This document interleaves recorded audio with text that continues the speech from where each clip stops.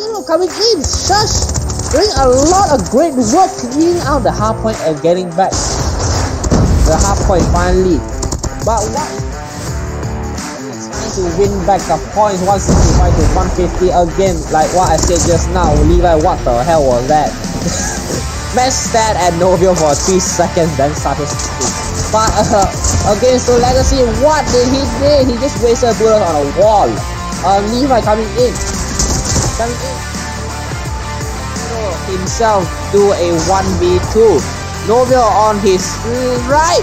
Can he find this? Oh. Little something out with the Odin. And he wins it. Akato also has 8 lives left. They need to preserve their lives, these two teams. As random, gets 1 kill. Gets another one. Oh my man. Change from event. CTR finally losing all their lives for Kazu. So, oh my. Coming in. But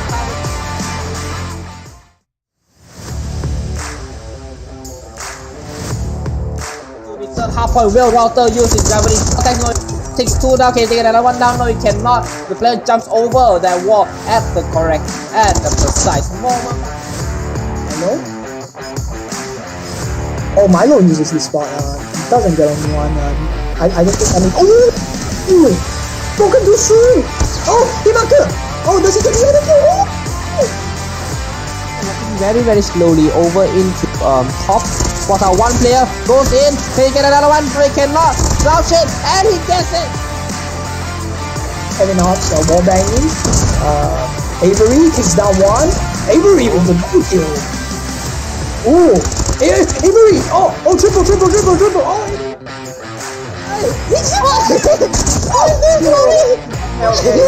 He's What was that?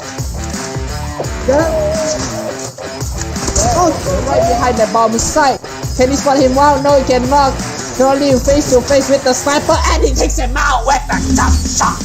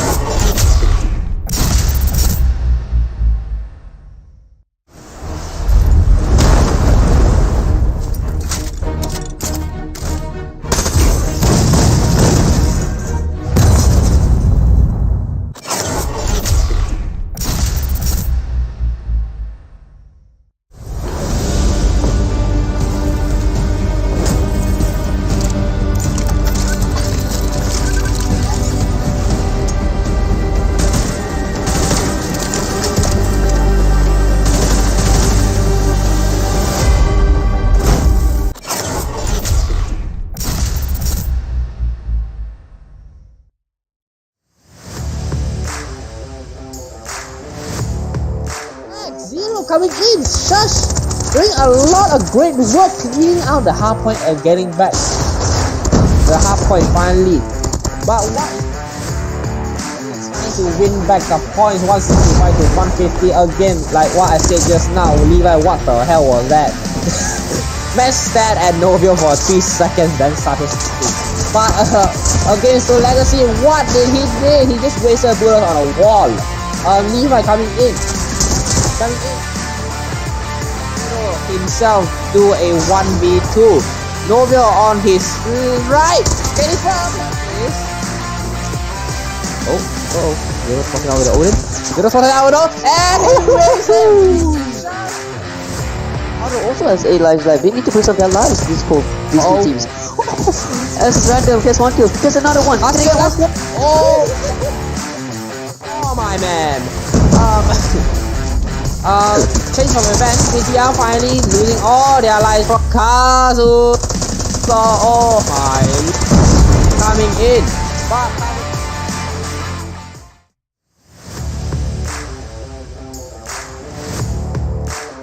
half point well router using gravity technology. Takes 2 down, can you take another 1 down? No, you cannot. The player jumps over that wall at the precise moment. Milo? Oh, Milo uses this spot. He doesn't get only one. I don't think any. Oh! Broken too soon! Oh! Himaka! Oh, does he get the other kill? Very, very slowly over into top. Spot out one player, goes in, can he get another one? No, he cannot. Slouch it, and he gets it. And then off, so wall banging. Avery takes down one. Avery with the double kill. Ooh! Avery! Oh! Triple! Oh! He's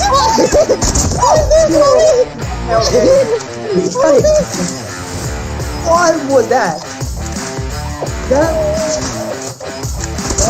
Right behind the bomb site. Can he spot him out? No, he cannot. Only face to face with the sniper, and he takes him out with the jump shot.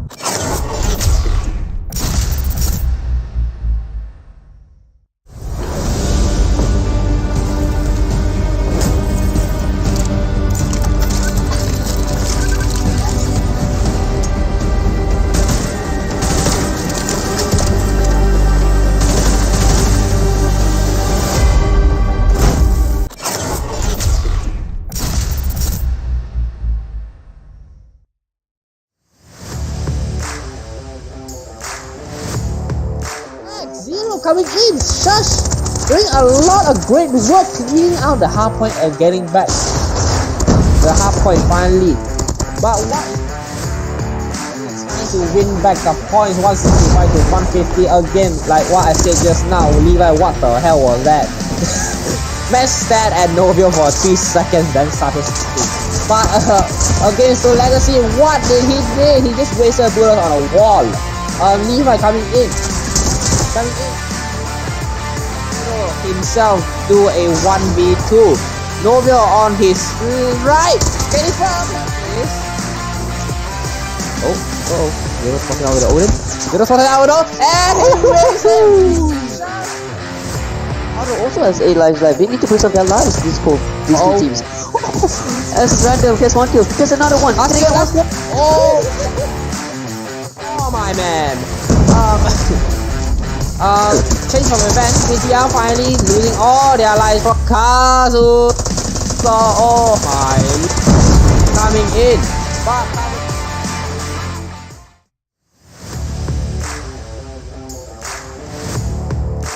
third half point well router using gravity. Takes 2 down. Can you take another one down? No, you cannot. The player jumps over that wall at the precise moment. Milo? Oh, Milo uses this spot. He doesn't get anyone. I don't think. I mean, oh, broken to shoot. Oh, he marked. Oh, does he get the other kill? Very very slowly over into top. Spot out one player goes in. Can he get another one? No, he cannot. Crouch it and he gets it. Heading off, so wall banging. Avery takes down one. Avery with the double kill. Ooh, Avery! Oh, triple! Oh, he's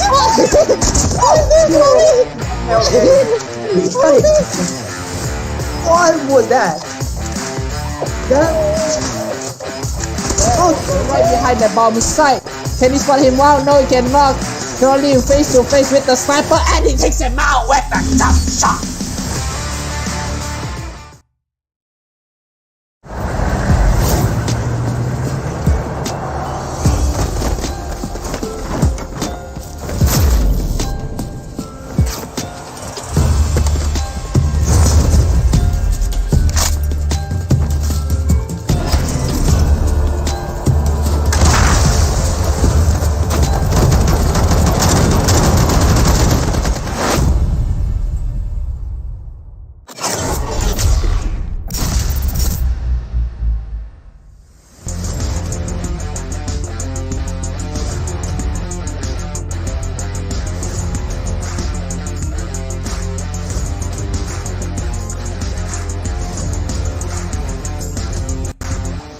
Is the power player for Hunt, getting the crucial kills for his teammate to get into the hard point. Alvary gets 1 kill, another kill. Can he get another one? Yes, he can! Yes, he gets another kill! Another kill! The best now gets Hunter. It's gonna be a 4 Pandora test. Hisoka, my god. Sniper off. Can he get another one? Yes, he can. Can he get another one? Yes, he can! Players going against Hunter. Chloe gets one. Can we get another one? Yes, we can! Alright, sure. It's brilliant. And guys. Okay, look at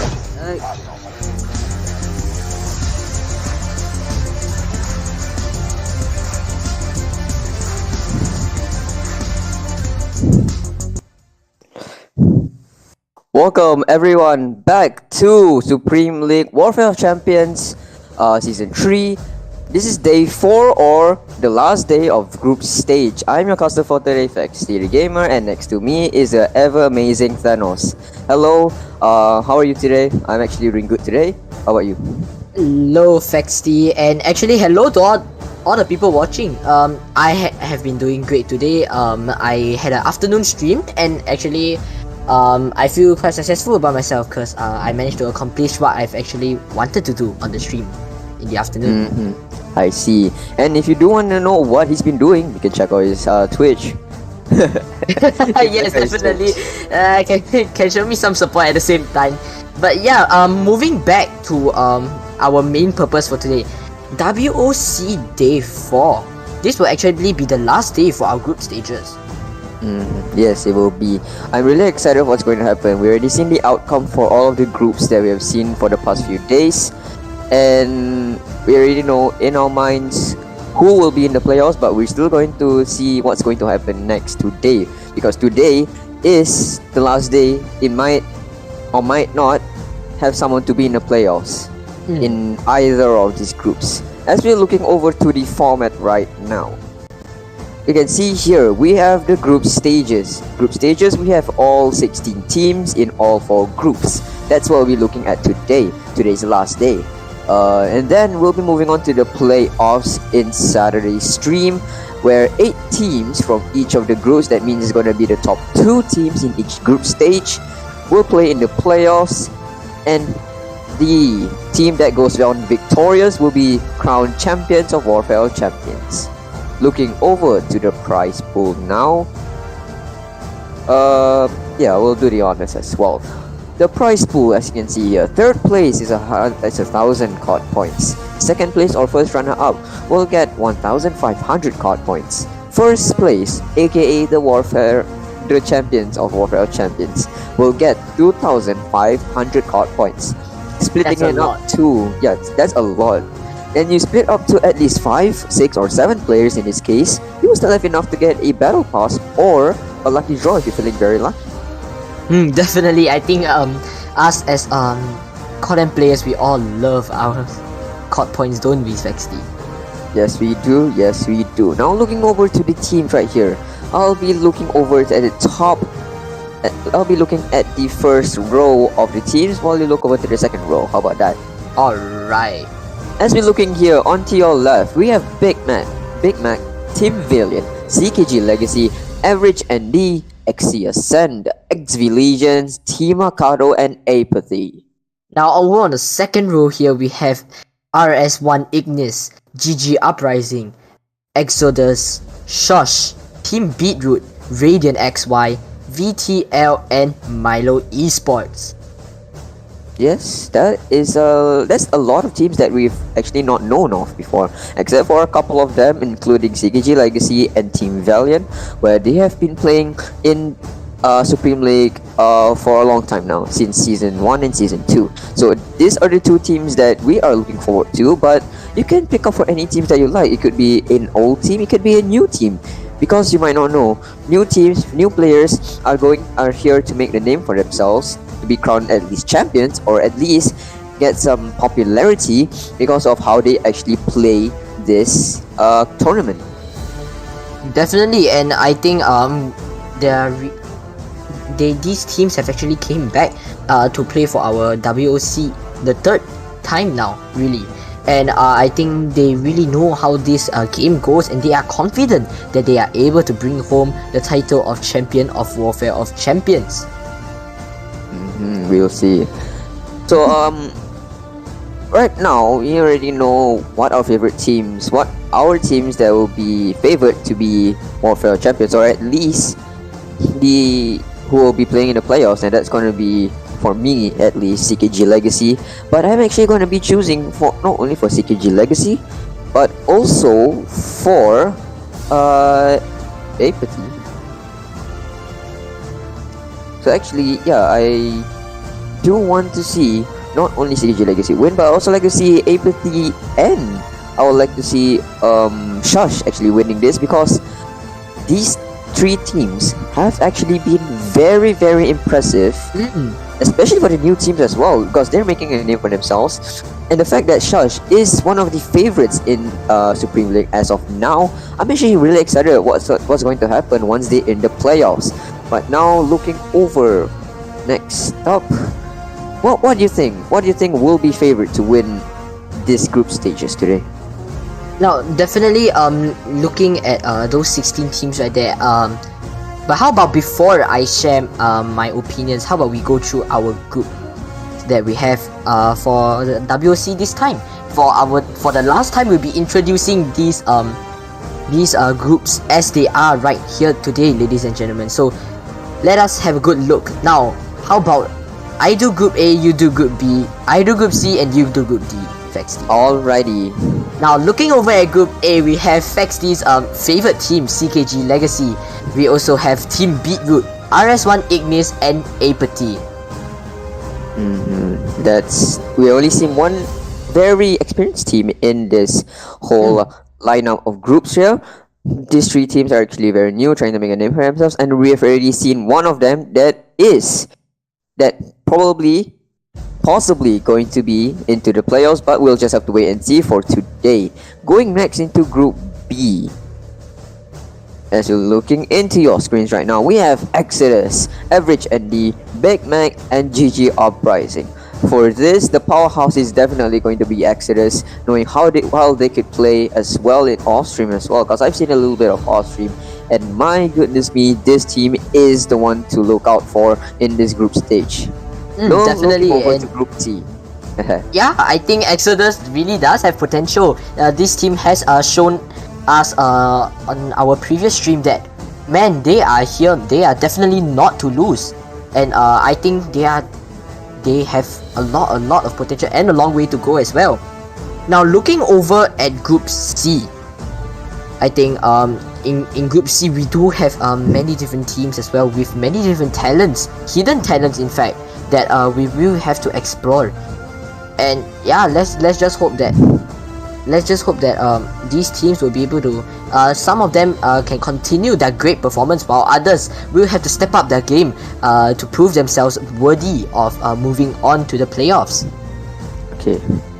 Now looking over at Group C, we have Milo Esports, Shush, Team Akato, and Radiant XY. Now, like what Fexty has said, Shush has actually performed very, very well and has a lot of people supporting them, in fact. And I completely agree with the people that are supporting them, and I agree with Fexty as well. Shush has really proven themselves to us yesterday. Amazing plays, amazing positioning, LOS covered every single spot, execution of attacks, retakes, everything is working well with them, and definitely the bush camping skills are there, ladies and gentlemen. So yeah, I think Shush has a long way to go definitely in this tournament. I really do hope so. I really do hope so to see more camouflage gameplays here. Yeah, I really do hope to see that, especially for the side of Shush. And I think they'll be going against. Are they going against anybody? No, because they have played yesterday. That means they're not able to play today. That means they are confirmed to get into the playoffs. So obviously, congratulations to them. Congratulations to Shush. They are into the playoffs for as of now, because well, they have already played all 9 matches and they've won all of them. So yeah, congratulations to them. Now we're just gonna look at who's gonna take second place in Group C. Now as we're looking over to Group D right now, we'll see XCSN, VTL, Team Valiant, which is your favorite team right here, Thanos. And next will be XV Legions. So what is your favorites in this team? I know what's my favorites for this team, but I'm just gonna ask you because I think you have more experience about this. I think there are many different reasons as to why I support Team Valiant, definitely, because ever since I started casting, I've always been amazed by the mechanical skills that all the players in the team actually possess.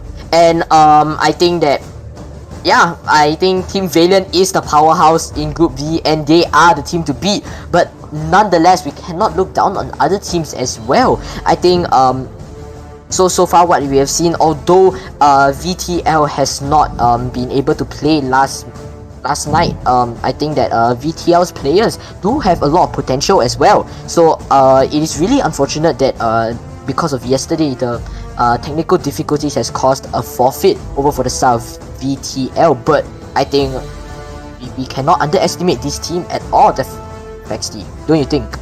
Yes, I really do see the potential in all of these teams as well. Now, looking over to the schedule, that's gonna be grazing your screens in a few seconds right now. Alrighty, as we're looking over this schedule right here, we have Team Valiant versus XV Legions, and then we would have AEIPATHY versus CKG Legacy. This is what I would like to see, AEIPATHY and CKG Legacy, the two top teams in Group A. And I would love to see what's going to happen right now. what's going to happen between these two amazing teams. And then next we have Milo Esports versus Team Akato, XV Legions versus Ascent, which will be our last ever match for today. We'll have here off-stream matches, Big Mac versus GG Uprising, with GG Uprising winning 3-0. And here Team Akato has won 3-0 against Radiant XY. So congratulations to the teams.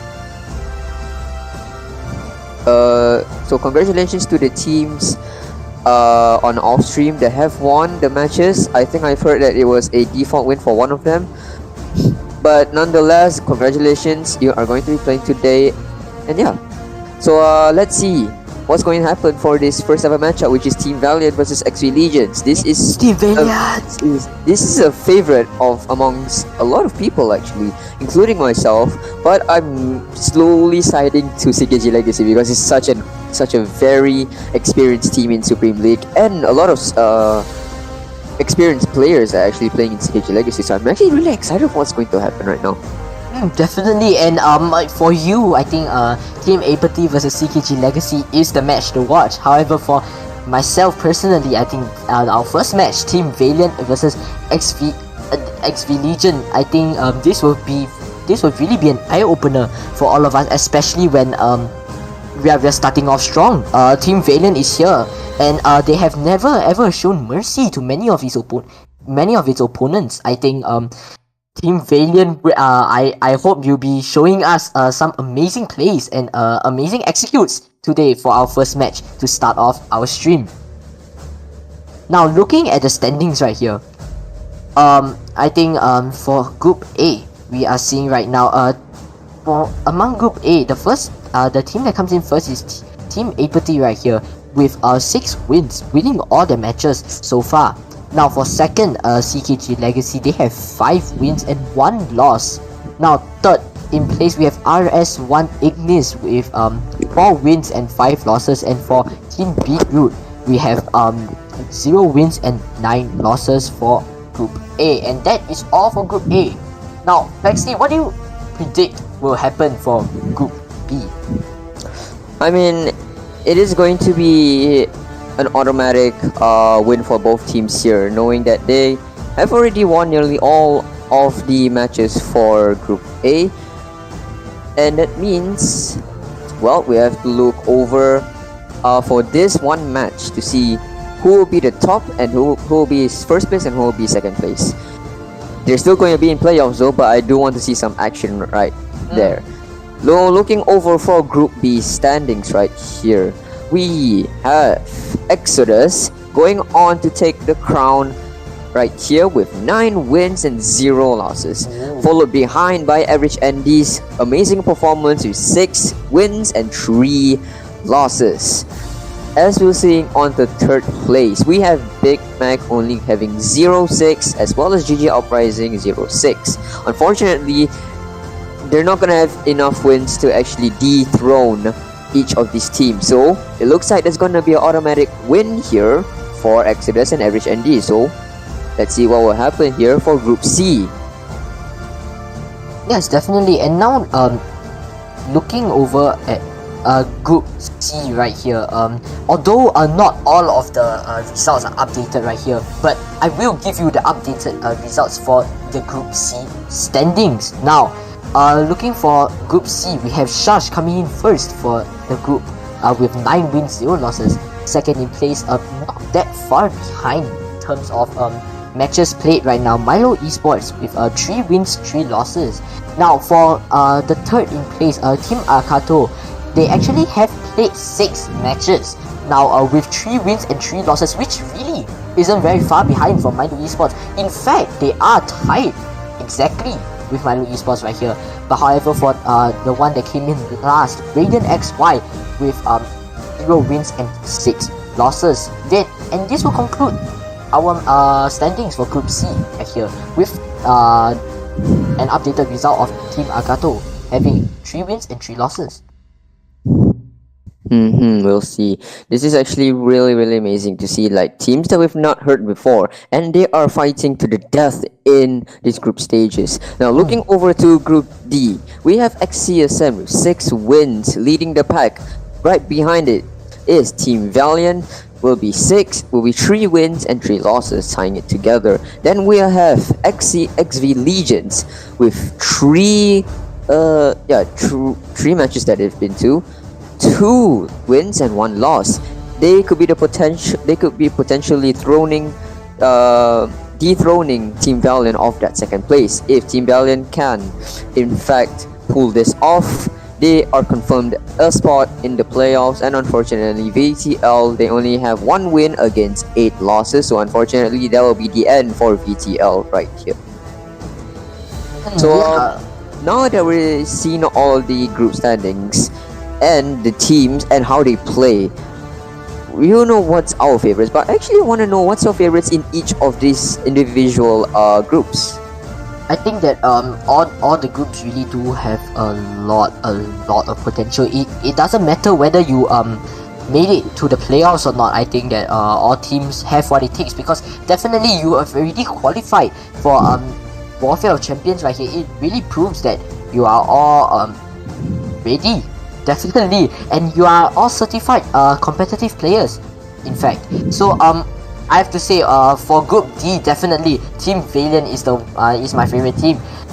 For, of course, Group A, we have CKG Legacy. I think CKG Legacy, like you said, really is the powerhouse to beat over here. And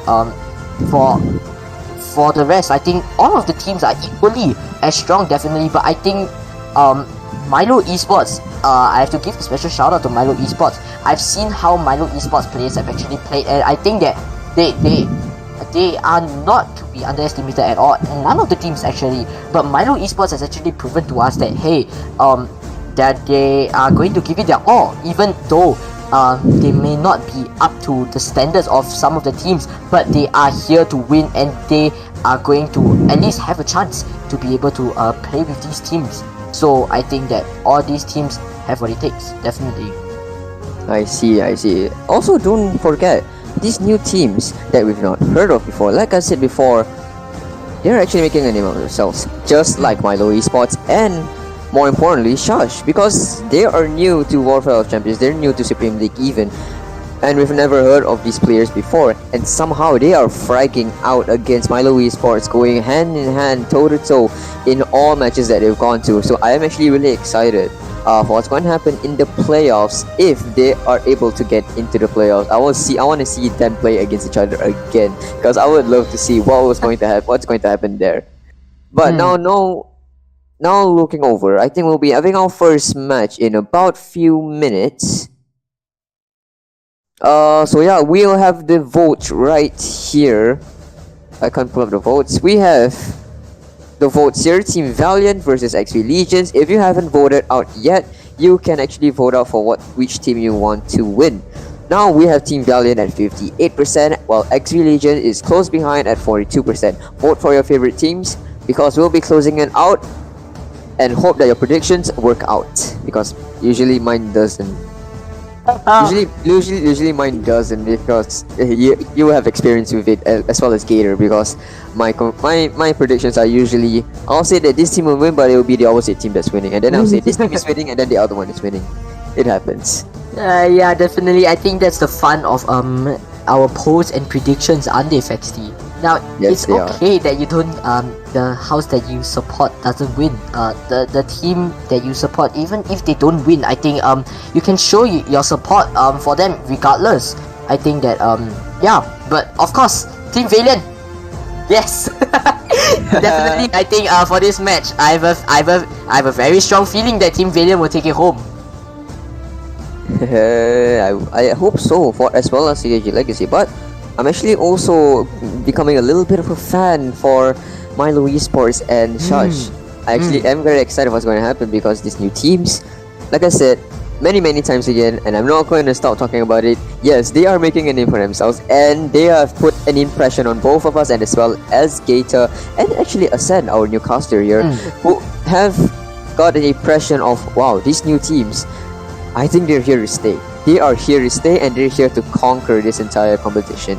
But there's going to be some difficult steps on the way, and that's going to be the other teams that are playing in this competition, especially if they go on to the playoffs. Definitely. And then now we are looking at the maps and modes. Wow, the time really does fly, Fexty, doesn't it? Yes, it does fly very fast. I think that we were just talking and the stream just started not long ago, and now we are here for our first match of the day, ladies and gentlemen, with our maps and modes, Team Valiant versus XV Legion. Now, right here, as we can see, Team Valiant actually won the first coin toss, and here, Hacienda is the first map that is banned. Ooh, Hacienda. This is a 5-lane map, one of the biggest maps in the competitive scene. Unfortunately, they're not going to be picking this, and probably for future matchups, because of the fact that this is a new map, a big map even, and they haven't mastered it yet.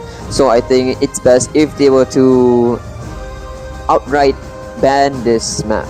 But as we're looking over to XV Legion's ban map, we have Takeoff. Takeoff, well, I can tell why, because this is a very mechanical type map. There's a lot of places where you can actually camp up, post up, and actually kill people off of different sections, like a hard point or even a passage to the hard point. Especially for that first and second hard point, you can just camp into this one little red top that we call it, where there is this one window where you can get people off of the fountain, which is where the first hard point is, and the second hard point as well, if you're feeling very lucky with your aim. So I think that's the reason why they wanted to take Takeoff out, because, well, it's a very mechanical and very technical map, and you need a lot of skill and a lot of dedication to actually master the map. Definitely, and not to mention the power positions that the map has to offer. And yeah, looking here, the first operator skill that's banned over for the side of Team Valiant, Purifier, gets banned. A very common operator skill ban for all the teams here in WOC so far. I think no team wants to take their chances with the amazing flamethrower over here. And as I say that, the Annihilator gets banned over for the side of XV Legion. Ooh, I mean, the Annihilator is actually one very difficult operator skill to master, because you need a lot of good aim. You need a lot of aim to actually get kills, like we've seen yesterday. If I can remember, who was it that was in Shush that got the 5 kills with that Annihilator? I kind of forgot about that, but that gameplay is stuck in my mind, being the second time that we've seen some kind of Alphari type gameplay right there with the Annihilator. But unfortunately for this matchup, we're not gonna see that, probably because they're scared that the other team has good aim and they're gonna be using the Annihilator and obliterate them out of the equation. As we're looking over to the first map picked by Team Valiant, it will be Summit Hardpoint. We've never seen a lot of Summit Hardpoint at all. This is very new to us because we've never actually casted for Hardpoint in Summit as well.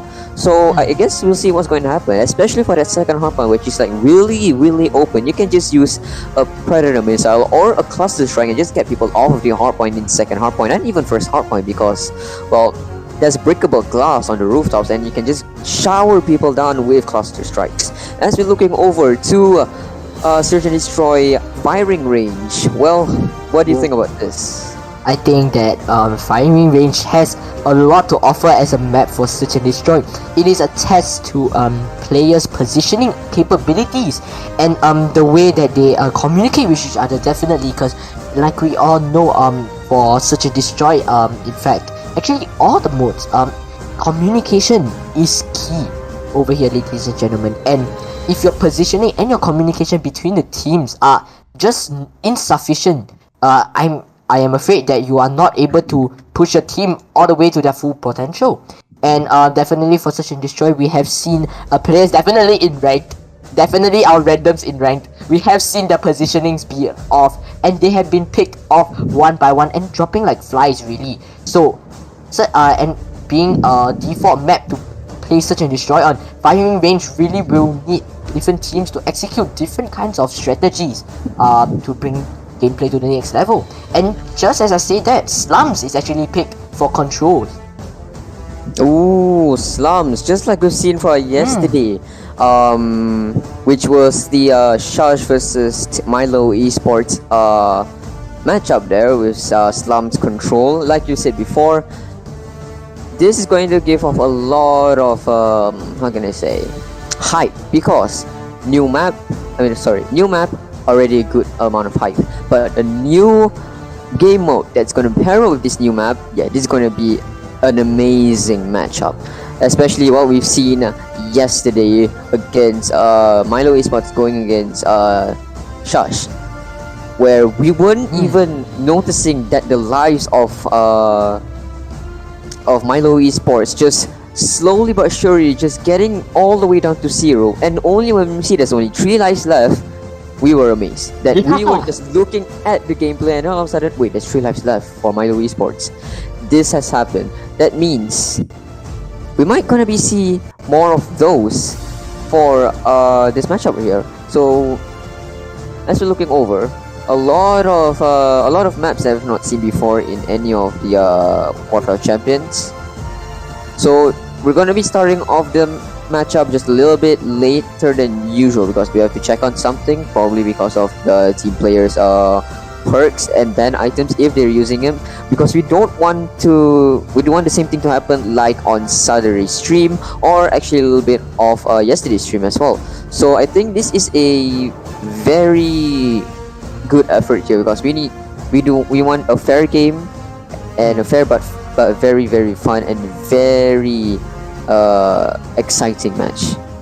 Definitely, I think that sportsmanship is something that all players should have, and yeah, I think making thorough checks is something that Supreme League strongly believes in, as we really don't want to be wasting the precious time that we all have with each other right here.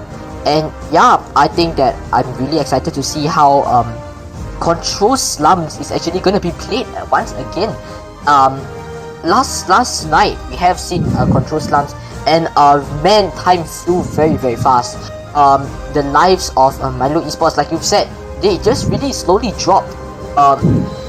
Yeah, I think that it's not a sudden drop, but really we were just so focused into what kind of plays that were going on with the players that we didn't even realize that, hey, Control is a new type of spawn mode. I think that not all the lives can, not everyone can be respawned infinitely, and I think both of us actually overlooked that fact because of it being a new mode in WOC, and really the game ended before we knew.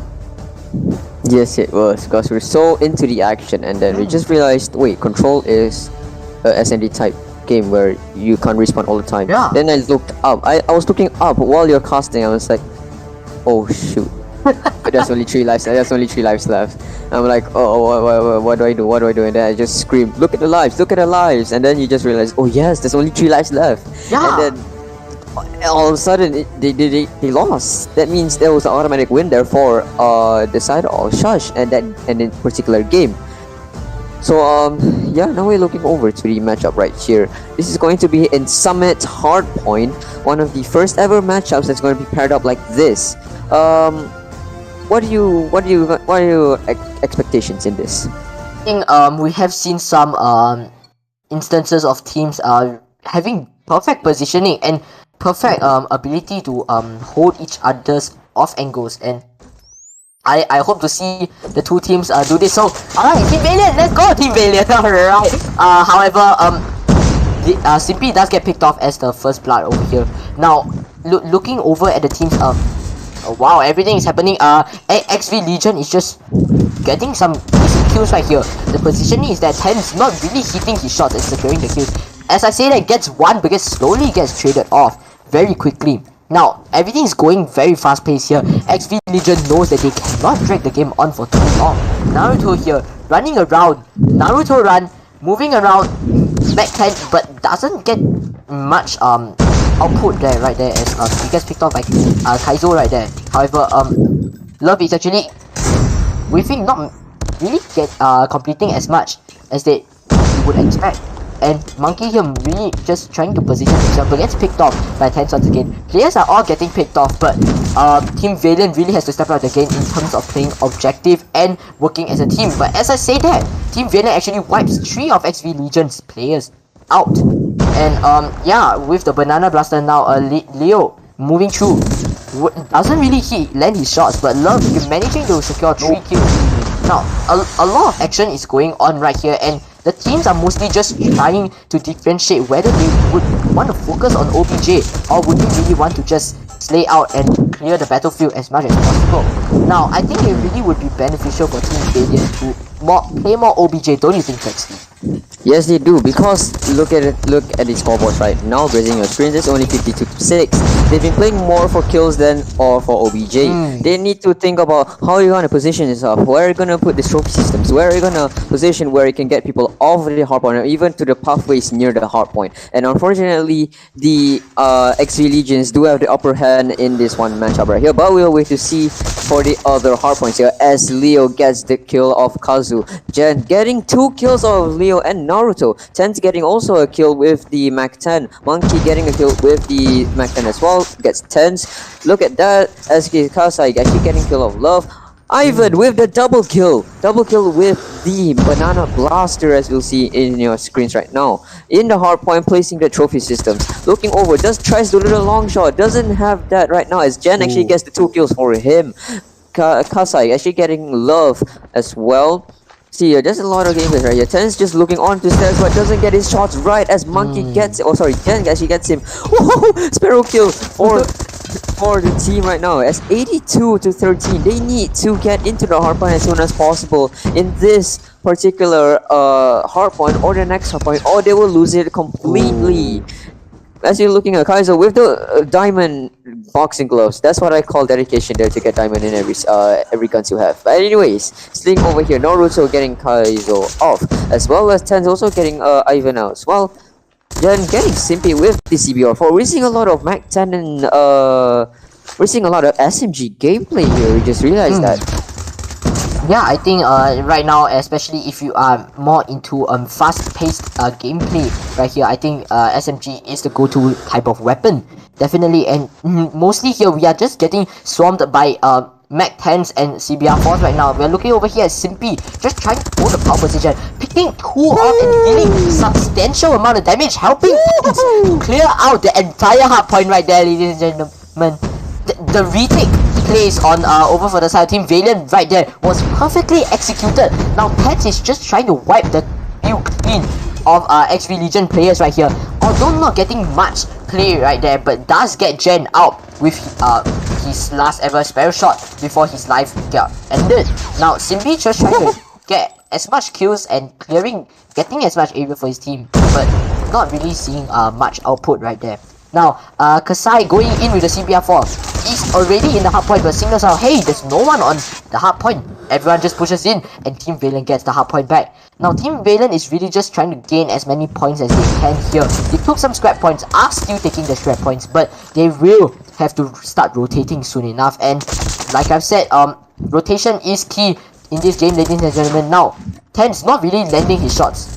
Gets picked off by Jen, but Leo does get the trade for him shortly after. Now Monkey going in, just trying to get with that beautiful movement, just trying to gain some area, but does not see Simpy. See Simpy right as I say that, and picks Simpy off. Now the hard point is really just more or less contested right now, with both team players flooding into the hard point.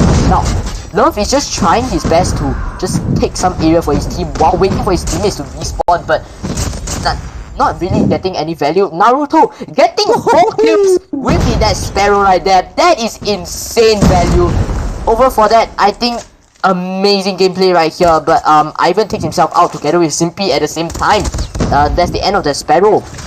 Over for that side. Now Kaizo here with the Mac 10, just trying, like I've said, gain area for his team, but not seeing anything. But doesn't realize that, hey, he's actually getting contested, but before he found out, it's way too late, as Team Valiant players are really just grouping up together to just gank every player around. Really, they are ganging up against the players that are out of position right here, and Ivan is using the KRM, surprisingly, just trying to just get some value out of that shotgun right there. Now, do you really think the shotgun is useful here, Fexty? It is useful to get people off the hard points, but it is not useful once you're in a sticky situation where you're the only one in the hard point and it's going to be a 4 to 5 people actually coming right at you. So I think it is a good idea if you have good aim, but for this situation where everybody is so quick, where they have mobility just as fast as a car going in the highway, I think it's not a good idea. But if Ivan is doing it in the right way, I think he's going to dominate with the KRM. As soon as Tesserae just got picked off by Naruto, so yeah, that's what I call Caster's bad luck right there. Looking over, see Jen also getting one kill. Can he get one more as well? You see one player over there. Simply also getting monkey. Look at your look at the kill feed. It's only CBR4s and Mac 10s. We hope to see more variety, like on Saturday's stream where we've seen a lot of people playing with Chickums and PDWs. I wish to see that as well. Looking over, as Tens tries to get people off but gets killed off by Jen, there's going to be another kill to his name. 23 kills for Naruto with that 4 kills amazingly with that Sparrow gameplay right there. Leo getting a kill with the Mac 10. Just so many Mac 10s, you're just expecting that. Ivan picked up a Mac 10 as well, so it's going to be a Mac 10 and a KRM combination. That's going to be very deadly as now as Ivan gets 10s as well as 10s getting love as well. That's just a pick of the century right there. Seeing over here, they're into the hardpoint right now, 185 to 95.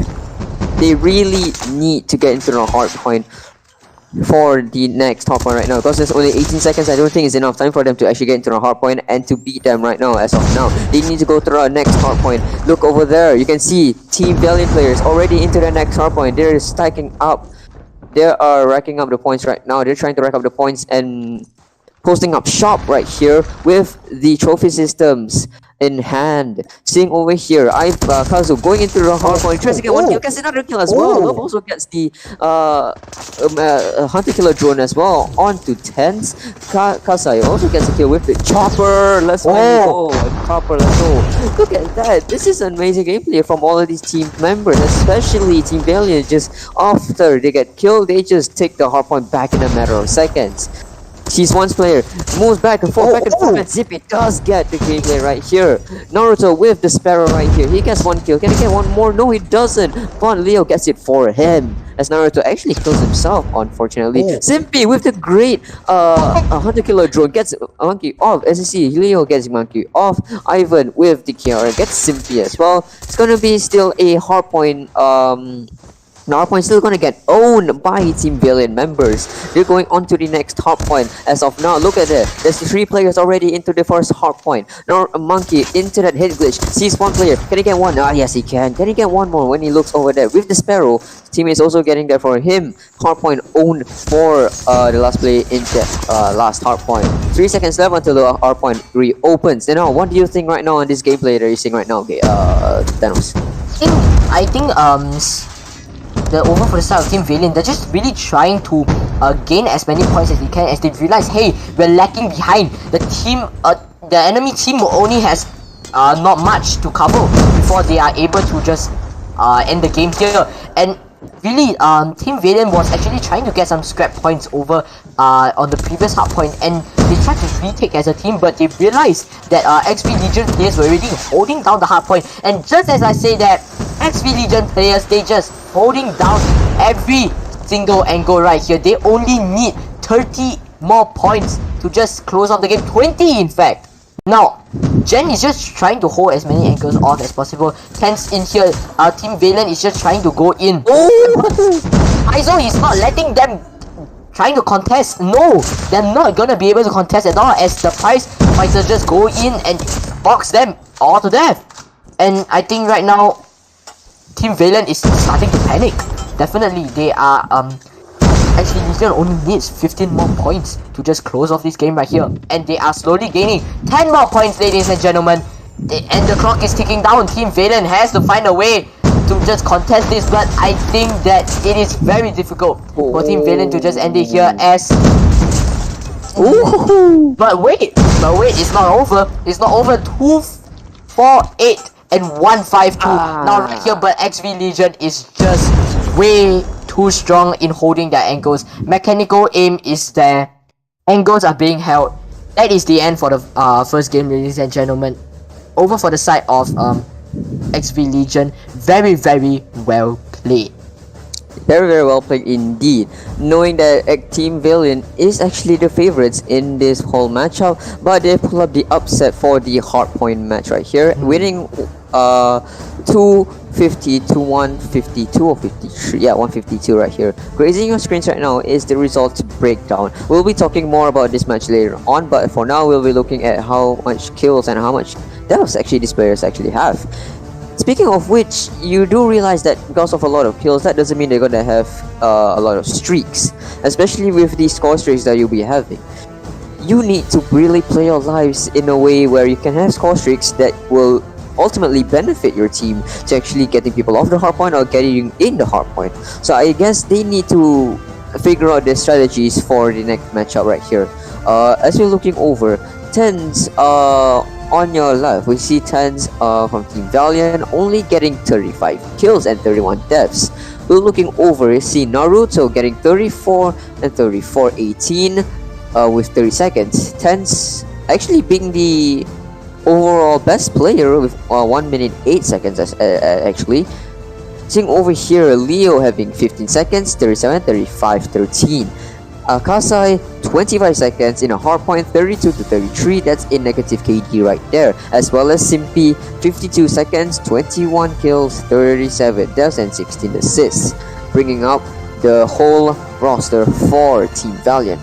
Now how about you talk about the XV Legions right there?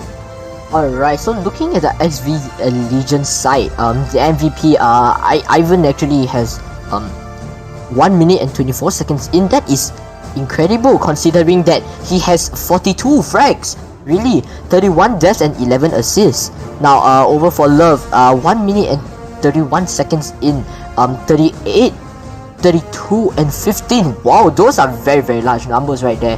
For Kaizo right here as the overall OBJ player for XV Legion, 2 minutes and 24 seconds, 27, 28, 12. And for Jen, 35 seconds in the hardpoint, 33 frags, 32 deaths, 13 assists. And for Monkey, 30 seconds in the hardpoint, 25, 37, 11. Now if you're looking like, if you're comparing the kills over here from XV Legion to Team Valiant, really Team Valiant isn't that far behind as compared to XV Legion, but what really brought this match apart was how even the Slayers over for the side of XV Legion actually have substantial amount of points and time in the hard point right here. As we are seeing that even the top Slayers, the top two Slayers in fact, Ivan and Love, they both have at least 1 minute and close to 30 seconds in the hard point, and I think this really pulls them apart. And judging from Kaizo's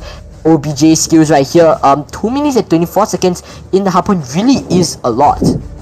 And that brings up at least around 4 or 5 minutes, or actually even 5 minutes into the hard point to actually win this entire matchup. So yeah, I hope to see more amazing gameplays, especially that where there's going to be a lot of kills in control. Now we're looking over to Firing Range Search and Destroy, which is a very slow, very technical map. This is what people will call how can I say it? The CSGO type gameplays that we're going to be seeing here, because well, this is a tactical shooter type game mode, Search and Destroy, where you have to take angles and you have to play your lives, because once you die you will not be able to respawn. That's the objective, and the main objective is to, of course, plant the bomb and to destroy the bomb, to destroy the objective.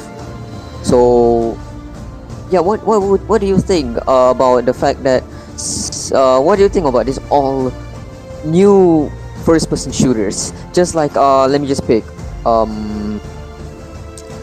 just like CSGO, just like Rainbow Six Siege, and just like Valorant. Like you actually play Valorant as well, knowing that all these PC games, they are at least at the very end just the same as Search and Destroy in Call of Duty Mobile. What do you think about that? I think that like personally, me coming from a game like Valorant, even CSGO, I've actually also played CSGO as well, and I think that different strategies from different games definitely can be important, and nonetheless, games from such as Valorant, CSGO, their strategies can also be implied in Call of Duty Mobile. Now, I think that firing range is the default map. We have all started our Call of Duty mobile journey from this map, and well, we have to we will have to see how different teams will be able to bring their gameplay to the next level, and especially seeing over here Team Valiant right here. They are just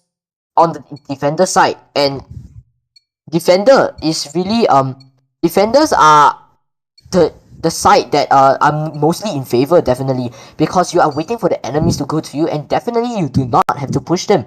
But we will have to see as the match starts of Kaizo over here being the bomb carrier for the side of Expedition. Now they are just trying to go into B side, but I think Team Valiant starts to realize that they are getting flooded. Tanks gets picked off, Luke gets picked off, but Simpy gets the insane collateral from mid right there. Amazing holding of angles right here. The bomb gets the bomb carrier is still alive. Love has the bomb right now. Manages to kill the guy that was flanked, getting the successful trade for his team. But it seems that Kasai and Simpy are both holding the bomb site down. But does XP Legion players realize this, and will they rotate? It seems that they are not rotating, and they're actually just going down for the plant right here. But the plant seems to have stopped. Oh, I wonder what's going on right there. Now the bomb is going down once again, but it's not planted. The bomb's not being planted. This might be a mistake over for the side of XP Legion as Simpy takes down Jen. It's a 1v2 situation for Love right now. With the CBR4, sees the player mid, but does not manage to land enough shots to take Kasai down. Kasai whips out the pistol, annihilates the last player standing, bringing the score 1-0. That was an amazing gameplay from Simpy as well. The collateral on these on the players brings that to a potential win for the team, and it is a win for the side of Team Valiant, bringing them to 1-0. As you can see here, Kasai with the DLQ here. Monkey just rushes in, gets Naruto off with his Mac 10. Simpy gets the wall bang on Ivan. What an amazing kill right there from Simpy, although we're not able to see it. Bomb gets planted down into A. 41 seconds left as Leo rushes in, nearly gets Monkey out, but Monkey with the better aim actually gets Leo out of the equation right now. But I don't think that's gonna be the case as Chance actually sees him with the CBR4. Guess what? You can get another one. No, he does not, as Kaizo actually gets him with the Banana Blaster. Simpy with the DLQ. He's the only hope right now, as this other team is actually onto trailer right now. They're all moving into trailer. Is this a good idea for Simpy right now? Just rushing with the sniper. No, as Love actually gets Simpy with the CBR4. Kasai, the only sniper left. Can he clutch this out for his teammates? Unfortunately, no. Jen gets the last final kill onto Kasai, bringing it to a tie for the side of XV Legion. Yeah, definitely, and I think XV Legion played really well that round. They were actually able to hold down the site and play timed, definitely. And as if we all did not catch the timer, I will tell you that there was only 8 seconds left on the bomb right there. Now, Simpy right here, his shots are so close to hitting the heads of 2 players right there, but not really able to land it. It almost lands that shot as well. That's the shot snipe. What is going on, Simpy? What angles are you playing, my guy? It seems that Team Valiant's morale has been boosted from that shot as they are able to take down 3 players, but XV Legion is not holding back as well. They are not in this chance, they are through, but the bomb hasn't been planted yet. The last player, the bomb carrier, gets picked off and gets banged by 2 of Team Valiant's players, takes him down, and the round just ended that quickly. I was very intrigued on what Simpy was doing firstly, and then I was like, oh my god, that was a good positioning there from Simpy. He knows all angles in this firing range map. Probably that's the reason why he knows all of these wall bangable maps right here, as he just got that headshot right there. Looking over, Ivan actually gets the kill of Tens with the killer 141. Kasai also gets that kill of Jen with the CBR4. Now they're all into trailer right now, as one team member is going to be coming out. He's going to get killed. Yes, as Oh. Ivan actually gets the kill off of Naruto, as well as Monkey getting the kill on Leo. Now it's going to be Kasai and Simpy left. Simpy the amazing sniper and Kasai the amazing CBR user. So we need to look over as Simpy gets the wall bang on Love as well, bringing this to a 2v3. Still in favor for XV Legions, but with one kill with the sniper, I think this could be in favor for either teams. Looking over, Ivan is the Team Valiant and XV Legions are playing very slowly. They're not really trying to plant the bomb as of now. They still have no information of where these enemies are. As you can see on the top of the screen, just a few seconds ago, Simpy is on top 10. Kasai still waiting long just to wait for someone unsuspectingly to actually plant the bomb, and he can get the kills already. Monkey, he's slowly getting to the second hard point, gets deathly close to Simpy. Spots out Simpy. Can he get a kill? Yes, he can. Monkey, that's what you call stealthiness. Right here, as you saw. Now panicked. Now he's panicked right now as Monkey gets the kill of Kasai on as a wallbang. That was a pretty good gameplay there by Monkey.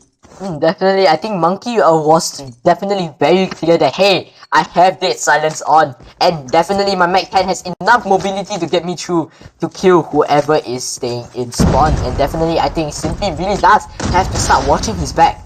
As right now, Kasai is playing a really close angle, takes the swing out, but realizes that he is not up to this right now. And he just fed the kill over there, and Love gets the double kill off Naruto as well. Now, Ivan's getting some trades for his team. Simpy gets one kill, scores another one, but doesn't quite land the shot right there. Holding the bomb site, but he's just getting sprayed down, definitely, and that is the end of the round, ladies and gentlemen. Sprays going everywhere, angles being held. I think the ego swing that for the side of Team Valiant that I don't think that the ego swing was really that good.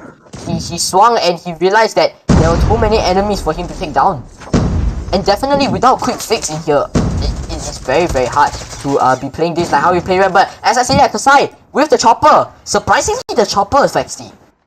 Yeah, actually the chopper is a very underrated gun in this entire matchup here. He actually gets the kill. As you can see already, Kaizo also getting the high kill with the banana blaster. Looking over as Love actually gets taken out, yes, as we said here already. Ivan with the SPR. Not a lot of people are playing with marksman rifles these days, and he's the exception of that. He's using it to his advantage. As you can see, Kaizo getting the kill, as well as Ivan getting Naruto off the equation. Now it's just Leo left in this entire game. Spots one player, exposes himself too much, gets the kill. Now he needs to reposition and waits for the enemy to go plant. Oh, actually no, they have to plant right now. Now slowly and surely has dead silence, sees one on the head glitch, now moves over to trailer. Now it's going to be very slow paced right now, as Jan is actually looking at where he might be coming from. He is going to come from there, and he's going to get a kill.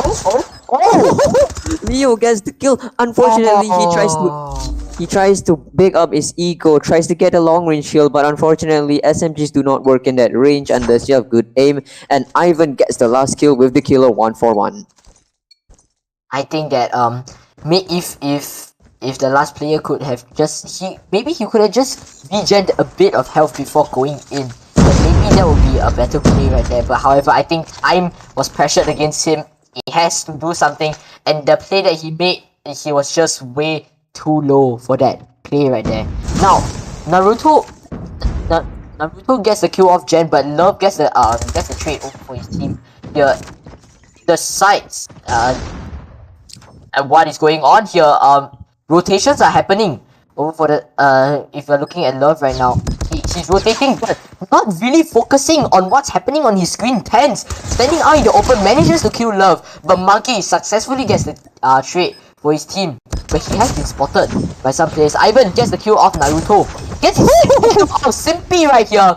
Wipes out the entire two defenders on the side of Team Valiant here, trying to play post plant, but amazing positioning over for the side of XV Legion right here. Yes, they're pulling up an offset here. they're pulling up an upset here for the side of XV Legions. If they are able to play these two matches perfectly, they are going to be able to win this. But we're not going to looking into the future as of now. Looking over there, going into the B bomb right now. There's only one player left going at A. Probably that might be the sniper Simpy right here, as Naruto gets taken out by Monkey, spots out, and Leo gets the kill already on Monkey right now. Spots out, there's another one player. So Simpy now moves over to his teammates right here. Kasai gets taken out by Kaizo. Love also spots out one player, doesn't get the kill on Leo as he gets a better aim right here. Leo throws out his grenades, just desperately getting any kills or not. Jen gets the kill on Simpy. Now we're looking over. Jen gets the kill. No, he does not, as Tens actually gets... Oh, sorry. Leo gets Jen and Tens gets Kaizo as well. Ivan is the last player. Okay. There's a chance. There's a chance that Ivan is able to clutch this up. It's a 2 vs 1 right now, and he is able to... There's a chance that he is able to get it. Now right here, trying to position himself, but time is ticking against him. He spots a player, gets Tanks out of the equation. Ivan whips out the CBR4, but not really looking at the correct angle. But Leo not able to secure the kill right there. Gets the kill when gets killed when Ivan wasn't even looking at him right there. What is going on? The aim just wasn't there. There was a free round for the side of Team Valiant right there, but unfortunately Leo was not able to secure the kill. Ivan managing to clutch the 2 vs 1 right there. What is going on? Oh my god, what is going on? Ivan managing to secure that round. That is huge for the side of XV Legion here. But Love gets manages to pick Tens off. Naruto just trying to hold long in face of any defenders, just trying to play something cheeky and wants to swing out. Leo gets Love as revenge, I guess. Naruto manages to get picked off by Jen. Jen slowly but surely just trying to retreat back. Now Leo gets picked off as well. The last player standing. Actually no, there are 2 players left. Simpy is still in bathrooms right now, but not really able to get out of there as he gets squashed by every single player on XV Legion's side. And now Kasai is the last one standing. What is going on here? Kasai has to find a way to clutch just 1 vs 4. Is he really able to? The bomb is not with him either. But it gets picked off by XV Legion, and that is that, ladies and gentlemen. 2-7 is the score right here for Search and Destroy. Now as we have seen from XV Legion right there, XV Legion really there. The players are just coordinating with each other. They are just all over all the players of Team Valiant right there. As we can see, maybe Stimpy's positioning wasn't really the best. Bathroom and all the way back there, playing more of a passive attacking team for the side of Team Valiant really might not be the play, as XP Legion has proven to us that, hey, aggressive defenders will work, definitely. And yeah, I think that one way or another, XV Legion had that game in the bag, and they definitely have proven to us that. But nonetheless, we have to break down the results over here. Now, looking at the results, we'll go over for the Team Valiant side first. Now, Team Valiant with Leo as the MVP of the team, 9 kills and 2 plants. Simpy with 7 kills, 0 plants, 0 diffusers, and Naruto with 3 kills, 0 plants, and 0 diffusers. Now, looking for this winning team, Ivan with the MVP of the winning team, Ivan. Now, 14 kills, 1 plant, and 2 diffusers. Really playing an OBJ player and a Slayer at the same time. You able to just get that. I think that Ivan has been able to clutch up. We have seen the 1 vs 2 over one side of Ivan right there. Yeah, I think Ivan has proven to us that, hey, don't look down on us, definitely, and I will not look down on XP Legion right here. Jen with 7 kills, 0 plants, and 0 diffusers, and Kaizo with 5 kills, 1 plant, and 0 diffusers. What? It is amazing to see how I am still mesmerized by how Ivan was able to clutch that insane 1 vs 2 right there. That is amazing. I think that the 1 vs 2 there really the positioning was there, but really we cannot overlook the fact that Liu was in the most optimal position to take Ivan out, but Liu doesn't manage to secure the kill. I think it really is a pity for the side of Team Valiant right there that they had lost that free round. Maybe even if XV Legion were to take this match home, at least the score may or may not have been 3-7. But nonetheless, I think for the side of XV Legion, they have played Search and Destroy really well. They were playing passive aggressive at the same time, in the sense that they were sticking together with one another. They were just holding each other's off angles, and yeah, I think that is enough reason for XV Legion there to take the game. I think, yeah, I really have nothing to say. I'm truly mesmerized by what Ivan has done for that match. And now, coming back to our maps and modes, 0-2 is the score of Team Valiant to XV Legion. XV Legion is taking the 2-point lead. Now, the last game mode, Slums Controls. And for Slums, really, there are a lot of angles to watch. Really, there's some angles towards mid. There's some angles towards the back, at least, and all that. I think you really have to keep watching your back, definitely. And if there are any snipers on both teams, they really have to have someone to be like, hey, maybe they are able to rotate from behind us, and they have to constantly check that out. And I have no idea what to say, but Slums Controls is a test to many players' mechanical skill. So we will have to see how the two teams are playing this. And yeah, I don't know what to say. I haven't played Slums yet. Slums is a new map, and it had came out after I stopped playing Call of Duty Mobile. But nonetheless, I think judging from seeing and casting all the different games that different teams have actually played, I've seen many different strategies being imported into this game right here, and really, just the players really have a lot to think about, especially on this map. There are a lot of long-ranged angles, there are a lot of compact angles at the same time. Corners have to be cleared, especially since this is a zone kind of a map and mode. Really, Control is a mix of every single game mode right here. That's what Fexty and Gator has come into the conclusion with Search and Destroy, Hardpoint, Domination. They're all in this game mode, right? This one game mode right here. And now the match starts with tens just trying to go in. And do remember, ladies and gentlemen, that the Sparrow is actually out for grabs, right? Not out for grabs, but really the Sparrow can be used in this time's respawn mode right here. But Simpy manages to pick 2 off, getting the advantageous trade.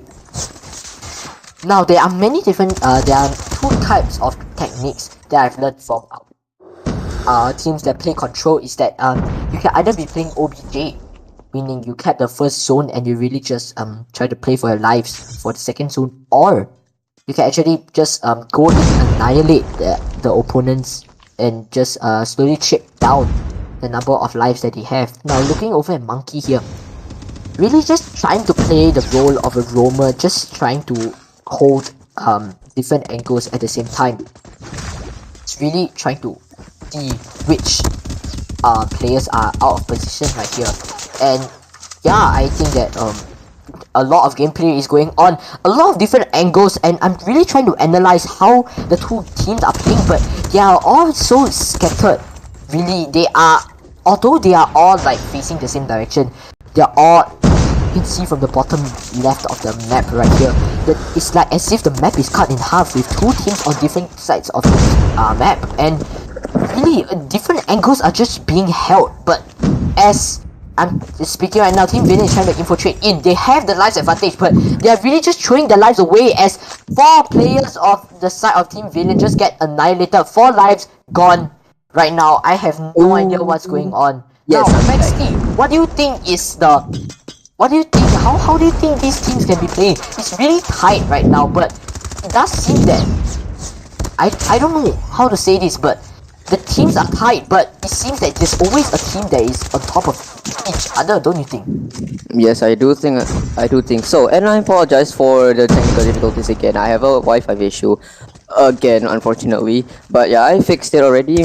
Probably we'll see what's going to happen as of for now. Looking over, we can see Kasai just getting one kill. Doesn't get any kills at all as Monkey gets the kill on him with the Mac 10. Now they're going to be spawning on the other side of the map, where the last ever objective will be capped. But they have to cap it, but they're defending it with their lives right now on the side of XV Legions. Still don't know who's gonna be the winner right now. They need to get in to the objective in about 30 seconds or so, or it will be an automatic win for XV Legions. But looking over there at the lives, 4 lives left for XV Legions. 3 to 5 already. Are they going to win this? Look at this. They're actually playing their lives right now. They're waiting. They're all waiting right now. Waiting for the push. 3 to 4. Look at that. Only 5 seconds. 15 seconds left. It's pushing right now. 4 to 3. They can't pick it up. They can't pick it up. Look at that. 3 to 3. Who's it gonna win this? Who's gonna win this? Unfortunately, it is going to give it to XV Legions, as they haven't get the objective soon enough. It really is a pity that Team Valiant really had the points advantage right there, but they were just not able to go back into that. I think it really is a pity. You can hear from my voice. I feel astonished at how well XV is actually playing this game right here. They are just holding the angles. They are playing for their lives at the same time. Monkey's amazing positioning as a player that roams around the map quite often is really helped that team right there. I think I'm very amazed by how Monkey is really contributing to the team as much, and Monkey gets a triple kill with a double kill on his Sparrow right there. Now, the utility is going out, the plays are there, the mindset is there for the two teams, but it seems that XP Legion has the advantage on the B objective and the advantage of lives right here. But, of course, Team Valiant has the potential to just turn this entire game around. Yes, I see it right now. It's racing in front of my screen. Oh! What a jump scare there from Ivan, getting the kill off Kasai right here. Looking over, there's a lot of kills already, but they're not contributing to getting kills off from the objective. Looking over to the top, you can see 16 lives left for the side of for Team Valiant. Now that's going to be down to 15, and soon probably to 14. Looking over there, Kasai actually getting the kill of Love as well. That's going to be very crucial here, as they're not going to be spawning all the way into the other side of the map. Looking over into your screens, you can see Naruto with the Mac 10 tries to get people off of any which place where people will get into the hotpoint. And see Kasai getting double kill already with the Sparrow. That's why the Sparrow is lethal once you know how to use it. As Love actually gets Kasai with the CBR4. Naruto spots him up, that doesn't get the shots correctly, gets hit already. Now looking over, Leo just needs to get people off of this one particular spot. Using this small little hole doesn't get the kill, in fact, as Monkey just uses the prize fighters and box him out of the equation. Simply getting 2 kills already with the CBR4. Doesn't get the kill of Love, however. Looking over, Love also gets the double kill. Can he get a triple kill? Yes, he can. He does get a triple kill. Can he get a 4th kill as well? Unfortunately, no. 5 lives. Oh, yes, he 4 can. lives. Look at that. 4 lives already for the side of Team Valiant. Looking over.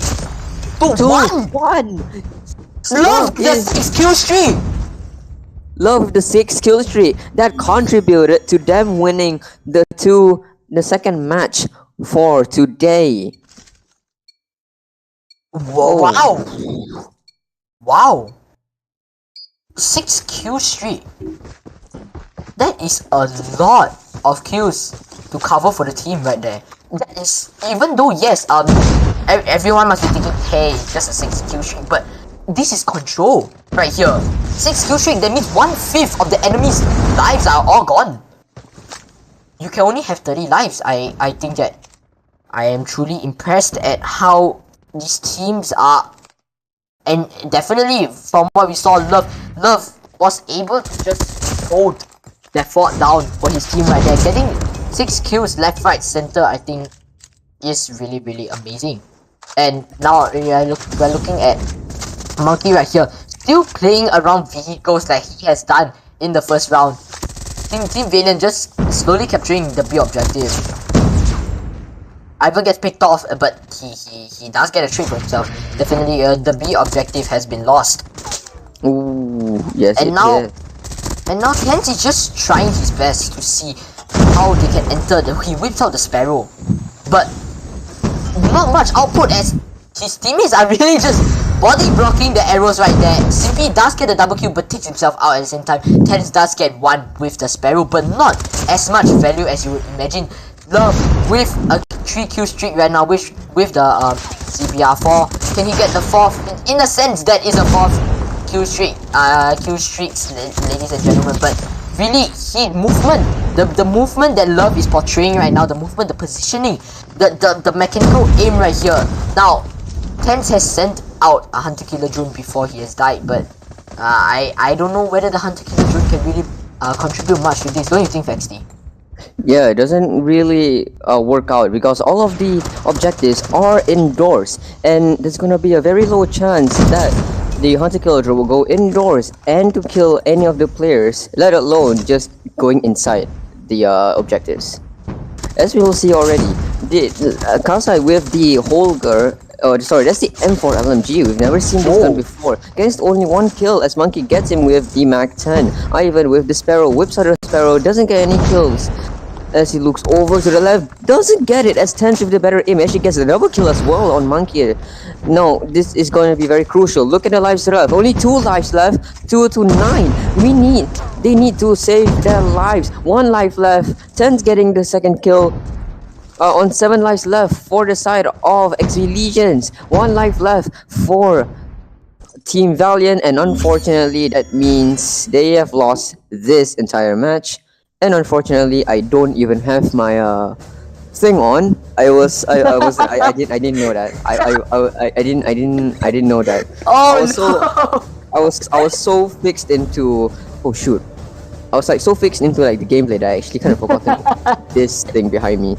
Never mind, let's not remember that. But anyways, that was an amazing gameplay on both teams, especially for XV Legion. Especially for XV Legions, knowing that they know how to use their mobility to their utmost. How can I say?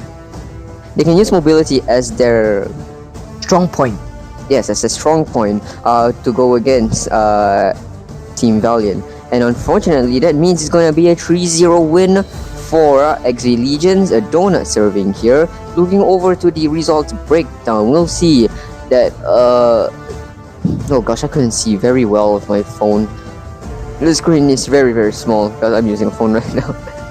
As we're looking over. Tens, we're looking over to the right side now. Tens with only 23 kills and 14 deaths, only getting the objective 2 times. Kasai then will have 21-29 with 0 objective captures. Simpy then will have 15 and 16-7 with only 1 objective capture to its name. Looking over to the winners for Control, Jen getting 22-12. 22-12-6 with 3 captures, Ivan getting 18-15-4 with 2 captures, and Kaizo with 6-12-7. So what do you think about this whole matchup here you see today? I think that the matchup, I felt that it really was an even fight. I'll be honest with all of you. I really thought Team Valiant had this match in the bag, but unfortunately XV Legion is here to prove the Team Valiant supporters wrong. Definitely they stand a chance, definitely, and I will have to say that I may have underestimated XV Legion. This team will be a team to look out for in the future playoffs, definitely. Yes, I'm looking forward, and I'm also looking forward for the next matchup, which is going to be, as we're looking over, will be AEIPATHY versus CKG Legacy. We'll see what's going to happen here, folks. GG's to the teams that we've seen today. Amazing gameplays, amazing ways that you played this matchup here. We love to see more of this in the future. But now we're gonna be looking over for the next matchup that will be happening sooner than later. That will be Apathy versus CKG Legacy. But as you're looking over to the maps and modes, as you can see here, 152 to 250, 7 to 2, and 0-3. All wins for the side of XV Legions. Congratulations to XV Legions as well. I think I just want to state that before we move over and move on to our recap, or before we even go on for our break, I just want to state that looking at the maps and modes now, do you realize something here, FXD? What is it? Let me see. I think that if we are looking the maps and modes, Team Valiant, they won the coin toss, didn't they? But yes, they did. But they decided to actually ban the Purifier first. Yeah, but they banned the Purifier first. But I'm thinking, what if XV Legion intentionally banned the Annihilator because they know that they are very strong with their Sparrow skills right there? I see. Definitely. We'll see what will happen next. Well, congratulations to XV Legions and also congratulations to Team Valiant. These teams are actually qualified to go for the playoffs, actually, if I'm not so sure. If they are, that means congratulations, they'll be going on to the playoffs. We'll be looking over to the next ever matchup, and that will be Apathy versus CKG Legacy. I'm really excited for what's going to happen here. CKG Legacy is a very experienced team in Supreme League, and the players are actually very experienced as well. They also played in Season 2 as well, but they're into CKG Legacy to bring, well, just like the name suggests, to bring that legacy up from the first time they have ever entered Supreme League Warfare of Champions. So we'll see what will happen, or it's either they will take the crown or it will be an upset again on the side of Apathy once they get the win. But we'll see that sooner than later. We're going to be going on to a short break right now. Thank you all so much for being with us for this first ever matchup. I am FXD Gamer. Next to me is Thanos, and I will be seeing y'all later. Alright, see you guys after the break. And yeah, before that, while waiting, do be sure to follow Supreme's League socials. You can find it in the description and at the chat function at the side. Yes, sir. And also follow us on Instagram and Twitch. Okay, bye bye.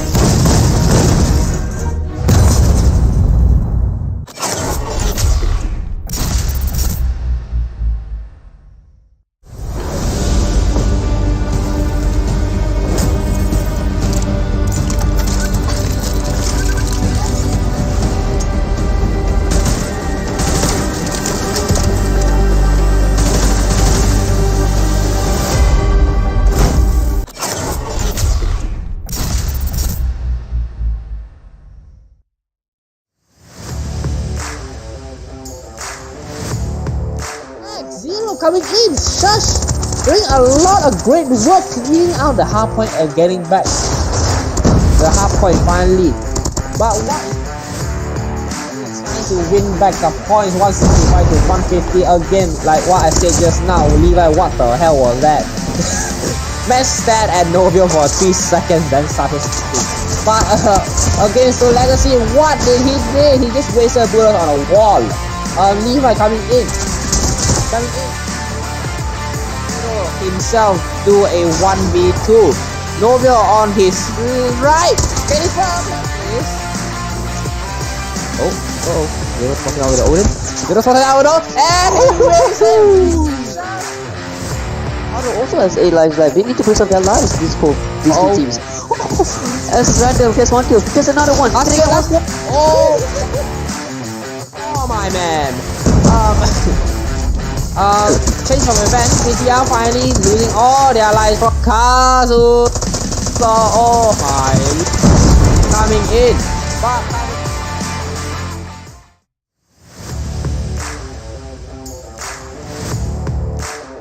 half point will router using gravity technology takes 2 down. Can you take another 1 down? No, you cannot. The player jumps over that wall at the precise moment.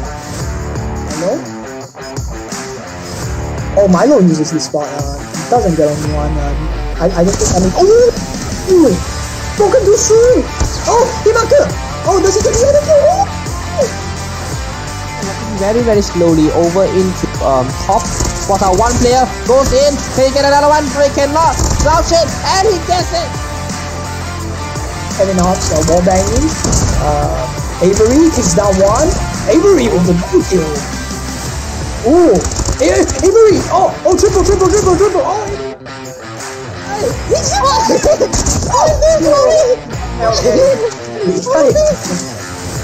Oh, what was that?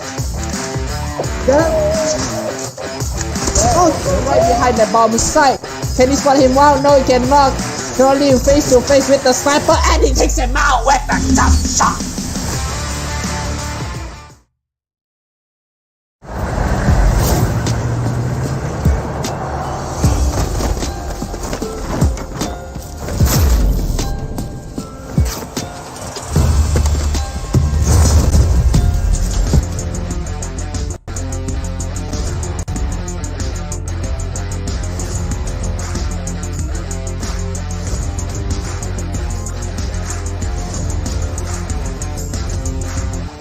Is the power player for Hunt, getting the crucial kills for his teammate to get into the hard point. However, he gets 1 kill, another kill. Can he get another one? Yes, he can! Actually, he gets another kill! Another kill! The best now gets Hunter. It's gonna be a 4 Pandora test. Hisoka, my bad. Sniper off. Can he get another one? Yes, he can. Can he get another one? Yes, he can! Players going against Hunter. Chloe gets 1. Can we get another one? Yes, we can! Alright, sure. It's brilliant. Brilliant, guys. Okay, very good.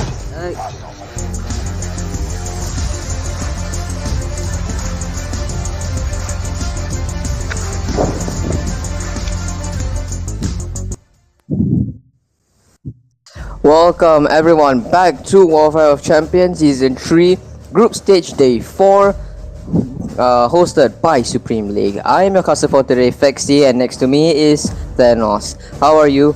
How was the break actually? Actually, the break was really good. I think I got a nice refresher. I drank some water because I really need to refresh myself and get myself ready for the upcoming match, and I am am I excited for this match. I am as well. I actually had to speedrun eating just so I can, get ready for what's going to happen here. I think everybody knows what's going to happen, but we'll build up to that climax as we're looking over to the formats that will be gracing your screens in a few seconds. Alrighty, there we go. Okay, as we're looking over, the group stages will be what we're looking at today, but this is the final day of group stage. 16 teams, 4 groups A, B, C, and D. And the top 2 teams from each groups will play into the playoffs. There will be 8 teams with double elimination. I forgot to emphasize that. Double elimination. That means there's gonna be both a winner's bracket and a loser bracket. Or the lower brackets, alright. And the winner from the winner's bracket finals will be crowned champions of Warfare of Champions. Now, Thanos, how about you go us through for what's the most exciting part of winning this competition? Definitely, and I think that we all have to look at the prize pool because man, people are playing for the prizes, aren't they? Now, looking at the third place prize, we have 1,000 COD points. The second place prize, we have 1,500 COD points, and for the champion of Warfare Champions team, we have 2,500 COD points. We'll see here. And we forgot to emphasize at the fact that if you just to divide this to 5, 6, or even 7 players in this case, you will have enough to actually get a battle pass or to get a lucky draw if you're feeling lucky enough. Unfortunately, not the lucky draws for the mythics, but at least for the legendaries, probably you will have a chance at having one of your favorite guns in that favorite skin of yours. Looking over into the teams right here, how about you do the honors of doing the first row and I'll do the second row. Alright, and now for the first 8 teams on the first row of what we are looking at here, ladies and gentlemen, we have Big Mac, Team Valiant, CKG Legacy, Average ND, XC Ascent, XV Legion, Team Akato, and Apathy. Now on to the second row, we will see RS1 Ignis, GG Uprising, Exodus, Shush, Team Beetroot, RTDXY or Radiant XY, VTL, and Milo Esports. Now, from the first row, what do you think are the teams to look out for? I think for the first row, definitely well, we've just seen our match. Both the teams were from the first row. Team Valiant versus XV Legion. I think these two teams, wow, they have shown us a lot of great things today. And other than Team Valiant, I think, and of course, other than Team Valiant and CKG Legacy, the two teams that have actually been playing for multiple of our tournaments so far, I think that a relatively new team, XP Legion, has also proven to us that hey, we stand a chance as well. And yeah, I think they are a team to look out for. But definitely, I think Apathy is also another team as well. We'll see. Yeah, as well as Apathy and XP Legions, those 4 teams are what you have to look out for the first row. For the second row, it's going to be a very quiet row over here because we're never really talking about what's going on into the second row for the teams here. We'll see that Exodus, Shush, Milo Esports, and I believe it's going to be Radiant XY bringing it up for the second row here. These 4 teams, although they have been very silent into the because I've never really seen them before, but I am actually really excited for what these 4 teams could do if my predictions are correct. And if you are predicting that Team Valiant, CKG Legacy, Apathy, and XV Legions, Exodus, Shush, Radiant XY, and Milo Esports do get into the playoffs, I think we can pat ourselves in the back if that were to happen. We'll just have to wait and see. Now we're going into the second matchup as we're looking over to the we're looking into the groups. So you have better understand the groups that we'll be looking over today. CKG Legacy, Team Beetroot, RS1 Ignis, and Apathy. CKG Legacy is going against Apathy today, so we'll see what will be happening later today. Now going on to Group B. How about you do the honors here, Thanos? Alright, so over for Group B, we have Exodus, Average ND, Big Mac, and GG Uprising. And of course, as we have stated, I think Exodus will be the team that we have to look out for Group B, definitely. Right? I think Exodus has proven to us yesterday that, man, they stand a chance, definitely. And yeah, I think Exodus, we really have to look out for this team. This team cannot be underestimated at all. I do see. So going on to Group C, we have Milo Esports, Shush, Team Akato, and Radiant XY. Now, what do you think about this whole? What do you think about this whole groups right here? Now, looking at Group C, Shush has amazing gameplay and amazing players as well. The ability to camouflage is amazing. I still want to say that that play was insane right there. Yeah, I think it's crazy insane how Shush players are actually there. But I'm actually also looking out for Milo Esports over here. I think Milo Esports, they have great players as well. They have a lot of potential, and I feel that, hey, they really do have a long way to go. I do see so. As we're looking over for Group D, XCSN, VTL, Team Valiant, and XV Legions. I am very excited for what's going to happen here. As you can see for Group D, I am really excited what's going to happen. I think we already know the conclusions for Group D. Team Valiant and XB Legions are going to be advancing into the playoffs. So congratulations to both teams right here. Going on to the schedule right here, we already seen the first matchup, which is actually Team Valiant versus XB Legions. XB Legions winning 3-0 against Team Valiant. Now next, it will be AEIPATHY versus CKG Legacy, one of our favorites for this entire day. Now we're looking over Milo Esports versus Team Akato, and our last ever matchup will be XV Legions versus XCSN. There'll also be two off-stream matches, which already has been concluded, one of them being a automatic win. Big Mac versus GG Uprising, Team Akato, and Radiant XY. Congratulations to the teams who have won in off-stream, and we'll be looking over to the second ever matchup, which will be CKG Legacy versus AEIPATHY. Definitely, and man, am I excited to see who will emerge victorious as we are looking at a map and modes right now. CKG Legacy will go first as the winner of the coin toss, and Hacienda is picked as their ban map. Well, we've said it once and we've said it again. It's very big map, and nobody knows how to play this map to their potential. So unfortunately, they do have to ban that outright. AEIPATHY then bans out Slums. Okay, so this is another new map. As you're looking over, CKG Legacy actually banned out Purifier. The Purifier being a very common operator skills to get banned and to get used, because, well, it's very lethal and they don't want that kind of lethal activity going on for the opposition. Looking over, they also do the same thing. The Sparrow also gets taken out by AEIPATHY.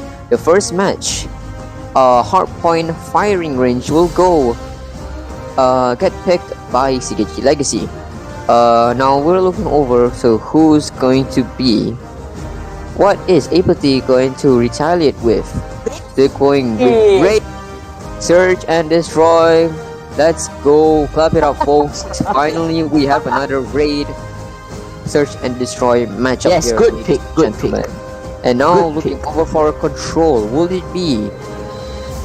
Oh, I did not know. Oh wow, this is the second time I've actually seen a Control standoff here, because it's a very common map to use for respawns, and this is a very common map to be used for Control because it's also a respawn but a mix of SND, but you have a limited amount of lives. definitely, and I think that being standoff, power positions, and certain angles have to be watched, and definitely communications cannot be left behind. You have to be communicating well. But enough of talking about Control, ladies and gentlemen. We are looking at our first match for this matchup right here, Hardpoint Firing Range. Now, Hardpoint Firing Range, it is a very I would say so far in this WOC, it's quite a unique combination of maps and modes right here. And now we are looking at type going in with the CPR4, and we will see what kind of weapons will be used for this matchup so far. Now, it seems that the utility that over for the side of AEIPATHY has given to the rest of the CKG members, it seems that it works. It works a lot, as they managed to get into the hardpoint already, and they're actually already down into the hardpoint, gaining some points right here. It's 0 to 12 so far. It may not seem like a lot, but it is there. Now, AEIPATHY is just trying their best to hold as much as they can right here, and CKG is trying to infiltrate going in. Clayhelm tries to pre-fire, but the positioning and the tracing skills are just not there, unfortunately. Now CKG already in gaining some points. There's like 5 points now. It's not a lot, but they are trying their best to just hold on. But it seems that both teams are gonna forget about the scrap points and already start rotating. It seems that over for the side of AEIPATHY, they have the better spawns for the next hard point right here, and CKG, it seems that CKG right here, they are forced to be playing retake towards this hard point right here. But it seems that it's working well. Type with the 3Q streak manages to help his team. Together with Infinite right here, they are able to just wipe some of the players out, and CKG is helping a lot. See, the players are all helping each other so much. Clayhelm with the triple kill as well. It seems that they have turned the tables around right here, ladies and gentlemen. AEIPATHY instead now has to play retake, and Josh with the RPD. The RPD does have a lot of potential right here, but Wadu here with the Max 10 is shut down, however. And a lot of things are going on right here, ladies and gentlemen. I believe the players are as clueless as I am. I think they are just trying their best to go in and get as many points as they can, but not both teams. The players seem to be a bit out of position. Now we are looking in trailer as our next hard point right here. The hard point unlocked at this moment right here, ladies and gentlemen, and AEIPATHY seems to currently be inside holding it, but will they be able to hold it down for long? It seems that AEIPATHY is going in, wipes the player off, but Z-Man not landing the shots right here. Infinite getting the 3Q streak right here. We're looking at Wadu right now with the Annihilator playing around the dummy as cover, but doesn't seem to help as much. We're looking at Clayhelm now, trying to position himself as compact as he can. He has to make it fun. He has to take advantage of the fact that, hey, he's using a CBR4. He's just trying to hold the close angles. He cannot afford to be losing these fights right now, and it seems that CKG Legacy is taking the scrap points and playing for a later rotation towards retake here. Josh just trying to pre-fire many different angles, but gets picked off by Clayhelm towards mid. It seems that someone has to be watching an angle for Josh right there, as he is just trying to play for hit damage over here. But nonetheless, AEIPATHY is just trying their best to just hold on to the hard point right here. Geno's with the Annihilator, but Type manages to clear 2 with that beautiful Predator right there. Clayhelm manages to get 1 with his Annihilator. Not as much value as you would expect, but nevertheless, 1 kill is still a kill, which will benefit the team one way or another. DNA not really landing his headshots right there. Wonder with the amazing control over his sensitivity right there. The amazing wide swing, clearing both angles at once, but later on gets taken down the Type. Now looking at what is going on over here, like I've said just now, the players are really not in the... they are not positioning themselves as you would really expect them to. AEIPATHY seemed to have the lead earlier on in the game, but like right now it seems that CKG Legacy has turned the tables around.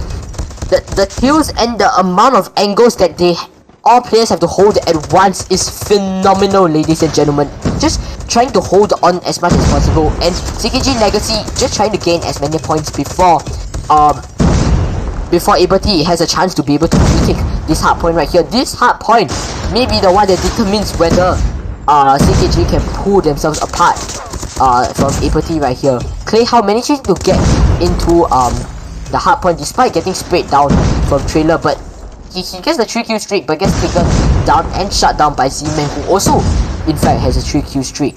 Now Josh out here with the Annihilator, just trying to get some fair kills and trying to clear out and take some area for his team, but nonetheless he does get 2, get 3 This is insane value with the Annihilator, although it is only 3 kills, ladies and gentlemen, but the area and the amount of time he buys for his whole team, together with the RPD, amazing jump shots right here, helps Wadu with the kill towards mid. This is amazing right now. Josh has actually helped his team a lot, but it seems that his team is really just helping him more for kills and not really playing objective right here. But right as I say that, it seems that AEIPATHY does have control over the hardpoint, but not for long, ladies and gentlemen. The hardpoint is taken by the side of CKG. Now Type with the double kill with the Annihilator. That is amazing positioning of his crosshair right there. He is ready. He gets the triple kill. Amazing, that's his second kill with the Annihilator, but Josh with the cluster strike is able to take 2 players out. With the help of his team that is already in the hardpoint, he has to be AEIPATHY has to be able to get back into the hardpoint right here to support the 2 players. Actually 1 player now that is already in the hardpoint, but it seems that it's getting contested very easily, ladies and gentlemen. Genos is the last man standing. He manages to get 2 to try to buy some time, but Type comes in with the finish up kill. Infinite right there manages to get Zonix with the CBR4, stopping him, shutting him down before he can do anything with the Annihilator. And it seems that AEIPATHY has the kills advantage right now as of this moment. Many of CKG players are actually going down. Type not really landing shots on Seaman right here, and Seaman manages to get a double kill with before getting shut down by TNA. Players are trying to contest the hardpoint as much as possible, but we will have to see what kind of techniques that AEIPATHY has to be able to retake this. It really isn't that difficult to retake now at this moment, but as I say that, High whips out the gravity vortex. Wadu is getting sucked in to the black hole that has been spawned, but he manages to not get sucked in. However, he has to find a way to communicate with his team. Actually, all of AEIPATHY's players has to find a way to communicate with his team to be able to stay and have a chance against CKG Legacy. Now, Seaman getting 2 kills right here. Wadu helping to secure as many angles as possible as well. With that spray, not really securing the kill, but chip damage has been done. Hopefully his team will be able to secure the kills that he has damage on. DNA getting double kills, pre-firing every angle before with the eagle swing towards out of trigger. Now Wadu with the double kill with the Annihilator, perfect positioning right here. Realizes he's getting sprayed, but he hopes to be running through bathrooms to just try to be able to retake with his team. Whiffs the first shot, but manages to get a clear. How this is 3rd kill with the Annihilator, ladies and gentlemen. Zonix just trying to get as much damage done as possible, and really a lot of work is being done by both teams right here. But it really depends, because we have seen from our previous games, ladies and gentlemen, it seems that you really have to be playing OBJ and slaying at the same time. I think that the players are really confused as to whether they should be focusing on slaying or whether they should be trying to play OBJ right here. But really, all the players have to play a bit of both, despite just holding as many angles and trying to fulfill the roles at the same time. Now, a lot of scorches is going out. We're looking at Josh here, tries to get the Dragon Flyer, but his body gets picked off by Clayhound right here, but Wadu gets the trade off of him. A lot of work being done by both teams right here, trying to hold on as much as possible. Man, the teams are really just trying their best to play, especially CKG Legacy. They're just trying their best to play objective, but it seems that AEIPATHY is not going to allow them to be able to pull off any sort of shenanigans right here. Seaman trying to rotate across to find a different angle to play from. Through trailer, actually he does have a lot of potential. Spots 1, spots 2, gets both down. He actually does signal out to his team that, hey, there is another one that went through towards the right. Throws up the Hunter Killer, but before he throws out the Hunter Killer and the enemy pops out in his face, he's forced to throw the Hunter Killer in the enemy that is right up on him, all over him right now. And now CKG has found an open window to stay in the hardpoint right here. This game is so close, ladies and gentlemen. Two teams are close to neck. Only a 20-point difference. Any team can come back at this moment. Clayhound with the Dragon Flyer right here, just trying to take as much area for his team, and it seems that it will have worked. Type and DNA both with the Annihilators. They're just gaining so much area for his team. And amazingly, CKG Legacy is still holding on Type. Still watching the entrances and buys enough time for his teammates to come in. Gravity Vortex is there. Gino's in a very awkward position, not really into the black hole, but yet not really out of it at the same time. DNA and trying to throw out as much util as they can. Wow, I am amazed by what both teams are accomplishing right here. If AEIPATHY is able to hold down this hard point all the way to the end, they'll be close to exactly the same points as CKG Legacy. Josh really has to be able to secure those kills despite using the RPD right here. Losing so many lives may not be advantageous side of AEIPATHY. Now, wow, in fact, it's not just Clayhouse. CKG Legacy on its own are just trying to hold Trailer as much as they can right here. The match is coming to an end, ladies and gentlemen, but it seems that AEIPATHY is not going to let it end. There's 5 points for CKG Legacy to close this game off, but AEIPATHY is just holding on as much as they can. Josh with the RPD trying to guard this entry point, but gets naded off. CKG Legacy in Trailer. It seems that this is the end of our match, ladies and gentlemen, with CKG Legacy winning 2-5-0 to 2-3-7. That is amazing right there. So, I have a Wi-Fi problem again and again and again.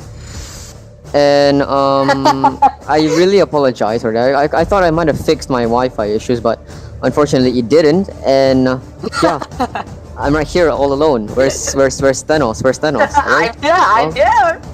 Alright, there you are. Okay. So yeah, I apologize because my Wi-Fi was a bit of a crappy issue today. I'm gonna do something about it for sure tomorrow. Tomorrow is no casting duty, so I'm gonna be fixing it all day long, knowing what's going on. But yeah, I did see the match, and it was a close one between AEIPATHY and CKG Legacy. What did I miss? How did I miss? It was a close one. Yeah, definitely. you should have seen it. I think CKG Legacy, both actually, not just CKG Legacy, both teams, AEIPATHY and CKG, they were really. I am amazed at how the players. I mean, you can look at the results right here. I think I'm sorry, I'm still astonished by how amazing the players are at both playing OBJ and slaying at the same time. And how about you break down CKG and I break down AEIPATHY right here? Alrighty. As we can see here, CKG Legacy tied with 2 minutes and 7 seconds into the hard point, 38 to 41 and 14. Clayhouse is next, 1 minute 14 seconds, 43, 41, 18. Followed behind by Infinite's 26 seconds into the hard point, 39 to 38, 18. Now next will be CKG DNA, 36 seconds, 27, 36 to 13. And then next we have High, 2 minutes 4 seconds, 20, 39, 15. Now, although High is the bottom fragger, he does indeed help with the OBJ objective of this game. 2 minutes and 4 seconds, that is actually quite a lot, especially when you compare it to Clayhouse and Type. When you combine it all together, it will be a total of 5 minutes, or even 5 minutes actually. Now looking over to looking over to AEIPATHY, how about you do the honors? Alright, so looking over at AEIPATHY, which really has put up a fight against CKG right here. We have Seaman. Actually, he has 50 frags. He dropped a 50 in this match right here, ladies and gentlemen. 1 minute and 5 seconds, 55, 31, 11. Gino's not that far behind as well. 2 minutes in the hard point. 34, 39, and 19. George right here, 38, 27, 28, 28 assists. 28 assists, ladies and gentlemen. Wow, an expert wingman right here. 27 seconds in the hard point. Wadu, 1 minute and 16 seconds in 34, 38, and 19. Not that far behind. And Zunix right here. 31 seconds in the hard point. 34, 34, 20. I am very excited for what's going to happen, although unfortunately I have missed the first ever match. I'm actually really excited for what's going to happen in such a slow, in a very tactical shooter type game mode like Search and Destroy. I really want to see what's going to happen here, folks. As you can see here, one win goes for the side of CKG Legacy, bringing up that legacy from the first ever Warfare of Champions, bringing that name up to high standards, winning the first ever match. We're looking over 250 to 237. This is a very close match. Looking over to the next one, which will be Search and Destroy Raid. So what are your expectations, what are your predictions for this matchup right here? Now definitely, so far I have said it before and I will say it again. I have seen how Raid can be played, and the most unique play I've seen so far is the how the team Doctors has actually held mid for close to almost half of the round, the duration of the round, half of it. They were holding mid, and at one point all the players of the opposing team popped out from different angles at mid, hoping to cover each other's angles, but in the end, Doctors actually staying down in the bottom of below stairs, definitely, and playing around with each other's crossfires. They all took them down so easily, and I think that this is a play that I have not seen any other team pull off just yet. I am still hoping for a team to show me an even better play to up the standards of Search and Destroy Raid right here. So I have high expectations for these two teams in these two maps, definitely. I'm really intrigued and really excited for what's going to happen here, ladies and gentlemen. We're going on to the next match right here, which will be Rage Search and Destroy. It will be happening in a few minutes right now, and I just realized I'm not wearing my cap. Oh gosh. There we go, now it's fixed. Okay, there we go. Anyways, I was thinking, why does my hair feel more free than usual? And yes, it's because I wasn't wearing a cap.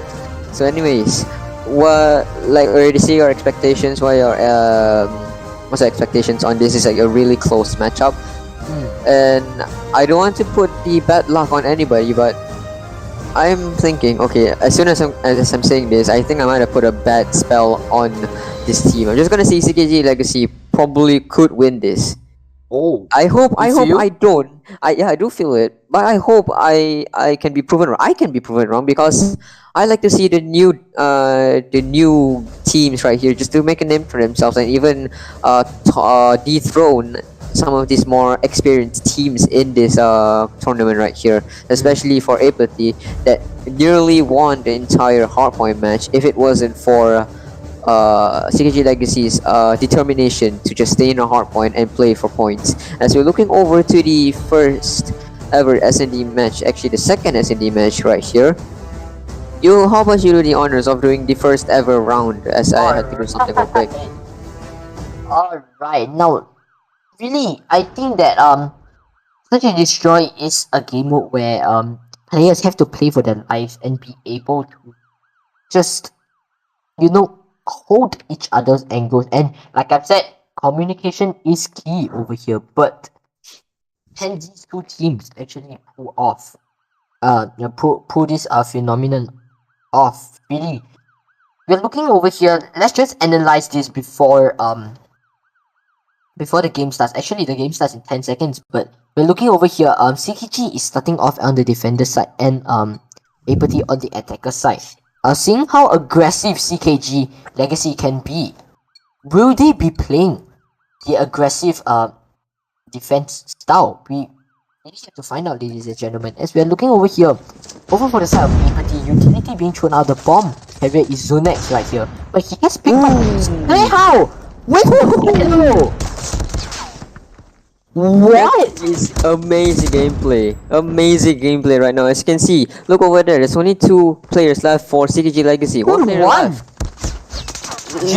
They might win this. Oh, DNA not letting Jinhos get anywhere past him. Right, that shuts him down entirely. 1-0 in a matter of seconds, ladies and gentlemen. The round just started not long ago. I think That was less than a minute. It was close to a minute, but less than a minute. The fastest ever match ever in SND in Supreme League. As you see here, Infinite just doing the full-on push into mid. Doesn't spot anyone. Oh, it's just aimlessly just shooting. But I think it might get the information as Clayhauer gets the headshot on to Josh. Clayhauer, can he get another snipe? He misses that shot.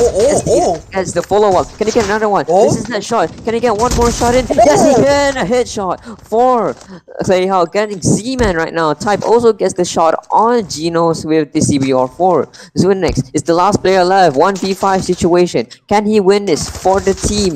It's most probably likely not, as he gets backstabbed by Infinite. If he has the better aim, he could get one pick and to turn 180 degrees and get the two other players, but unfortunately, that's not what happened, and that means it's a 2-0 for the side of CKG Legacy. I am impressed.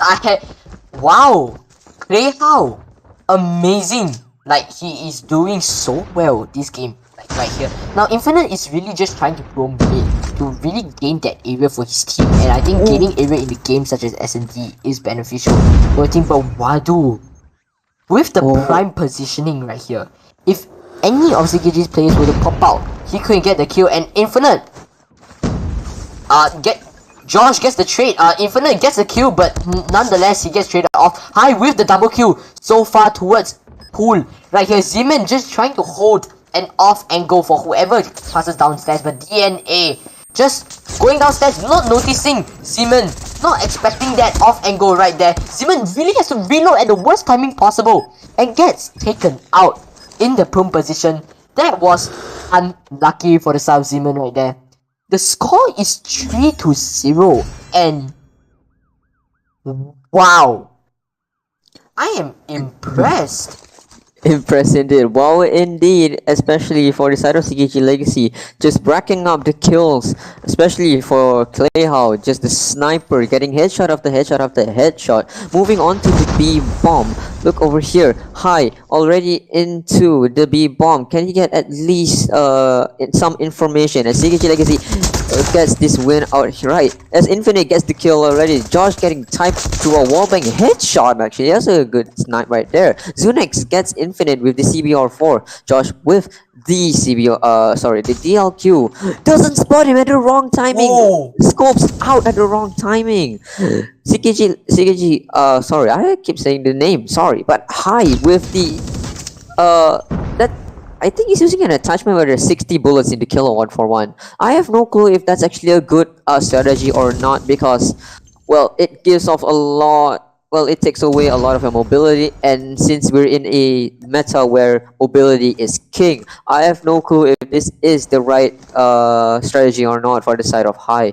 DNA with the killer 141 just slowly but surely just positions himself to get a kill. Josh gets the kill on High. High does get the kill beforehand on Z-Man. Oh, DNA gets the kill on Josh with the killer 141. This killer 141 is one of my favorite legendary skins, actually. Not legendary, but you know what I mean. As Clayhauer gets the final kill with this sniper. I think I can say for the both of us, Clayhauer is giving us a very big impression. Yes, definitely. Clayhauer with already 6 frags, although 6 frags does not seem to be a lot, but he is securing the kills that really matter in the rounds that CKG is winning in. And actually not the rounds that they are winning in, they're all the rounds, because CKG is winning all the rounds so far. Clayhauer backing off, knowing that his life is more important than the bomb side right now. He has decided to play retake with his team, just trying to get the wallbang, just to make sure that no one's back there. Zeman gets Infinite off, but Zeman seems to be very close to 2 players. Cooking the grenade, throws the grenade out, just to get not really much output right there. Spots Hype, but Hype gets the better aim out. Zeman with the whiff doesn't really get the kill. Now Zunex managing to get the kill. Now the last man standing is the one and only Clayhauer, but he gets picked up by Zunex, which is hiding right under him in hell.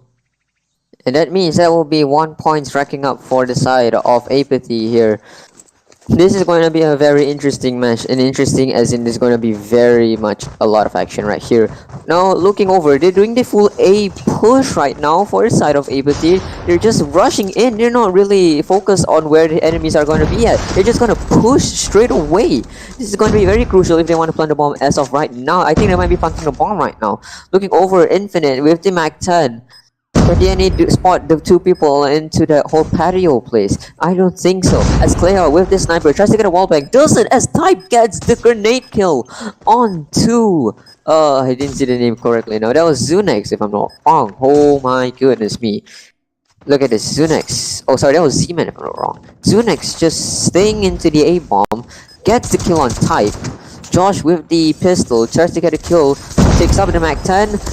Injures him and gets him already. DNA also getting Wadu as well, but he gets picked off by High. A trade here, folks, and yeah, that means they defuse the bomb, and that will be a 5-1 situation in favor of CKG Legacy.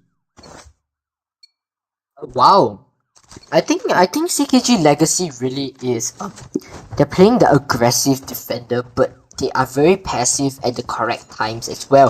But let us hope that CKG can do as good as they did in defending on attacking. But it's not off to a good start as Josh gets the first blood, but he does get traded off by Type. Geno's with the double kill, but he still gets traded off.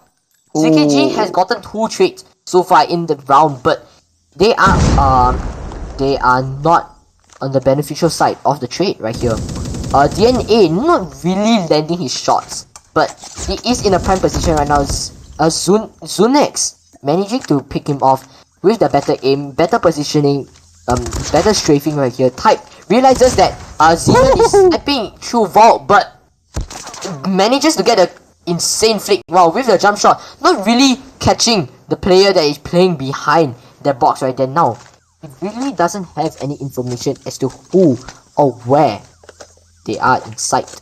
But he does know that he did see 2 players. Both players are on prone right now. Type really has to make a play here. He does have 50 seconds. But it seems that Zunex is hearing him out. Spots Zunex. Manages to get the kill. This is a 1v1 situation, ladies and gentlemen. Wadu getting the rotate. Type going in. What is going on? No, we're just gonna focus on what Type is doing right here. Type gets the bomb. Bomb's been picked up. He has to plant the bomb. Oh, he's planting right now. He's planting right now, but Wadu, not really sure if it's a fake. Realizes that it's the real bomb. He is playing with his time, but there is a hunter killer. He has to hide. He has to hide right now. The hunter killer has not landed down, ladies and gentlemen. It is not down yet. The hunter killer did drop down, but with no output whatsoever. Wadu going in, making sure with that jiggle pick, insane movement right here. Spots Type right here. Type is low on HP. Tries to move away to his shelter, but it's not helping whatsoever. Wadu manages to kill Type. Manages to get a kill. That is what I call a whiff shot right there on for CKG Legacy here, especially Type. Just gets the whiff shot right now. He could have gone him, unfortunately, due to mobility. He doesn't get the kill outright. That's gonna be a 5-2 situation here in favor still for CKG Legacy. They might be able to win this if they can get the strategies outright. As C8 Wadu actually gets the kill already. Wadu getting the kill already. Looking over Infinite, gets 1 kill. Can he get 1 more? Reloads at the wrong timing. Zunex actually gets him. That's a really bad positioning right there as he gets sniped out. Gets taken out. As you see, High getting Wadu as well. High, can he get the double kill? Strafes left and right, but Z-Man with the better aim and better mobility, he gets High instead. Now it's gonna be a 2-3 situation in favor for AEIPATHY. This is gonna be very crucial here. They need to play the lives basically for the side of CKG Legacy, or else they are going to lose another match, and this is going to be an even bigger problem if they don't win for the entirety of the match. I don't know if that makes sense because I'm into the action right now, but no worries. As he throws a grenade, doesn't seem to get any information as of now. Type does get the kill on Z-Man. Now it's gonna be a 2v2 situation in favor of actually both teams. As Clayhouse gets the snipe on Zunex. Now it's going to be Josh left with the DLRQ Zealot. Can he get the snipe on 2 players, especially on Clayhouse, who's obviously the better sniper? We have to wait and see. We'll just have to wait and see if Josh can take down the 2 players left in CKG Legacy. We just have to slowly and surely move into. Sees one of the players. Does get the concuss on one of the team players. Can he actually slowly get it? Good movement there. Good movement there from Clayhouse. Clayhouse with the movement. Nice! But that is not gonna be able to help him, as Josh does get the kill on him. Now it's gonna be a 1v1 situation again. It's gonna be either 30 seconds. 30 seconds left. It's either gonna be Type or Josh. Is it going to be Type? Can push this out. Sees him. Does he get a kill? No! For the second time in a row, Type loses out in a 1v1 situation. That's gonna be a 5-3 in favor still of CKG Legacy. But if they don't get their strategies up right, they are not going to win this. Oh no, that really is a pity. I think, I don't know, but Hype, the positioning maybe just wasn't there. If he didn't have prone, maybe his location wouldn't have been revealed, and Josh wouldn't have seen his tiny little legs from the corner of his screen. And now Josh has you can see Josh was a RPD player in Hardpoint, but now he has resulted to the DLQ right here. Amazing skin, by the way, Zealot. It's just really nice skin, but he really has to put. Oh, this is a power angle right here. Yeah, the power angle of Josh. Yeah, that Josh is holding. Josh takes out a core player for the side of CKG Legacy. Clayhouse gets taken down. High gets the trade for the team, but are they on the disadvantageous side? Clayhouse, a core player of CKG Legacy's team, the core sniper is gone. Clayhouse has so far in this S&D match has survived all the way to the end, but he's been taken down so quickly by Josh. Now Infinite gets Zunex in kitchen, but Zeman gets the kill for his trade for his team. Now Wadu realizes there is one pushing up through kitchen, but tries to back off, not really sure of where they are right now. He is holding a certain off angle with his prone. The Esports high, but high prones down at the worst timing possible. Josh manages to get Type off the charts right here. Watu with the swing, but the timings are just not there, ladies and gentlemen. If High is able to come through kitchen at the correct timing, they will be able to bring it down. But they are defusing. Josh is defusing. Josh is sticking. No way. DNA manages to stop the bomb defusal with the help. But nonetheless, he gets taken down by Wadu. Unfortunately, the bomb was not planted in his favor right there. Unlucky. I think. Wow, AEIPATHY stands a chance.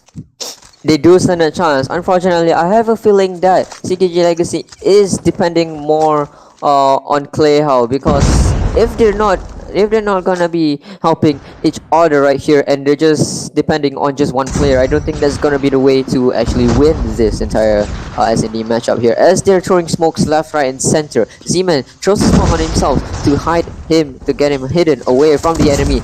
Spots one. Can he get another one? Yes, he can. Gets high and tight. Clayhouse gets the kill. He's not using the DLQ anymore. He's using the CBR4. Gets one kill. Can he get another one? No. As he gets taken out. Now it is a tie. They need to win. They need to get the strategies up right. It's either CKG Legacy pulling up to win, or it could be AEIPATHY who will win this entire match, pulling up an upset against CKG Legacy. Definitely, I think. Well, you may be thinking, hey, is Clayhouse the solo carry of the side of CKG? But right now, CKG is getting quite a few kills. But really, it's not about whether he is the hard carry or not. It really is about a good sniper really is able to take area for his team over here. And really, that's what CKG needs. They are at the attacker side right now. They rely a lot on info and area right here, but High with the better gun skill, with the better aim, manages to get a pick off. Now, it is a 5 versus 2 right here. This can be the round where CKG brings it to match point right here. Josh involved manages to oh, but his teammate does die. He picks up a gun, gets the second kill on Clayhao. Clayhao not able to just secure that kill on Josh right here. Realizes the bomb's going down, but not on A site. Realizes he's on B. Throws the utility out. Spots Type not really securing the kill right here. Josh whips out the Mac 10. Can he end this right here? Spots Type manages to get Type. This is his third kill of the round, ladies and gentlemen. Josh going through towards bomb is a 1v1 situation here. What is going on right here? DNA has to find a way. DNA is making use of his day silence right there. Josh getting tagged, but DNA not able to secure the kill. DNA has to find a way to kill Josh. Again, Josh wins the card. 1 versus 4. Josh! With just enough time to defuse the bomb, ladies and gentlemen. 5-6 is the score. 1 versus 4. What do you eat for breakfast, Josh? I want to eat it as well. Josh! Oh my goodness me, that was the gameplay of the year for Warfare of Champions. This is going to be into the books as the best ever clutch for Warfare of Champions. Amazing there from Josh. Now we're just going to be focusing on this one match, but whew, what a clutch from Josh. I thought he was a goner once he got tagged by DNA, but he certainly brings it up with the slight peak and the slight kill right there. Now it's still gonna be a very slow match right now. They know that it's gonna be match point for the enemy team for the CKG Legacy, so they have to be very careful of where they're gonna position themselves. They're not really pushing up. They're not gonna be very oh! He got a collateral. What? He got a collateral. Josh, he can't be stopped. He can't be stopped. He's on fire right now. He's not on fire. He's literally the fire. Definitely right now. It's a 1 versus 5 right now. Clayhao with as the last man standing, but nonetheless not able to get the 1 versus 5 clutch right now. 5-7 is the score. What just happened right there? Josh just able to bring up the whole morale of the team. The 1 versus 4 clutch was the round that turned everything around. It was certainly looking like CKG Legacy could win this, but after they lost that one match, once they were getting 5 wins, that was downhill. They just keep getting win after win after win for the side of Apathy, especially for when Josh gets it to match point with the 1v4 clutch. I have never seen anything like that in Warfare of Champions ever. That's the first time, and probably we'll be seeing more of that. But this is going to be one memorable win for the entire for the entire team, basically. Josh, when I thought that he was just the second sniper other than Clayhao, he just proved us all wrong. Just clutches it up for his team. I am very amazed by that. Looking over to the match breakdown, oh, so much energy is out of me right now that I couldn't even talk slowly, but I'm like so excited right now. I can't wait for Control, especially for Control, seeing how these two players can actually play. Looking over to the match, match breakdown. Type being the core player here, 11 kills to Plants. Now we have High next up with 11 kills as well, but only 1 defuse. Next will be Clayhao, the prime sniper for CKG Legacy, 10 kills and 1 defuse. DNA only having 4 kills but 2 Plants. Rounding them up for CKG Legacy. You know what? You do the honors of doing the one for Apathy. Alright, now, well, the one that has overtaken the prime sniper over for the side of CKG Legacy, Josh from Apathy right here. His score is amazingly high considering he has a lot of frags. 15 kills and 2 diffusers, ladies and gentlemen. This is a very, very high combat rating for such a destroying match right here. Not that far behind Zunex with 10 kills, 2 plants, 0 diffusers. Wadu with 9 kills, 0 plants and 1 diffuse. Zimen with 7 kills, 0 plants, 1 diffuse, and Genos with 4 kills, 1 plant and 0 diffusers. I am very excited for what's going to happen in Control. I was really rooting for CKG Legacy, but after what I've seen today, oh my god, I'm actually really excited for what AEIPATHY is going to do, especially for today and for future competitions, especially that they are confirmed to be going to playoffs, and we'll be seeing them on Saturday. But we're not going to be talking about that now. We're going to be looking over at the second matchup right here. I'm actually really excited for what's going to happen. I'm at a loss of words. I was expecting CKG Legacy to just do a flawless win, but after they just lost their momentum, and Josh just takes them out really quickly with the sniper as well. Sniper, he switches out to his pistol. Okay, I'm just gonna do a breakdown of how that 1v1 situation happened. Kills one with the pistol, takes his gun immediately, switches to the sniper, kills him one shot, then takes out the Mag-10 that he picked up previously, gets the kill and gets the other one, doing a slight peek kill. I mean, the thing is that I expect that in a World Championship, but not in Warfare of Champions in Supreme League. That's why you should always tune in. Yeah, underestimate. Yeah, that's why you should always tune in to Supreme League to see all of these gameplays that you may have never seen before. You can just tune in, or if you're feeling lazy, you can just wait for the highlights. But still, oh, I'm at a loss of words. I need to breathe for a moment. I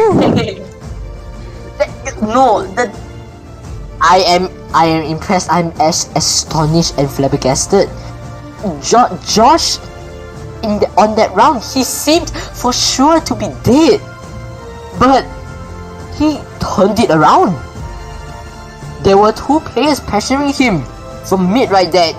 He was getting pressured from everywhere, but he stayed calm.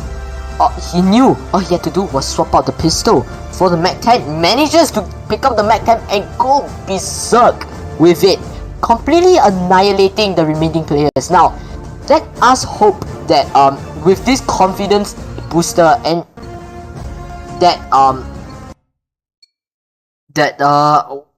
sorry, I am still very astonished, but right now let us hope that this confidence booster will be able to bring AEIPATHY to win this Control match. Now, looking at Infinite right now, he is more or less trying to play the back alley right here. Now, kills are going left, right, center. It seems that Mag-10 is the primary weapon to go for right now. But Clayhow whips out with the CBR4. Now, of course, we've seen how Clayhow has been able to snipe in search and destroy, but will he be as good as he is with automatic weapon? Now, Josh, already completely addicted to his DLQ right now.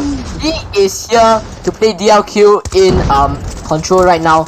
Josh managing to get Clayhow as well. He is holding a prime position right now. Tank, the position of tank and statue in standoff right here. In standoff right here, it's primary right here. Don't you think, Sexty? Yeah, this is really primary, especially if you're a goated sniper, just like Josh.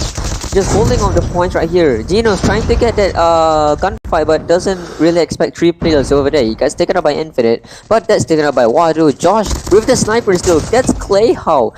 He's just getting Clayhow. I think he might just do that just to get the sniper out. Actually, just realized that Clayhow is the sniper player for SND. I think he's just doing that for revenge, probably. But as we're looking over for GNA's point of view, just taken up by Seaman with the Mag-10. We'll be seeing a lot of CBR4s and Mag-10 gameplay. I hope we're able to see more diverse gameplay here. As Zunex gets taken up by Type with the slide kill. looking at over here, there's only 3 players inside of the 9 objective. 9 lives. 6 lives left. Or What? CKG Legacy. But they're also being taken out by DNA. DNA also getting the 5. double kill right there. Triple kill actually. 4 kills. Can DNA get a kill? No, they only have 3 lives left. They still have to. They have. Oh no, this is gonna be a win. This is gonna be probably going to be the automatic win here for the side of Apathy here, and that is true. 10 lives left, and they still won the match.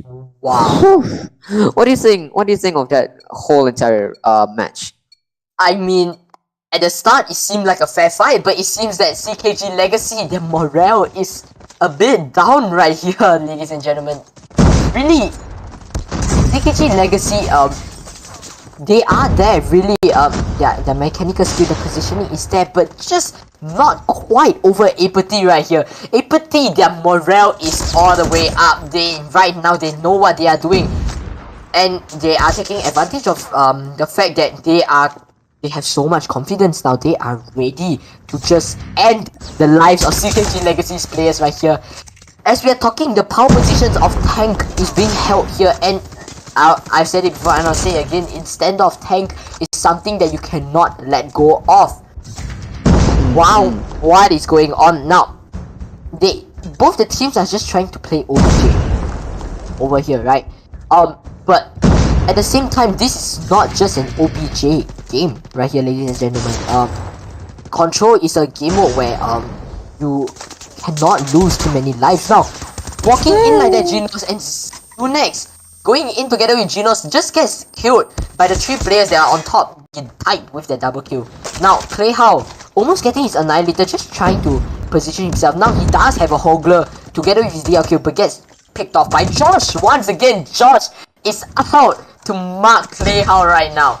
Wadu whips out the Annihilator. Josh getting a second kill on Clayhow once again. Josh has a grudge against Clayhow right now. Wadu doesn't quite hit the shot on Clayhow right now. And now Zunex is going in with the double kill.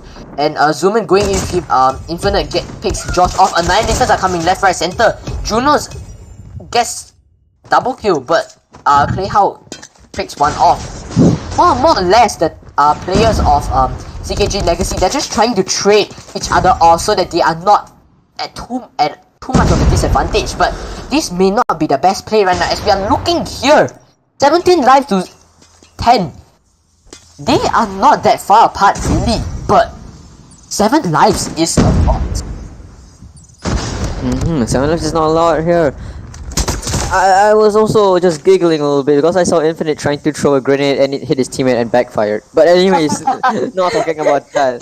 This is Josh getting Infinite. I think I do see that Josh has a grudge against Clayhow. He's getting kills on Clayhow as well. Looking over high, just staying into this whole objective, trying to get a kill. Josh with the 5 lives. RPD. Can he get a wallbang? Oh yeah, I forgot you can actually wallbang in this map. I forgot you can wallbang in this part of the map. Oh! Clayhow getting the revenge. Clayhow getting the revenge on Josh and also getting Z-Man as well. 5 lives to 9. All you have to do is just to stay in this one entire hardpoint. Wado gets the kill on Infinite. Gets concussed already by I think that was the concussion. Gets 1 kill. Doesn't get a kill. Oof. Oh my god. Josh just got a final kill on Clayhow.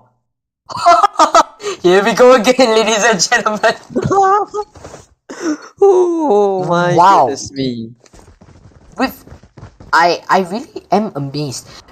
Really, CKG Legacy at the start of this round especially, CKG Legacy seemed to have the upper hand, but wow, I think we all spoke too soon, ladies and gentlemen. Now, the entire team of CKG Legacy just got wiped out in matters of seconds before the round started. 5 lives less than Apathy right here. What is going on, Apathy? Amazing gameplay right here. Clayhow.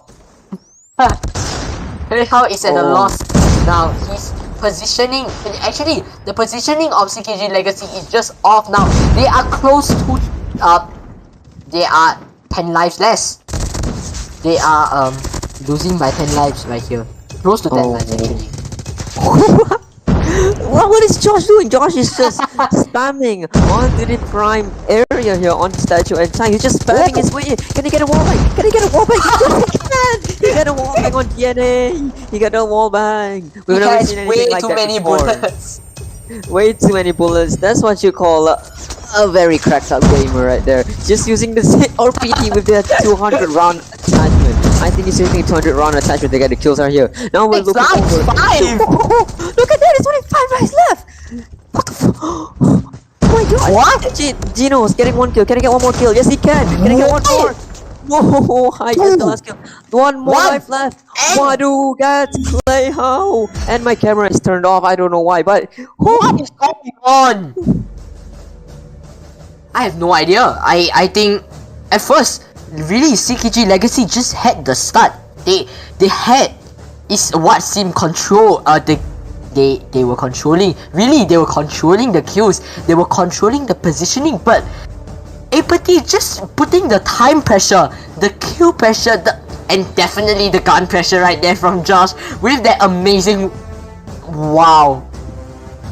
I still couldn't believe it, you know. Like,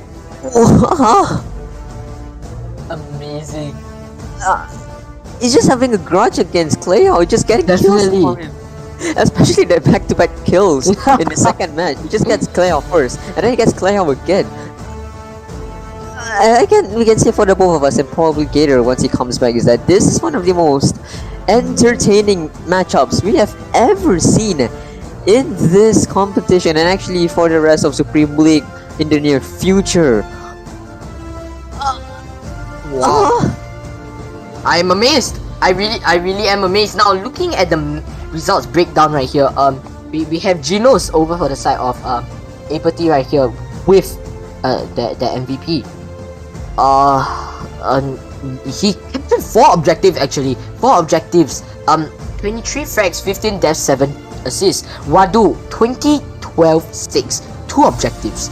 Zeman with 17, 14, 5 with 2 objectives. Josh with 17, 6, 6, 0 objectives, and Zunex with actually Zunex is not even that far behind with 13, 10, 5 with 1 objective. Now over for the side of CKG Legacy, Clay Hao is the MVP with 18, 19, 3 with 1 objective in. Type with 11, 16, 5 with 1 objective, and Infinite with 9, 21, 2 with 0 objectives. Well, I'm still at a loss of. I think, on behalf of everyone that's watching right now, we're at a loss of words. Oh my gosh, hold on, talk for me right now. Right. I think it's really impressive how AEIPATHY managed to just take everything back.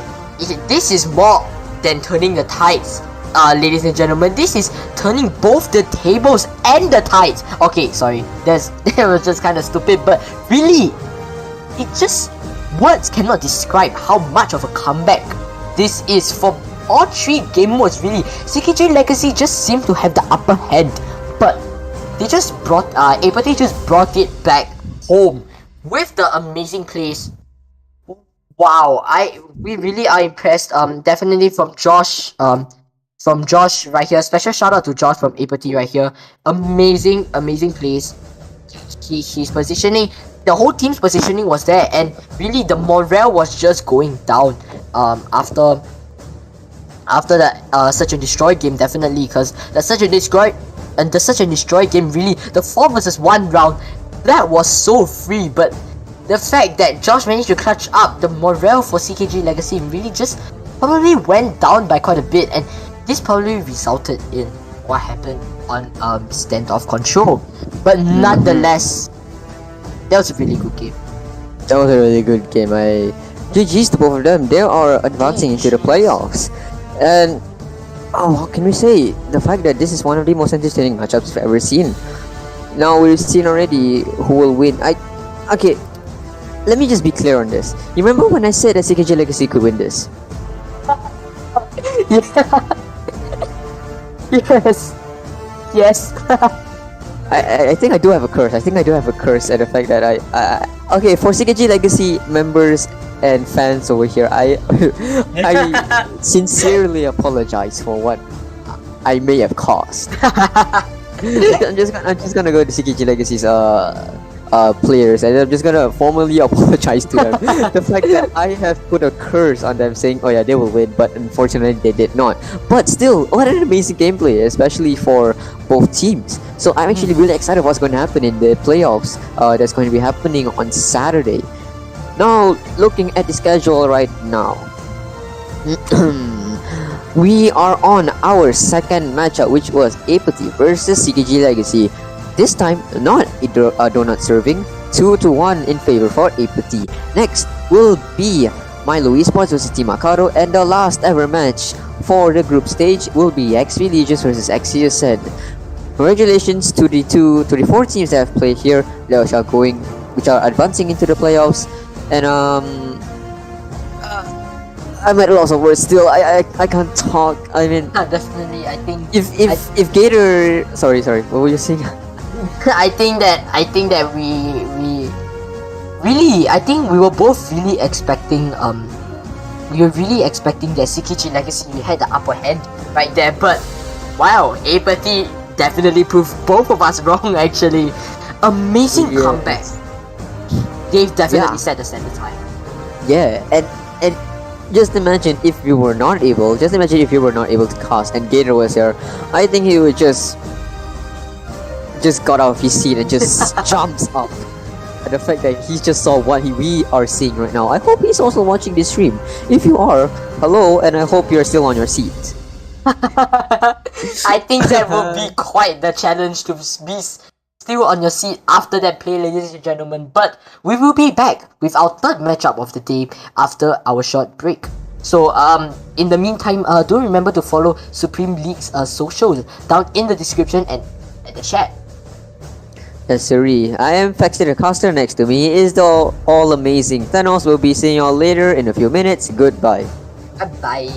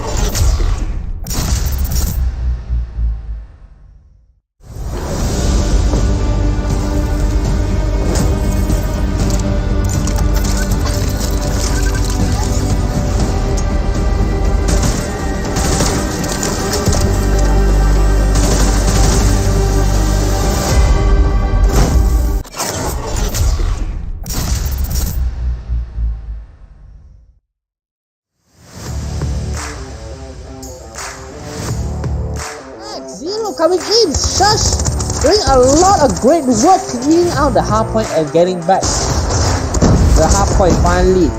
But what trying to win back the points 165 to 150 again. Like what I said just now, Levi, what the hell was that? Match stat at Novio for 3 seconds, then started speaking. But against the Legacy, what did he do? He just wasted bullets on a wall. Levi coming in. Himself do a 1v2. Novio on his right. Can he from this? Oh. You're fucking out with the Odin. And he wins it. Akato also has 8 lives left. They need to preserve their lives, these two teams. As random, gets 1 kill, gets another one. Oh my man. Change from event. BTR finally losing all their lives for Kazu. So, oh my. Coming in. But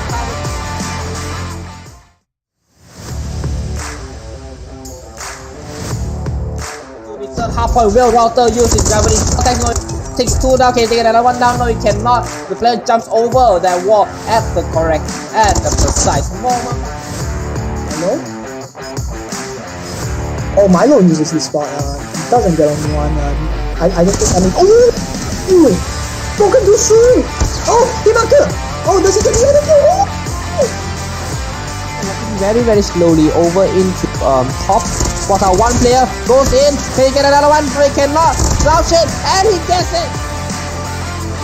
Kevin Hobbs, wall banging. Avery takes down one.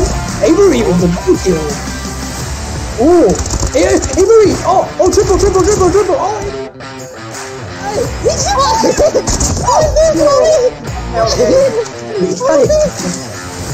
Oh, what was that?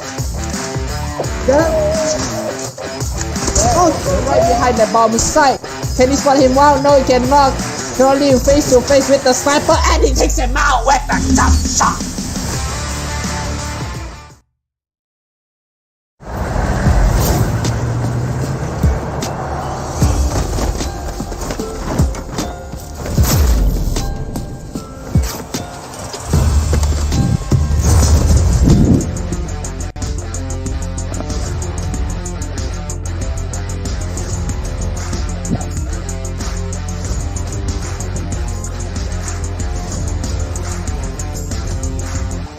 Is the power player for Hunt, getting the crucial kills for his teammate to get into the hard point. Alvary gets 1 kill, another kill, can he get another one? Yes, he can! And he gets another kill! Another kill! The best now gets Hunter is gonna be a 4 Pandora get. Hisoka, my bad. Sniper off. Can he get another one? Yes, he can. Can he get another one? Yes, he can! Players going against Hunter. Lowy gets 1. Can he get another one? Yes, he can! Alright, sure. Brilliant. Okay, look at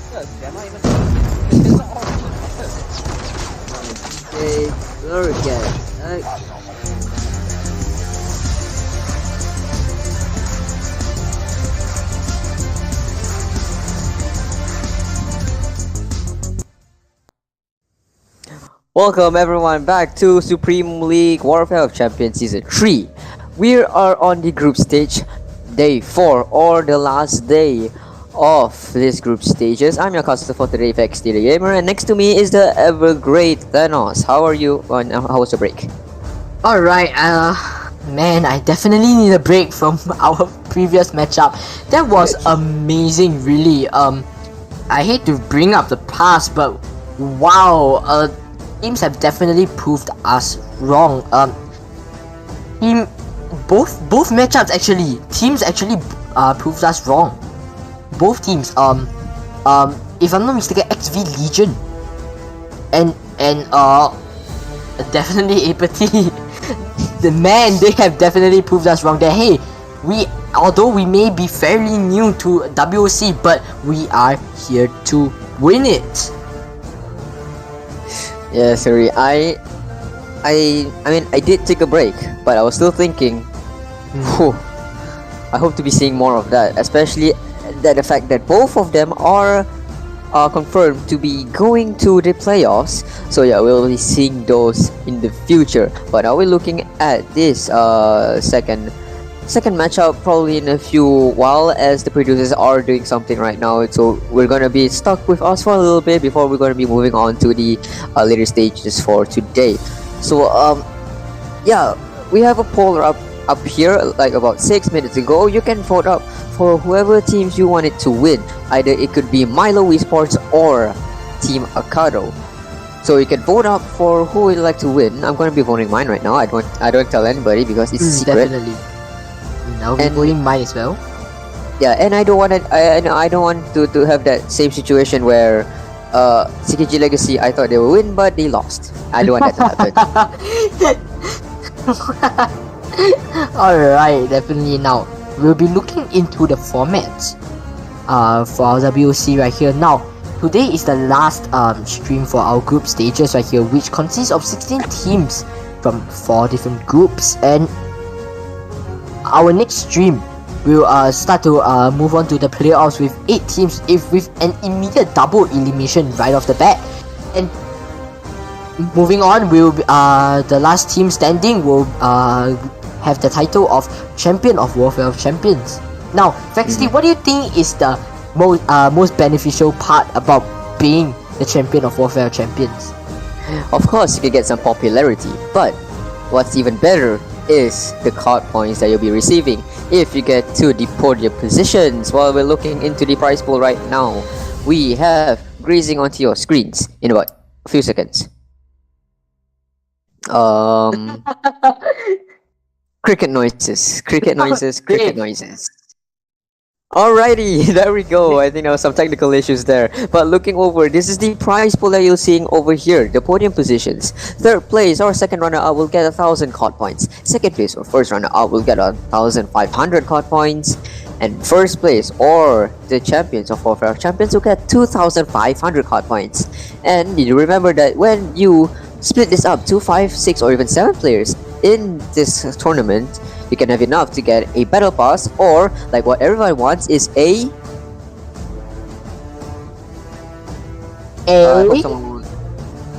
lucky draw. Oh! Yeah, so lucky draws are indeed very beneficial for every player in Call of Duty Mobile, especially since you are getting a skin that not a lot of people will get and probably will want to waste their COD points getting, because usually lucky draws are kind of rigged if you ask me. But talking about COD points, it's very important for us Call of Duty Mobile players, especially me. I need some right now. But anyways, now looking over to the teams, we'll switch it up a bit. I'll be taking the first 4 on the left and the bottom 4 on the left as well, and you'll be taking on the right. How about that? Right. Okay, so as we're seeing over here, we have Big Mac, Team Valiant, CKG Legacy, Average and D, RS1 Ignis, GG Uprising, Exodus, and Shash. Now, we will also have XC Ascent, XV Legend, Team Akato, AEIPATHY, Shush, Team Beetroot, Radiant XY, VTL, and Milo Esports. So, seeing all these teams, I think we do know who are going to be in the playoffs for today. But we're still going to be looking over for the last 2 matchups. We're going to be seeing who will actually get the last spot for the playoffs over here. Still need to get a break from that one match right now. Definitely, I think the team all the way at the top right of your screen right now, Team AEIPATHY has shown us that wow, they cannot be underestimated just because they are new team, fairly new team to WOC. They are no less better than the rest. Now looking over at our groups in a bit, we will be starting from Group A all the way to Group D. Now definitely we have just seen a play, our first match off. Actually, our second match was between 2 teams in Group A. But while we'll be looking into Group A in a bit, I think our next matchup will be something that is actually very interesting. Okay, our groups are up, and now we're looking at Group A. Group A consists of CKG Legacy, Team Beetroot, RS1 Ignis and AEIPATHY. CKG Legacy and AEIPATHY was actually playing against each other just now. Now for Group B, we have Exodus, Average ND, Big Mac, and GG Uprising. Fexty, take it away. Alrighty, he's moving. So the producers are moving through the groups. I remember one of the teams here for Group C, Group D, Group B actually, which is Exodus and Average ND. These two teams are actually, in fact, going to the playoffs. So congratulations to them. Now looking over to Group C, this is going to be the second matchup. Yeah, Milo Esports, Shush, Team Akato, and Radiant XY. I think you already know who are the top dogs in Group C. That will be Milo Esports and Shush. Team Akato and Radiant XY, unfortunately, they're not really up to standards between these two teams, especially for Shush. As we're looking over to Group D, how about you take it away, Thanos? Now to conclude all of the teams that are involved in group stages, we have XC Ascend, VTL, Team Valiant, and XV Legend. Now looking over at our schedule for today's stream, ladies and gentlemen, this is our third match of the night. Our first match was between Team Valiant and XV Legion, which Team Valiant was given a big donut to, with XV Legion leading 3-0. And AEIPATHY versus CKG Legacy, which was the game that had just passed just now. AEIPATHY, with the amazing comeback, was able to take it home with a 2-1. And now our third match now is between Milo Esports and Team Akato. Yes, I think I am rooting. I'm not gonna be rooting for anyone. I don't want to put up a spell. Okay, I just realized what I just said. I don't want to put up a spell. I'm gonna be neutral. I'm gonna be very neutral here. It's going to be a very close match. I'm not gonna say who will win, but it's gonna be a very close match. Now looking over to Milo Esports ban items, they actually won the coin toss. They are going to be banning now Hacienda again. Since the start of this whole entire competition, Warfare of Champions. Now moving over to Team Akato, we have Slum. So the two newest maps have been taken out by the two teams right here. Now we're going to look over to the Annihilator getting banned out by Milo Esports. We're moving in very quickly here because we are running late in schedule. Seeing here, Purifier also getting banned out for the side of Team Akato. I need to get a briefer. How about you do the maps and the maps? Alright, so looking in Hardpoint, we have Standoff being picked for Hardpoint right here, and this is a very common combo of maps and modes right here. And I think I have to state that since the Annihilator is the one that's getting banned together with the Purifier, that means the Sparrow is up for grabs right here, ladies and gentlemen. And here, Firing Range, Search and Destroy is up once again. A classic map for Search and Destroy, which really puts everyone's all the players' skills to the test. And now for Control, we have Submit, something new to the Control game mode right here. Yes, I actually haven't seen Summit in Control at all. This is going to be very interesting and very exciting to note that I hope that these two teams will top up or at least get close to the gameplay we just seen previously. So as we're looking over to a Hardpoint standoff, what are your... I'm not gonna say what are predictions. What do you think of this? What? No, I'm not gonna predict who will win. I'm just gonna say, what were your predictions for their points? How close are they gonna be, and if it's gonna be a close match at all in terms of kills? Well, I really think that I have seen how Milo Esports has played. I haven't seen how Team Akato has played though.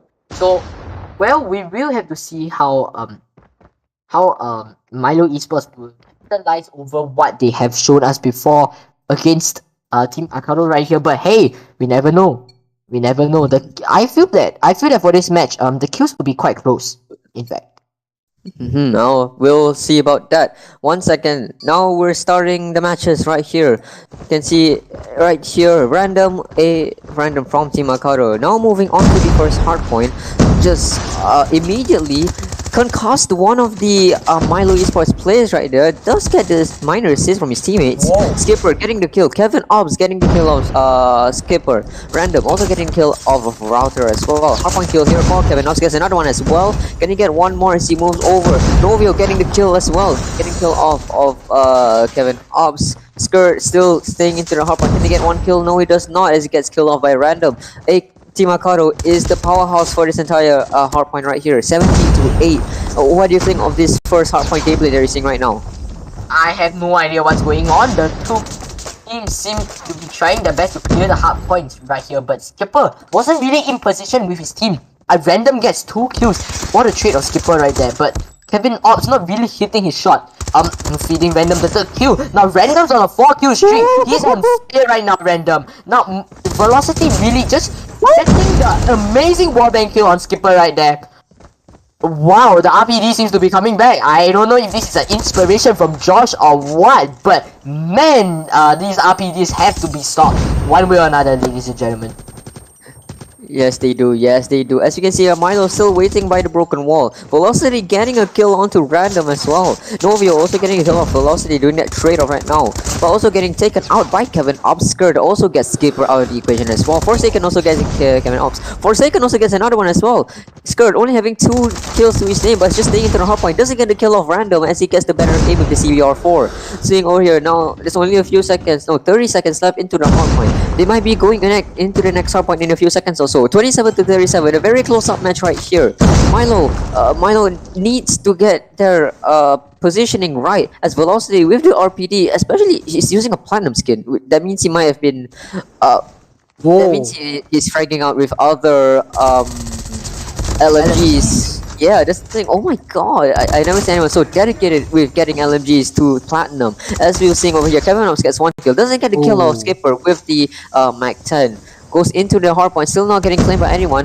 Gets killed already. Skirt getting killed by Fade, if I'm not wrong. No, Fade does get Router. Random gets Velocity. Novio getting Kevin Obbs. Random now going into the hardpoint. Gets grenaded by Router. What a perfect grenade there by Router. Wow. Fade gets Skirt.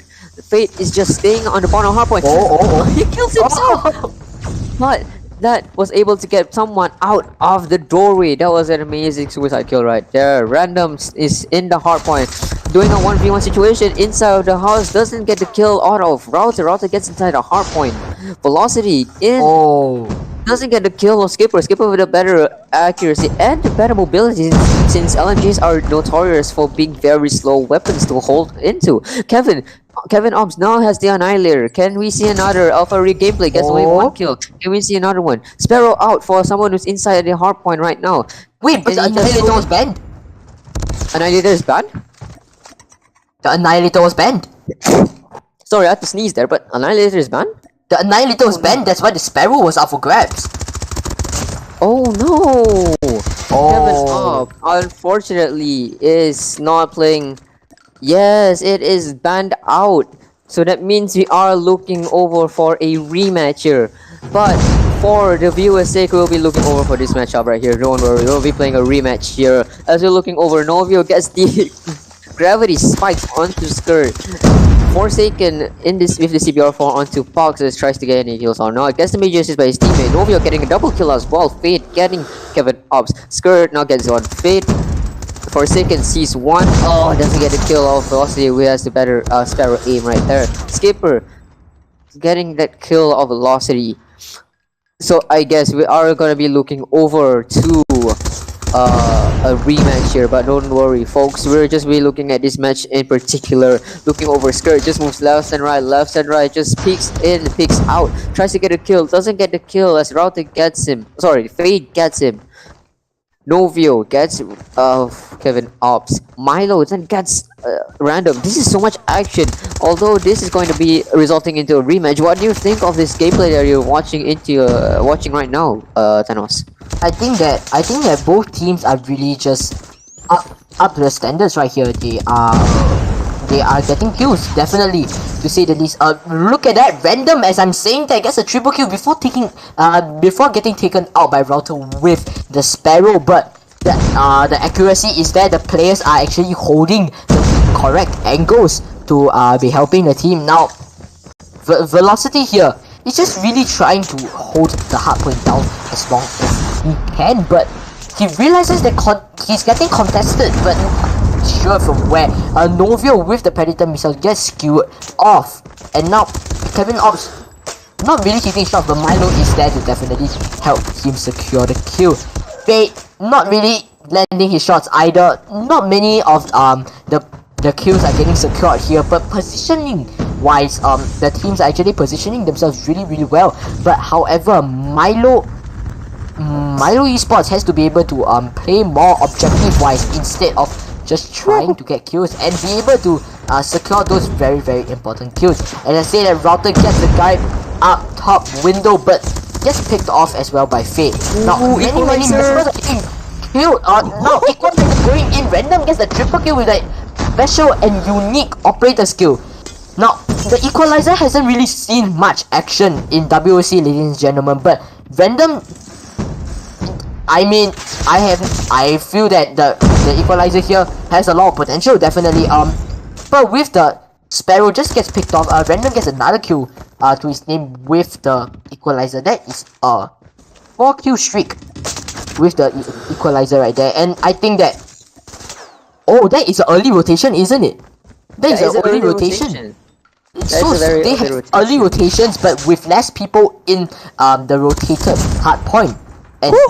But Skipper has managed to go through and pick off, but Skipper seems to get blown up by the utility right there. Now Forsaken with the Equalizer as well gets one. Milo off the charts from the Equalizer. Now Kevin Ops gets 2 with the Annihilation. Yeah, that is not good right there. They have to do a rematch there.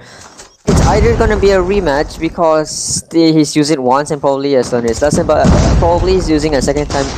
Probably could be an automatic win. We'll have to wait and see by that from the producers and the managers of WOC, so we have to look and see about that. But now looking over Random and Forsaken getting kills with the CBR4. Velocity with the Sparrow gets Forsaken Random out of the equation. Skipper with the CBR4 getting Kevin Ops. Milo with the Kilo 141 gets one out of the hardpoint as well. This is going to be not a very close match in terms of points, but in terms of kills, this is a very close match indeed. Skipper throws out the Hunter Killer drone, tries to get at least any sort of information. I hit my cup of tea right there, oopsies. As we're seeing over here, Skirt tries to hipfire his way out of this situation, but doesn't seem so, as Skipper doesn't get the kill, but does get the information that people are going to the last ever hardpoint. Knowing that there's 2 people going inside the hardpoint, actually 3 people now. Let's look over there. Forsaken, can he get at least a kill or 2? Going up into the stairs, does spot a 1 player, hit fires his way out of the situation, getting Kevin Ops out of the equation. Can he get 1 more? As you're seeing over, wait, can he get more kills to his name? No, as he gets taken out already. This is gonna be a GG for the side of Team Akato. And definitely. And I think something is they will be changing something up right here. And my camera is not working again. And it's working again. What's going on? Definitely, I think they will be well, the managers on their side, they will be changing some. They will be making a decision here. But really, I think that I think that if we were to look at the results in a bit, I think the kills, they were actually quite close, weren't they, Fexty? They were really close. It's not the fact that the game was close in terms of, like I said, it's not in terms of points, but in kills, yes, that's very close. I think, in my opinion, Team Akato actually won this as because Milo Esports, one of their players, Kevin Ops, even though he used the ban item, they still lost. So I think that's already an automatic win there for the side of Team Akato. So I think we might be looking over to such a destroy, but we just have to wait for the managers to conclude to what that's happened just now. Like I've said, might be an incidental thing that you're just into the zone while you're playing and you just forgotten, oh wait, am I using a ban item in this game? So I think that is the reason why we need to have checks before the game actually starts. So I think it is best we have someone in the room to just check, hey, are you using this, are you using that, are you actually using a ban item or so. So I think that is something that we could learn from, because we as humans, we do make mistakes, as well as the managing side of Warfare Champions. We do forgot that, oh wait, we do need someone to make sure that no one's using ban items to make it a fair game. So I think we could learn from that. But nonetheless, what an amazing win for the side of Team Akato. As you can see there, they put it as an automatic win, 250-0, an automatic win because Kevin Ops has used the Annihilator twice. So that means it will be an automatic win. So no, that means, yeah, it's just gonna be 250-0. So moving on to Firing Range, Search and Destroy. What are your predictions? Not by who's gonna win. Not by who's gonna win, but the scores and how close is it going to be. I feel that these two teams, well, we have seen definitely from what we've seen just now, Hardpoint. Let us just excuse the fact that the Annihilator, the Sparrow, the Equalizer was used. If we're talking about gun skill, gunplay and positioning, I think Team Akato they were there. I think the positioning was there, and Team Akato did bring it home even if the ban item wasn't used, didn't they? Because their positioning and where they actually respawn as well, wherever they die, they respawn. So I think this might be due to the fact where anchors actually do play a big role in respawn maps like this, putting enemy team into a bad spawn. And that's what the anchor is supposed to do, not to get people off of spawns, but also put them into a bad situation where they're spawning literally at the opposite of the map of where the hardpoint or even the domination flag is actually being spotted. So yeah, whoever's playing anchor and you think is not doing well for the team, I suggest just go for it, because you may never know how important it is to be an anchor whenever you play for a team. Remember, this is a team game. Every single player counts. That could either be your Slayers, that could be your OBJ players, that could be even the Smokes players. If you play Valorant, you know what Smokes is. You play for Smokes. Yeah, I am practicing a little bit of Valorant, but yeah, you do play for Smokes, where you just put a smoke bomb anywhere, and that's when they get blinded, you can't see anything. So I think it's best if you stick to a playstyle that closely resembles who you want to be. Would you want to be an aggressive player, or do you want to be more of that laid-back player that just wants to help but doesn't want to get a lot of kills? That is exactly who I am. But anyways, yeah, we'll be wrong map. We'll be looking into raid instead, ladies and gentlemen. Well, I guess we're gonna be happy. We are both happy right here, because I thought we were firing range. Well, I thought we were fine. Firing range was actually fine. I'm actually fine with firing range because, like we've both said, it's the first map you actually started off when you're playing Call of Duty Mobile, and Search and Destroy is probably the game that you want to play if you want to be more patient and all. But now that it's raid, we're gonna see more action. Actually, yes, can we say something? The Doctor's the one that it's in my mind. The fact that they did this in raid. I think the another one is going to be Josh with the one Josh, yes, definitely. I think if I have nothing to say about the Josh play, that was an amazing clash, and maybe we will see more from this matchup. Team Akato versus Milo Esports. Now, before our match starts, let's do a little breakdown on what's really happening here, or what's going to happen, ladies and gentlemen. We are looking at Team Akato right here. They are on the defending side. Now, we all know defending has an advantage. You don't have to push the enemy. You just need to wait for the enemy to push to you. Yes, you can take some area with a sniper, gain some area for your team as a sniper, but definitely you really don't want to push unless you are really confident that an aggressive defensive style will be beneficial. But it has been proven before from our previous games that, man, the tables can turn really easily, don't they, Vexty? Yes, they do. Now, moving on to the first ever matchup right here.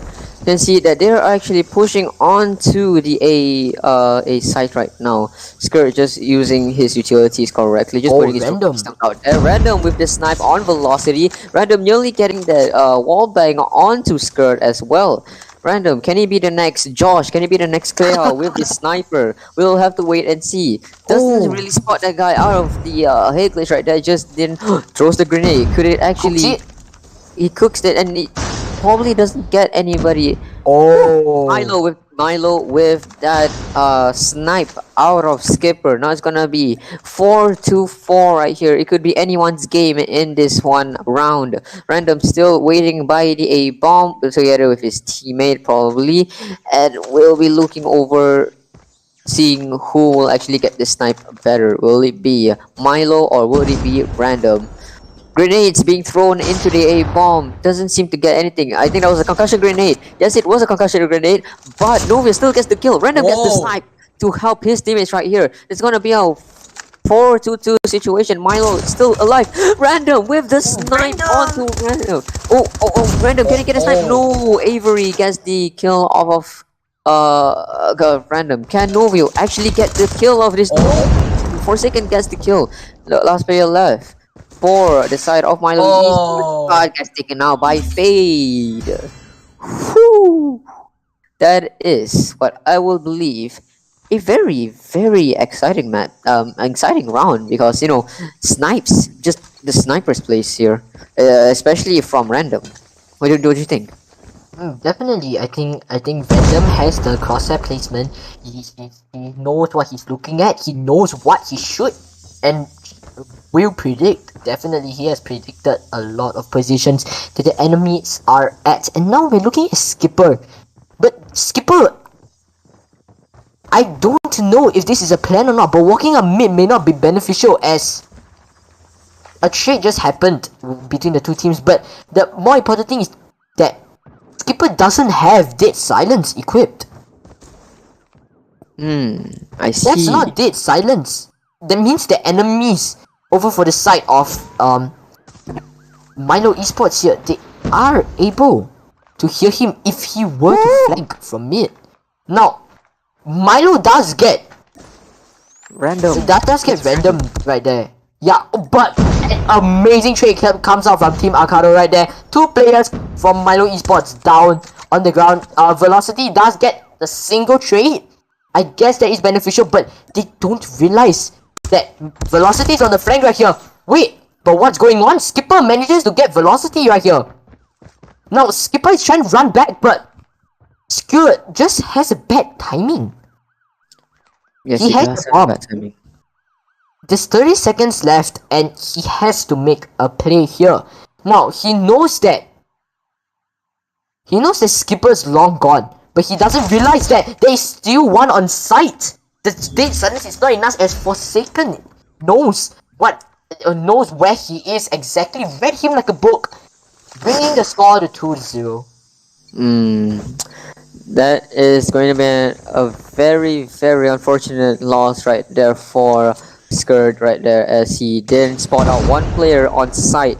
As we're looking over, Velocity with the DLQ tries to spot out if any players are going to be peeking over at that typical sniper spot right there. Avery with the beautiful skin on the CBR4. I think that's for the championship, I believe. So I haven't grinded for that skin yet, because well, there's a lot of things happening in the background, so I couldn't really grind out for that Call of Duty Mobile. But as we're looking over here, Fade gets the strafe kill onto Skirt, strafing left and right, spots out one player as well. But Avery gets the kill, gets one kill. No, it doesn't. Avery gets the second kill as well, gets the double kill. Can he bring this? Can he clutch this out? Can Forsaken and Random actually clutch this out for the team? No, Velocity gets Random. No, it's going to be Forsaken with this. CBR doesn't get the... that was a snipe. That was a snipe from Velocity. What an amazing double kill snipe by Velocity right there, bringing this to a 2-1, still in favor for Team Akato. Now, Team Akato really has to try to win as many rounds as they can, as defending really super advantageous. In my opinion, for defending the bet is the best way to just win some points right here. Now, Random has 2 angles to watch. If over on the side of over on the side of Milo Esports, if 2 players can swing at these 2 angles at once, eventually at one point, Random's practically dead. But right here, Milo Esports is playing a passive game. Skipper has eyes on stairs right now. He has his eyes on the prize, ladies and gentlemen. He is holding stairs really, really well. He doesn't want anyone looking from mid. While Fate has a vault, or was looking at vault, he gets taken down. He spots 1 to 2, but Skipper completely ignores the fact that he is there. Screw was there to clean up the kill for Skipper now. Without the info that... Oh. What do we have here, ladies and gentlemen? Novio is playing in a really, really awkward spot.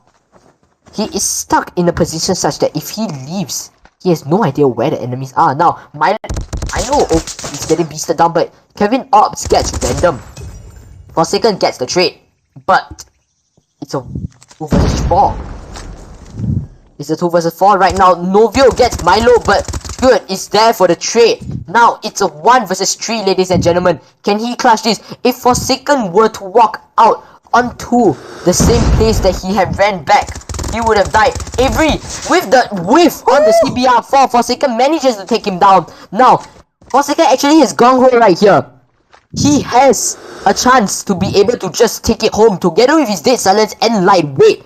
It is very likely that he's able to just walk in. Now, as long as Q doesn't spot him, but he does. He does get spotted. Forsaken with the spray. Now, he is on the disadvantageous side right here. Velocity up, but catches him at a bad timing. Velocity with the snipe. Crosshair placement, amazing. Positioning, spot on. Catches Forsaken off guard. 2 to 2. That was really bad positioning right there for Forsaken there.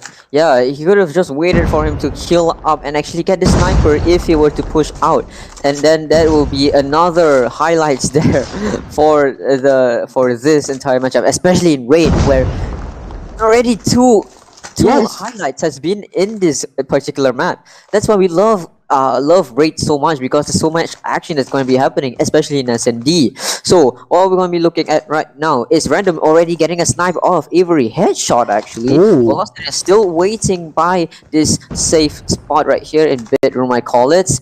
Can he just at least wait out and get anyone unsuspectingly looking over? Tries to get a wallbang, but knows that none of them is not going to get a hit. Moving over to the other side, that's Random just looking over to a very, very cheeky spot, I say. I actually don't like it, but I have a feeling that he might be... I think he's spazzing out with the aim button right here. Definitely, Never mind. yes. Novio with the double kill. Novio with the double kill. Novio actually flanked. Yeah, he does flank. Can he get one? Can he get one? Yes, he can, as well as Random with the kill on Velocity. Told you that cheeky spot does work if you know how to use it. And yes, he does use it to his advantage. Random gets that kill on Velocity, and Novio takes 1 player left to bring it to a 3-2. Wow. It was a flawless run right there over the side of Team Akato. None of the players actually died. That was a flawless win right there. No, Novio has insane potential right now. He is true, ladies and gentlemen. Reloads at the worst timing, but whips out the gun once again. Velocity goes down. This is second kill right here, ladies and gentlemen. He spots another one, gets the spray, but Avery manages to maneuver around the bullet such that he's able to get the kill first. But right now, that's important information for his teammates right here. Looking over there, Skipper gets 1 kill. Does have the bomb right here. He needs to protect the bomb to prevent anyone from getting the bomb as well. Sorry to interrupt you, but oh my gosh, this is very... this is amazing. Skipper gets the kill on Skirt with the grenade. Oh my goodness me. This is an amazing gameplay. 1v4 situation here. This is very unlikely for Kevin to actually win this whole matchup. Gets 1 kill as he slowly rotates. Can he get 1 kill? No, as Forsaken gets the last kill, getting into a 4-2. What is going on right here?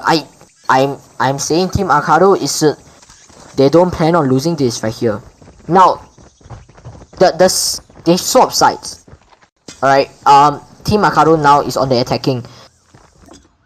But oh, I don't know what's going on. Wait, what is that? Team Akato is all stacking up against House now. Milo with the amazing this is an amazing combo, by the way. This skin, Future Buzz. I do have this skin in my Kodem account, but I do not have a Diamond KRM. These two together looks amazing. Phenomenal, in fact. Now, Milo walking up. Oh, but Quick Fix is banned. Or not allowed, isn't it? We'll just have to wait and see. If Milo gets a kill here. Okay, so moving on, but now it's a 5 vs 2. Now, Kevin Ops is down. Now it's the last player standing, Milo here, but he can't afford to get a kill here. If he gets a kill, never mind, he takes him out. Bringing the score to 5 to 2. Bringing the score to 5 to 2. Quick Fix is very risky right here. If Milo accidentally gets a kill, it's game over. We just have to wait and see to what if it's actually not allowed or banned. It is going to be an automatic win here for the side of Team Akato again for the second time in a row. Looking over, Novio gets the kill. As soon as he said it, Milo did get a kill, but does get rid of by Novio.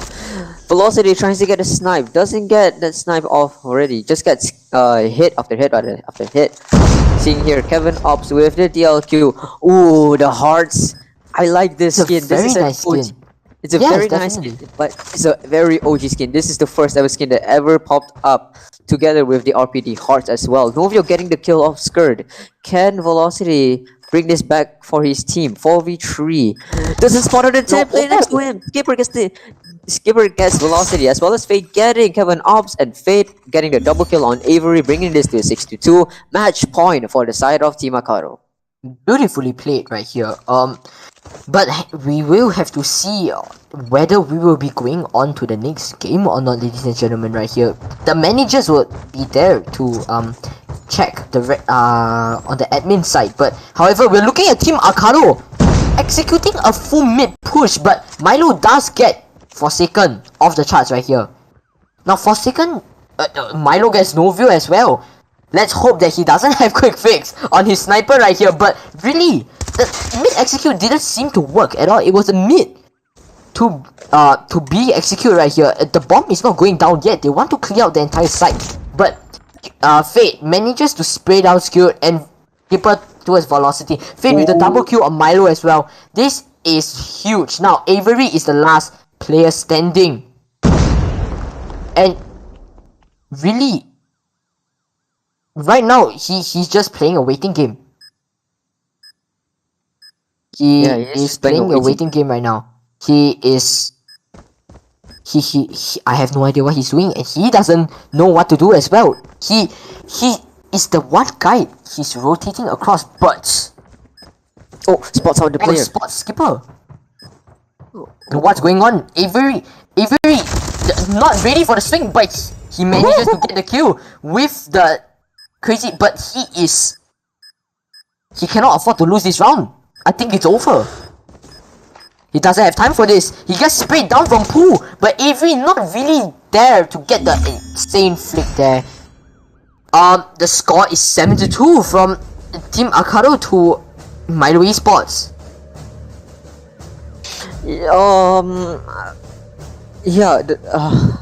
Okay, so this is another match where I'm in a loss of words, not only for the gameplay side, but also the strategies as well that we've overlooked. The strategies, we can say is... the strategies are really unique right here. I have to say, the mid execute towards B side, it was really precise. They were able to execute it in a way that it worked out. They had a few trades, they had a few slip-ups, but really they were able to get it. So yeah, and while actually, can our managers have give us like a quick update on the admin side of the team, on the sides of the perks being used. So I'd like to know if quick fix. So Alright. because since although they are using banned items, especially the Annihilator and the quick fix, they have still lost. So that means it's going to be an automatic win for both. I mean, we are going to be continuing on for control because it's already an automatic win for the side of Team Akato. So yeah, we're going to be looking over to the last ever match of the third matchup for group stage day 4. Looking over, yes, that is right in your screens, is firing range control.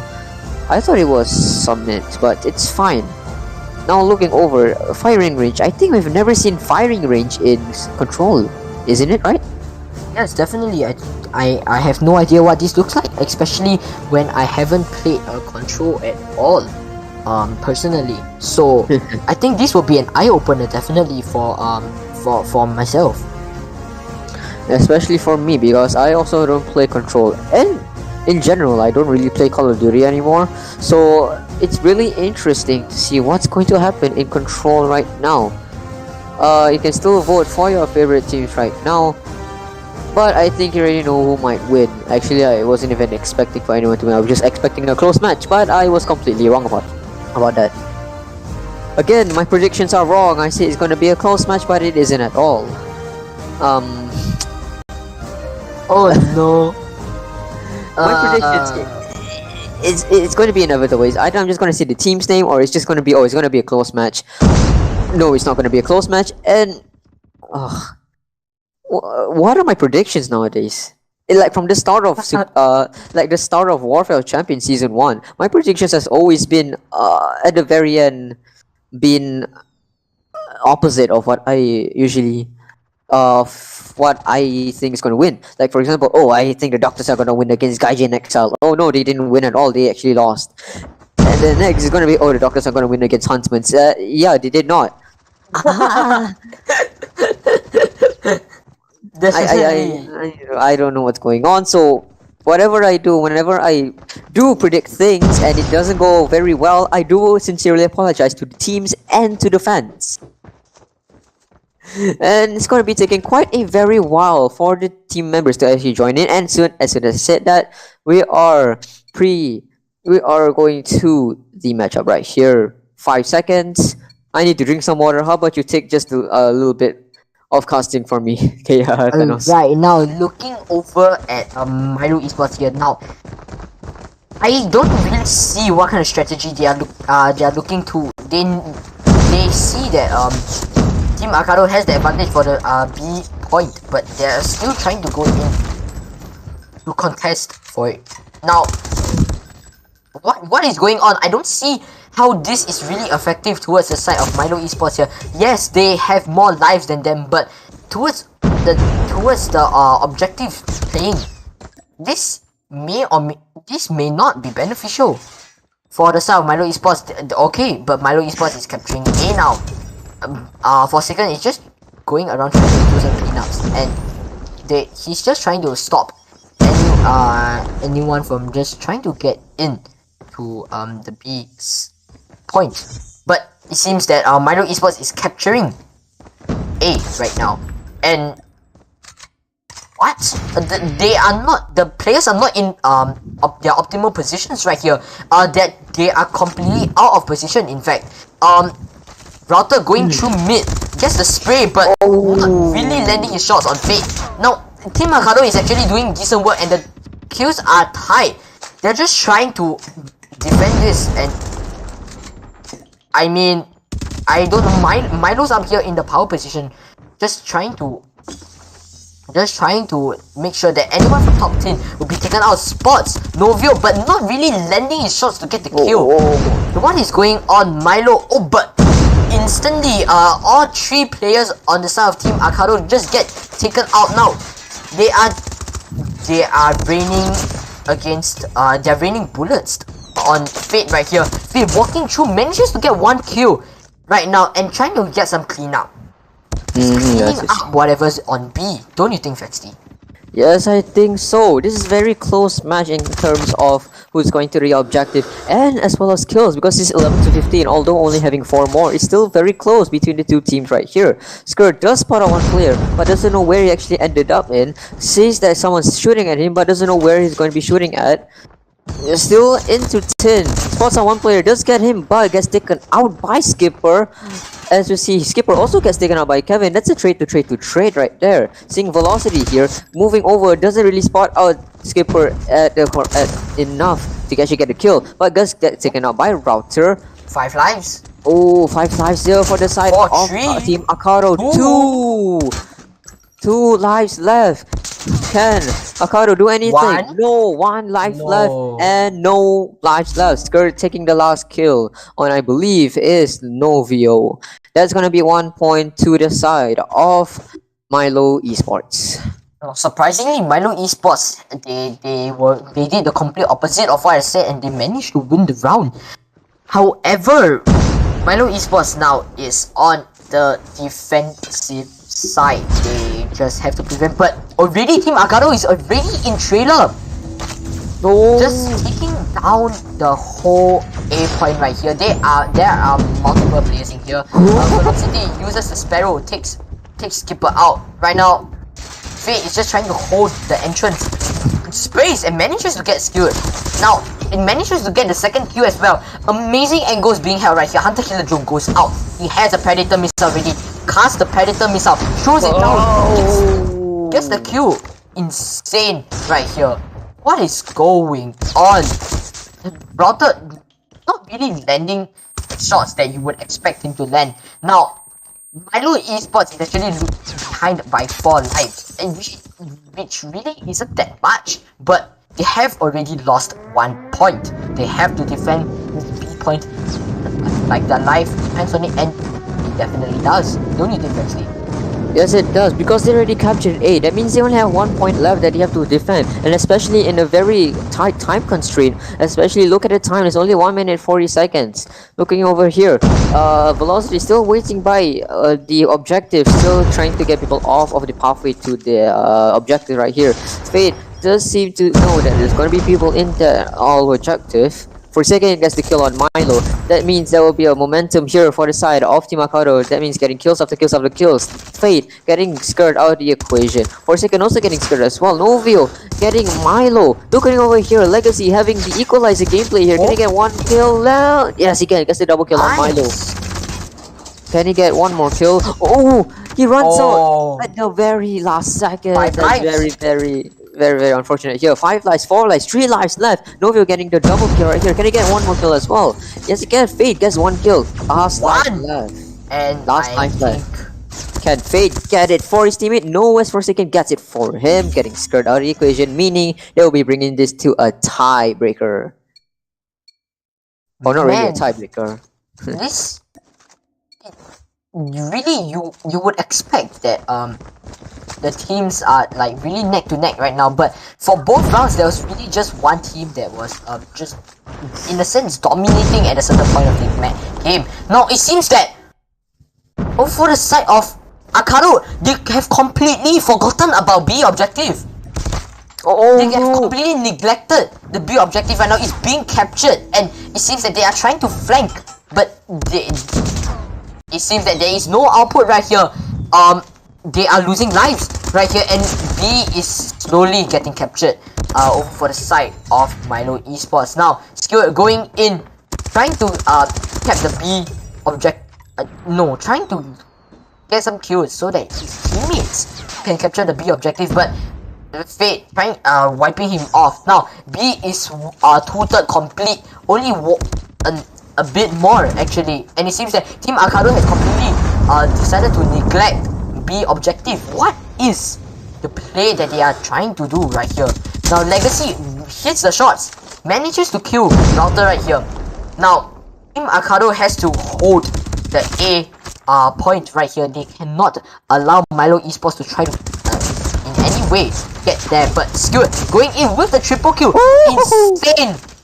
Insane defense right here. He has to wait for his team to get through. He has a Sparrow. He is ready to spam this bow and arrow right here. Spam the bow and arrow, kills himself instead. Now, A is contested right now, and A is getting captured, in fact. Now, there is one player in A right now, Kevin Ops, with the Sparrow right here, holding down the A point, but it gets taken back. And now they have only 5 lives remaining, 5 lives. They have spent too many lives, but actually, in fact, over for the side of Team Akato, they only have 7 as well. The difference is not that high. Now, Skewed is trying to get 1 kill, how helps his teammate get a 2nd kill. It's 5-4, ladies and gentlemen. He slides in, gets skipper, gets his trade for himself. Kevin Ops is in here, trying to hold it down. It's 1 life for the side of Milo Esports, 2 lives for the side of Team Akato, 1 life each. And Milo Esports manages to get the insane comeback, managing to survive with only 1 life remaining.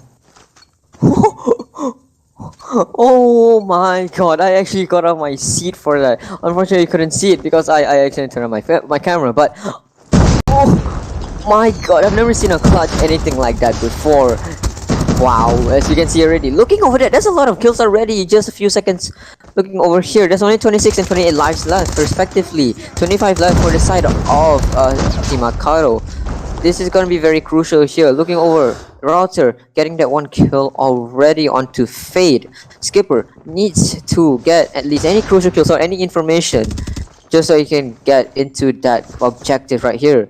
As you will probably see, no one's paying attention to the B objective. Oh, as you're looking at the minimap right now, someone is actually going into the B objective right now. Is he actually trying to get in? What? Look at that! Forsaken is actually trying to get into the B objective.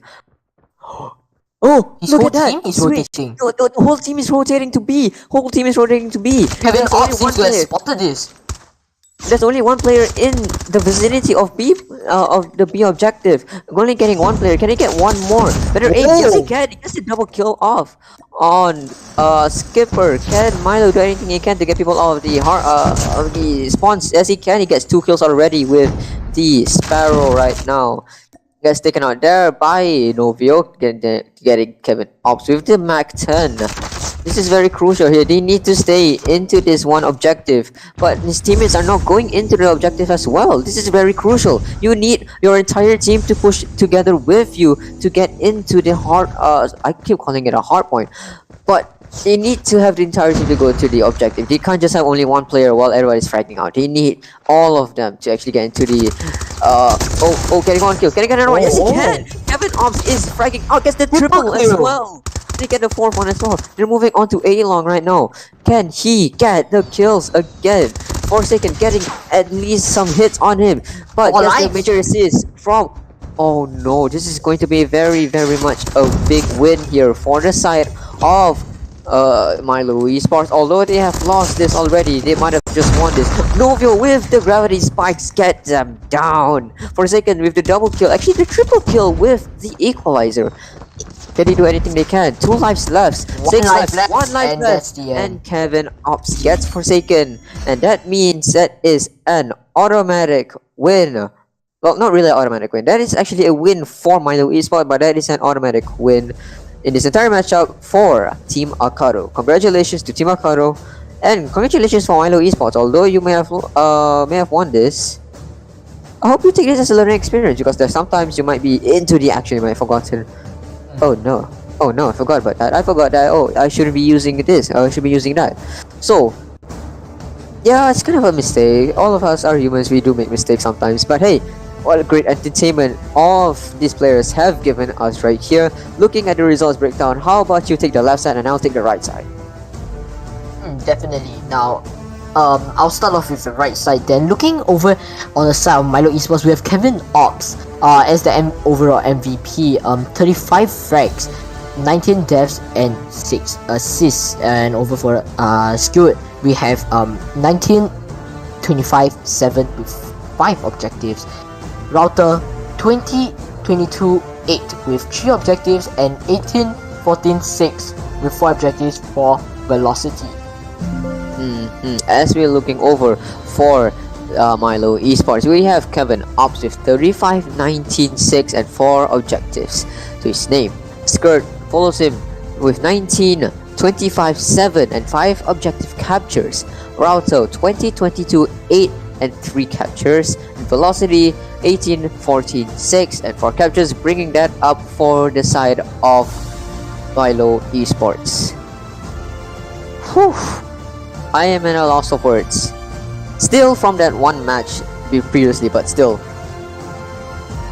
I am very excited. Because if this is what we're looking at in the group stage, what will happen in the playoffs? What will happen in the playoffs? We'll just have to wait and see. We will just have to wait and see right there, ladies and gentlemen. I am excited. Now, looking over to the maps and modes, looking over. Yep, that is an automatic win for Team Akato right here. 2-1. And both of them is actually because someone has used ban items back to back. So they have automatic wins already, meaning that they are confirmed to be in the playoffs. Yeah. Yes, definitely. I think that we are both very shocked that definitely the second control match right there. I think it's really amazing how Milo pulled that round. Well, yeah, I think it definitely a chance, and really this we have a lot to expect, don't we? Yes, we do. We do have actually a lot. The teams has already set the standard so very high. And unfortunately, because we're running just a little bit behind time, we are going to go straight into the final matchup, which is going to be XV Legions versus XC Ascend. So if anyone wants to have a break, I think it's best if you do it right now before we actually go into the matchups right now. So unfortunately for us, we're not going to be getting any breaks. So whatever utilities we have, like your water bottles and probably a little bit of snacks and all that, I think it's best we take our time and drink up, because man, oh man, yeah, we do need to drink sometimes. And how about you go over to the schedule for today, Thanos? Now, looking at the schedule for today, we actually have 4 matches, and we have just ended the 3rd match of our night, ladies and gentlemen. Now, looking, okay, so previously, for starting off our evening, we have Team Valiant versus XV Legion, with XV Legion taking it home. It's our second match, AEIPATHY versus CKG Legacy. AEIPATHY takes it home with a 2-1. And the match that just ended, Milo Esports versus Team Akato, 1-2, with Team Akato taking it home. And up next, in just a few minutes, we have XV Legion versus XC Ascend. Let's just say probably today is one of the best ever days to be casting here. Definitely. Especially it's an honor to actually cast for Supreme League as well. The fact that, well, how can we say this is the one time where I'm actually really genuinely excited for the future of Supreme League and for the teams that are playing for today, and especially for the playoffs. What are your thoughts when we're going into the playoffs? Although you're not going to be casting for each day, if I'm not wrong. Yes, definitely. But I think for the playoffs, the teams really have to plan very strategically, because right after entering the playoffs is a double elimination.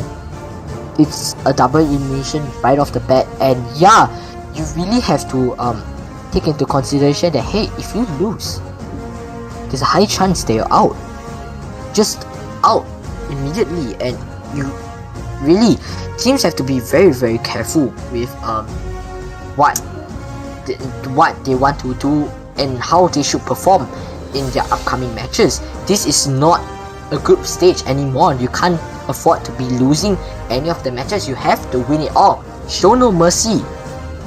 Yeah, I think that's how the teams have to prepare themselves.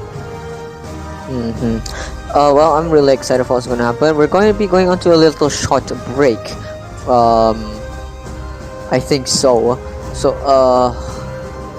man, oh man, after talking for non-stop for all of these matches, I think I can say for the both of us, we are just genuinely just a little bit tired, but also excited at the same time. Yes, definitely. And our our last match for tonight, XP Legion versus XP Ascent. I really want to know what kind of maps we'll be looking at. I think that the maps are what makes a difference really, because for the operator skills and maps, really we can really predict what operator skills and maps will be banned. But for the maps, it is a different story. Yes, sorry. I think the producers are doing something quickly right now, so that means we are going to be stuck in this one little schedule right here. But of course, you're looking at the schedule. I mean, if you are watching right now, you can see our faces here. We're not gonna get any breaks right now. Yeah, we are really tired. Yes, definitely. really But tired. I hope we can be able to pull through all the way to the end of this match. Definitely. I mean, if Gator was here, he would still be very energetic. But for the both of us, yeah, we are just a little bit. We're just a little bit tired, a little bit lethargic. So, but I mean, we're gonna pull through. I mean, we're just gonna get all hyped up the game once we see this final matchup. After we've seen the second and third one, I think is much a possibility to actually see the fourth one, as we're looking over to the maps and modes in a few minutes. So I guess we'll be putting up a poll right now. The poll is not here yet, unfortunately, but we will put up what team will actually win. Would it be XC Ascend or XV Legions? So Definitely. we will have to see. Like I've said before, and I'm gonna say for the rest, for the rest of this competition, I am not going to be telling y'all who I'm actually going to be predicting who's going to win, or am I going to say, oh yeah, it's going to be a close match? Nah, I'm not going to do that. Definitely, I think we have all learned our lesson in our predictions. Definitely, as casters. Yes, we have Yes. the curse. We have the curse on the team, because once you be casters, there's going to be a curse, as we'll see on the banned maps and unbanned maps and the banned operator skills. XV Legions winning that coin toss, getting takeoff out of the map pools. Now looking over for XC Ascents, what are they gonna retaliate with takeoff getting taken out? Will it be would it be Slums? No, will be Hacienda. Okay, so I hope to be seeing a lot more Hacienda gameplay in the playoffs, because it's gonna be a best of 5. So yeah, we'll be looking forward for what's going to happen here, as the Purifier then gets taken out of the equation by XV Legions, and to retaliate, they also took out the Sparrow. That means for the first time ever, we're going to be looking at the Annihilator gameplay. Definitely, I think this time it's not banned. So I mean, the Annihilator is a very, very strong operator skill. You are able to take players out really easily and long ranges with the insanely large hitbox. Now, hardpoint standoff. It's the a classic combo that has been introduced in our WOC here. I think the hardpoint standoff, we know what to expect, but like I always say, with Sparrow already out of the picture for the operator skills, really it is a test to players' positioning, as they can get picked off by an Annihilator from God knows where. And yeah, I think that players will have to watch out and definitely watch their backs for the Annihilator right there. Definitely.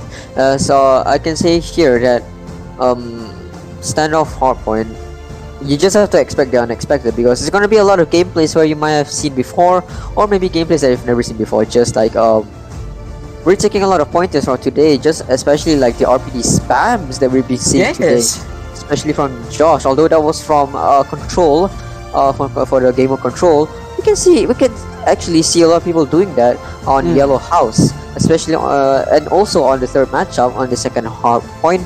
A lot of wall banks here left and right. So vote out for your teams right now as you're moving on into the second map picked by CXC Ascend. It would be Raid Search and Destroy. Another Raid Search and Destroy match. Oof. Finally, we're going to see another good game. Alright. Raid Search and Destroy really really, your positioning has to be there, your communication has to be there, and if you are playing as a lurker and lurking towards mid, or even if you are flanking, I think that your communication towards the team has to be key. And last but not least, we will be seeing firing range control. Woo! Firing range control once again. Yeah, that's nearly the same. How can I say? That's nearly the same format as last match. Actually, no, it's the same format as the last match. Oh, actually, it is.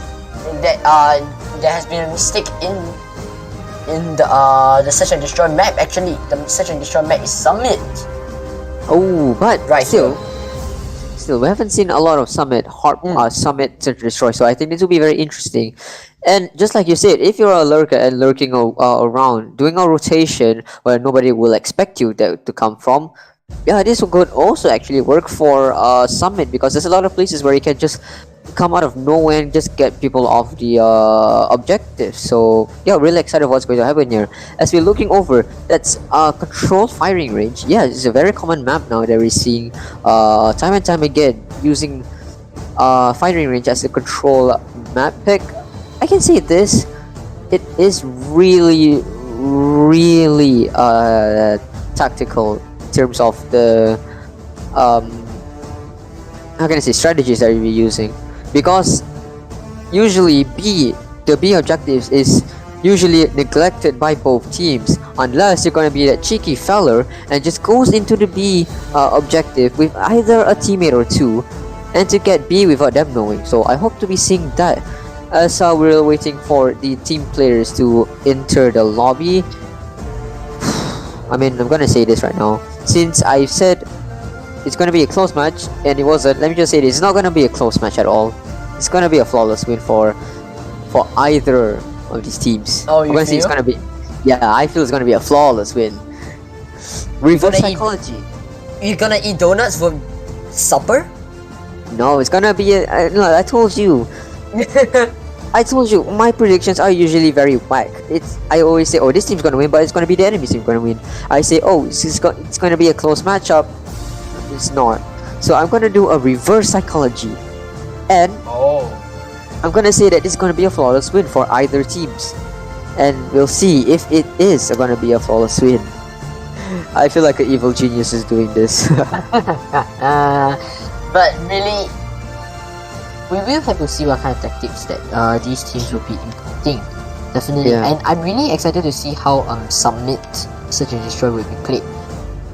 Summit, it is a map where mid can be very deceiving. Around all the computers, around all the objectives, really, you can't actually see very clearly who is at mid. You may think you have cleared mid entirely just by peeking out of the doorways, but really you have to go through the entire mid to find out whether it's completely clear or not. And the lack of information is really what gets teams just annihilated and killed, really. So teams have to be able to step up their game, really. And while players are getting prepared right now, I just want to say that, like we've seen in our previous game, Vexty, firing range control, really, if you neglect you're contesting for trailer, it's very easily you get carried away by the fact that this is respawn game mode, and you just lose your lives really easily. Okay, so this is unrelated, but you do remember whenever my live stream, when we're doing group stages, my light usually breaks. Well, it's not my light. My light is still okay. As we're going on to the casters, can we look over to the casters thing right now? My light is actually okay, but the light from my room, my entire room is broken. we're trying to turn on and off, and it's not working at all. So I think we might have just blown the fuse or something. A lot of problems. Wow. So it's the Wi-Fi now, the lights. Yeah, now the lights. And what's gonna be next? Oh, the lights are back. The lights are. What is going on? I mean, whoa! What? The lights are back. Yeah, I think it's better to turn it off. Yeah, I think might have spoiled something for the light, so I think I'm just gonna turn it off for today since it's gonna be since it's nearly gonna be like 10:30. So I think it's best if we just turn off the lights. Yeah, definitely. What? And while the managers are actually just handling the admin side of this match up that will be coming over, I think really I'm really excited to see how, because for the first time I'm actually casting for Search and Destroy Summits, and Summits is a map where in ranked a lot of different angles and different techniques are being inserted into this match. I think that it will be really interesting to see how our ranked strategies will be used for this game mode, especially. I hope that the correct angles will be watched and no such calamities will happen again. Really. I'm really excited for what's going to happen here.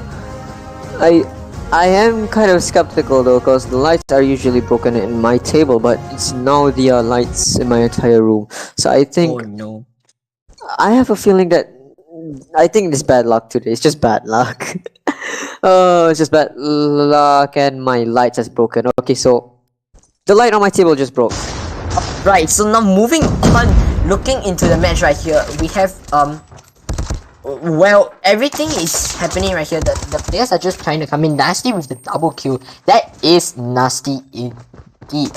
Now, the angles are just trying to be held. Mostly SMGs are being used here.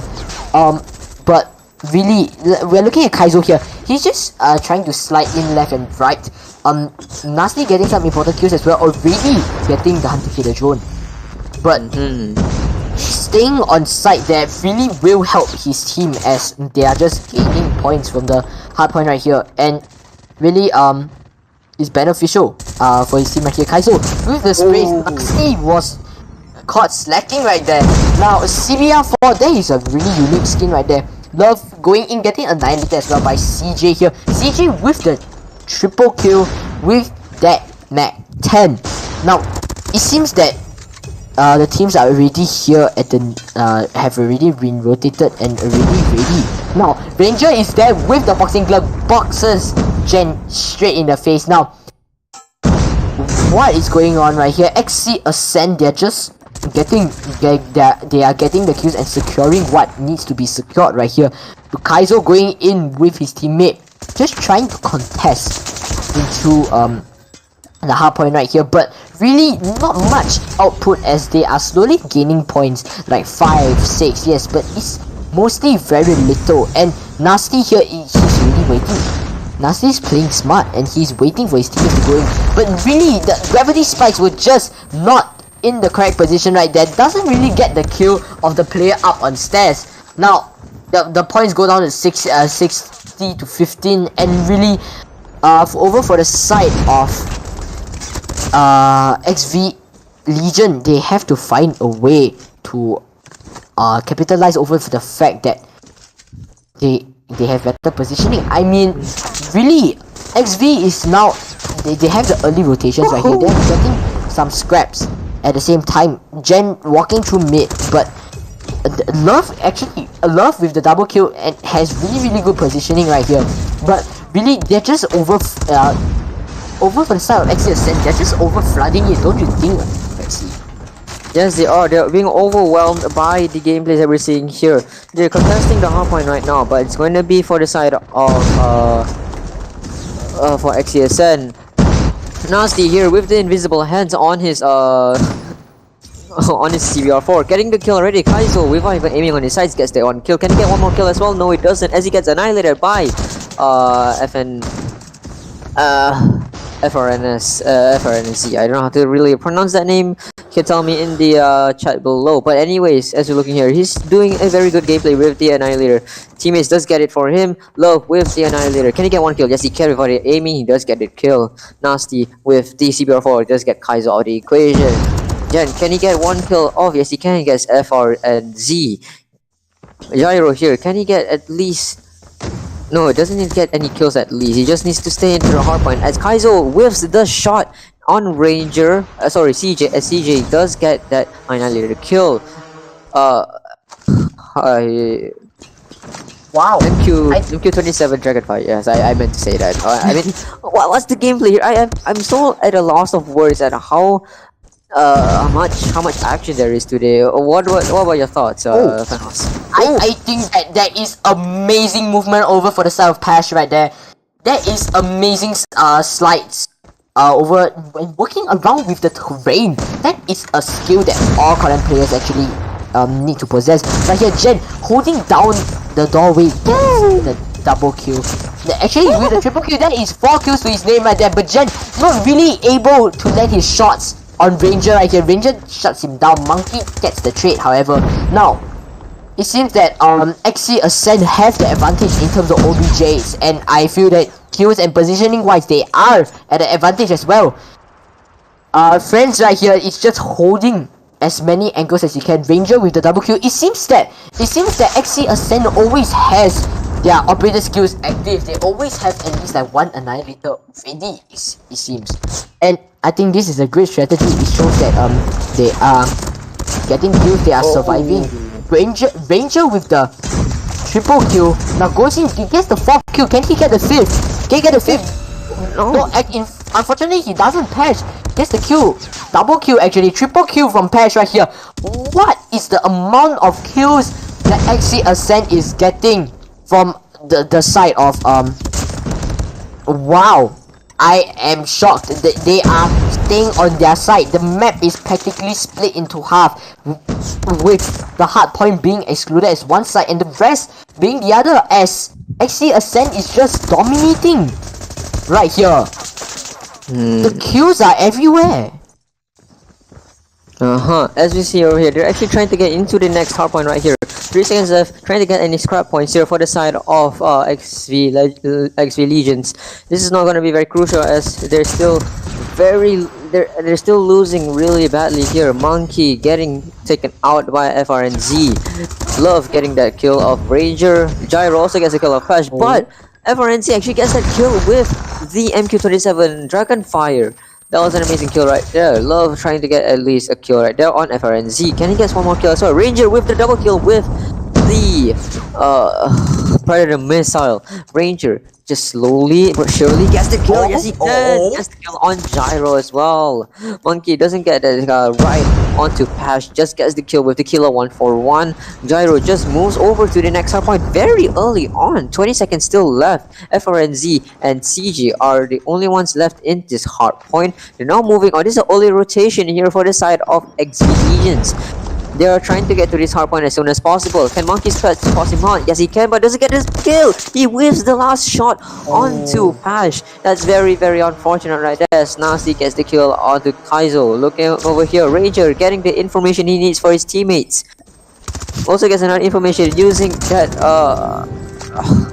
Cluster Strike. Using the Cluster Strike to shower death into the enemy. This is a lot of action that even we couldn't comprehend what's going to happen. Look at the streaks! Look at the streaks!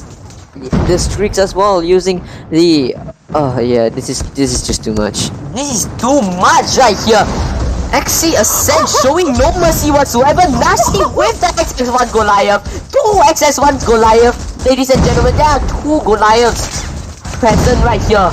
They are ready to completely annihilate them. Love is with the Annihilator right now, but what you can do when you have 2 Goliaths in the hardpoint, ladies and gentlemen. Closing off the game with an insane number of Goliaths present in the hardpoint, ladies and gentlemen. That is the end of our hardpoint game. That is amazing. Amazing indeed. Even so, my light just broke, but oh my. I mean, I don't mind my light being broken. At least I have something to actually light on my face and I can see. Unlike last time where I just turned this off and yeah, you can't see anything. But anyways, now looking over to the results breakdown. Oh my gosh, this is too much to comprehend. I mean, I thought Apathy versus CKG Legacy was good enough, but this, we're in for a ride of a lifetime here. Looking over to the left side, it's going to be, oh my gosh. Hold on, just give me a minute. Wow, I think looking at the results here, really, it shows a big difference in the number of kills right here. I mean, okay, let's break down what XC Ascent actually has here. XC Ascent Ranger, with being MVP of the whole match. 1 minute and 35 seconds in the hard point. 27, 19, 17. Nasty as the main OBJ player, together with his teammate CJ, which we'll break down in a bit. 29, 10, 8. Pash with 10 seconds in the hard point. 30, 13, 18. CJ with 2 minutes and 9 seconds, exactly the same as Nasty in fact. 25, 17, 8. And Friends with 1 minute and 21 seconds in 23, 16, 12. Now over on the other side, we are looking at if we are looking at XV Legion here, it really is a difference. Their MVP of the team has 20 kills, 20, 28, 9 with 20 seconds in the hard point. Monkey with only 1 second in the hard point, 19, 25, 7. It seems that the rest, I mean, you can look at it. Jen right here, 11 seconds in the hard point, 15, 29, 5. Kaizo, 25 seconds in the hard point, 13, 24, 6. And Gyro here, 22 seconds in the hard point, 8, 29, 4. There is a large difference in the number of kills that has XC Ascent has compared to XV Legion. Really, I mean, yeah, I'm really impressed. Yeah, I was going here thinking, wait, no, I shall not say it. I shall not say it. And I mean, I did say a prediction that it's not gonna be a close match. I mean, does this qualify? yes, it does. Actually, we'll just have to wait and see for the next two matchups here. It is looking promising, as in my curse is slowly but surely getting taken away, but we just have to wait and see. I'm still gonna say it's not gonna be a close match at all. I mean, it is possible that you can go both ways, because definitely, just because you did well in hardpoint doesn't mean you do well in Search and Destroy. Just two different play styles. Being a respawn map, hardpoint, you can die as many times as you want. Just as long as you're getting the streaks that you're needing to get people off the hardpoint, that's good enough. But for SND, it's very different. You need to play your lives, or else you will be losing that one crucial point. Definitely, and yeah, like I said, defending is the case right here. But for this map specifically, attacking does have the advantage. Definitely, because when you are planting over at A site, it is very difficult for you to play retake on it, especially, and it is very easy. And the spots are there. If you have the power positions available, it's very hard to play retake for the defending team, and it's very easy to play post plant. In fact, and now Friends is there. Gets the kill. The bomb carrier is down, ladies and gentlemen. The bomb gets picked up. Gyro, after picking up the bomb, XV Legion's players just all got exterminated. Oh my goodness me. That is one of the fastest ever match we have ever seen in SND for Warfare of Champions. What? Anyways, moving over, CJ with the full push onto top right here. Love getting obliterated already by Ranger, CJ, Ranger, and Josh already getting a kill on Gyro. Jen only getting 1 kill to his name. FRNZ getting the kill on Jen. Can Love flashes out for his teammates? Gets 1 kill. Yes, he can. Now spots out. Can he spots out just one more player? Can he get 1 more kill? No, he does not. Josh with the snipes gets the kill onto Love. What a very fast match here for the side of XE Ascend. They are literally tearing them apart. Yeah, definitely. I have no idea what XC Ascend ate for dinner, but I'm pretty sure if I ate the same dinner as them, I would be a god at Valorant now. Definitely. And looking at this, Nasty with the amazing positioning right here. Friends, amazing. What the positioning that XC Ascend has right now, even though it is a 3v3 right now, the positioning is superior. It really is. The bomb is dropped. Somehow, just somehow, XV Legion has to be able to pick up the bomb. Gyro manages to pick Granger off, but he does get the bomb. In fact, Kaizo gets Pash as well. The last one is Nasty. Nasty is the last one alive right here. Nasty may be able to clutch this up for his team. Looking at how he has Dead Silence and Gong Ho right here, doesn't realize that here's the player. Here's Kaizo, does not manage to land his shots. However, Kaizo helps his team get the round 2-1. Yes, now they have taken this back for themselves. They still need to win one more to bring it into a tie. We just hope that it doesn't end very soon, because we do want to see some more action. As we're looking over, Kaizo and his other teammates just throwing their grenades, their utilities out in the blue. Kaizo in the control center needs to wait for anyone unsuspectingly just to push without checking its corners. FRNZ, and this is so close. Oh my gosh, that is very close. They are neck and neck with each other. Who love clear the corner? Can Love actually clear the corner? Does actually spot. Oh. FRNZ does spot a one player. Can spot another one. Can he get one kill? Can. Gets grenaded by Love. FRNZ, if he could get that double kill, he could have gotten it out in the blue. But unfortunately, gets grenaded out immediately by Love. Now Ranger has to play this passively. Pash gets the kill on Kaizo. Can the two players left for XV Legions do anything to bring this into a tie? We'll have to wait and see. Ranger just walks past, if I believe that was Jen. No, that was Love. He walks past Love. Jen needs to slowly take that bomb. He spots out one player. He needs to get that bomb right now. Doesn't spot a player onto the stairs. Now that he spots him out, but unfortunately gets taken up by CJ. Love also spots out one player, but unfortunately gets taken up by CJ. I think that was an AK that he was using. SKS. Oh, that was an SKS. He's the first ever, not really the first ever SKS gameplay, but first in a while. So, yeah, that brings it a 3-1 for the side of XCSN winning.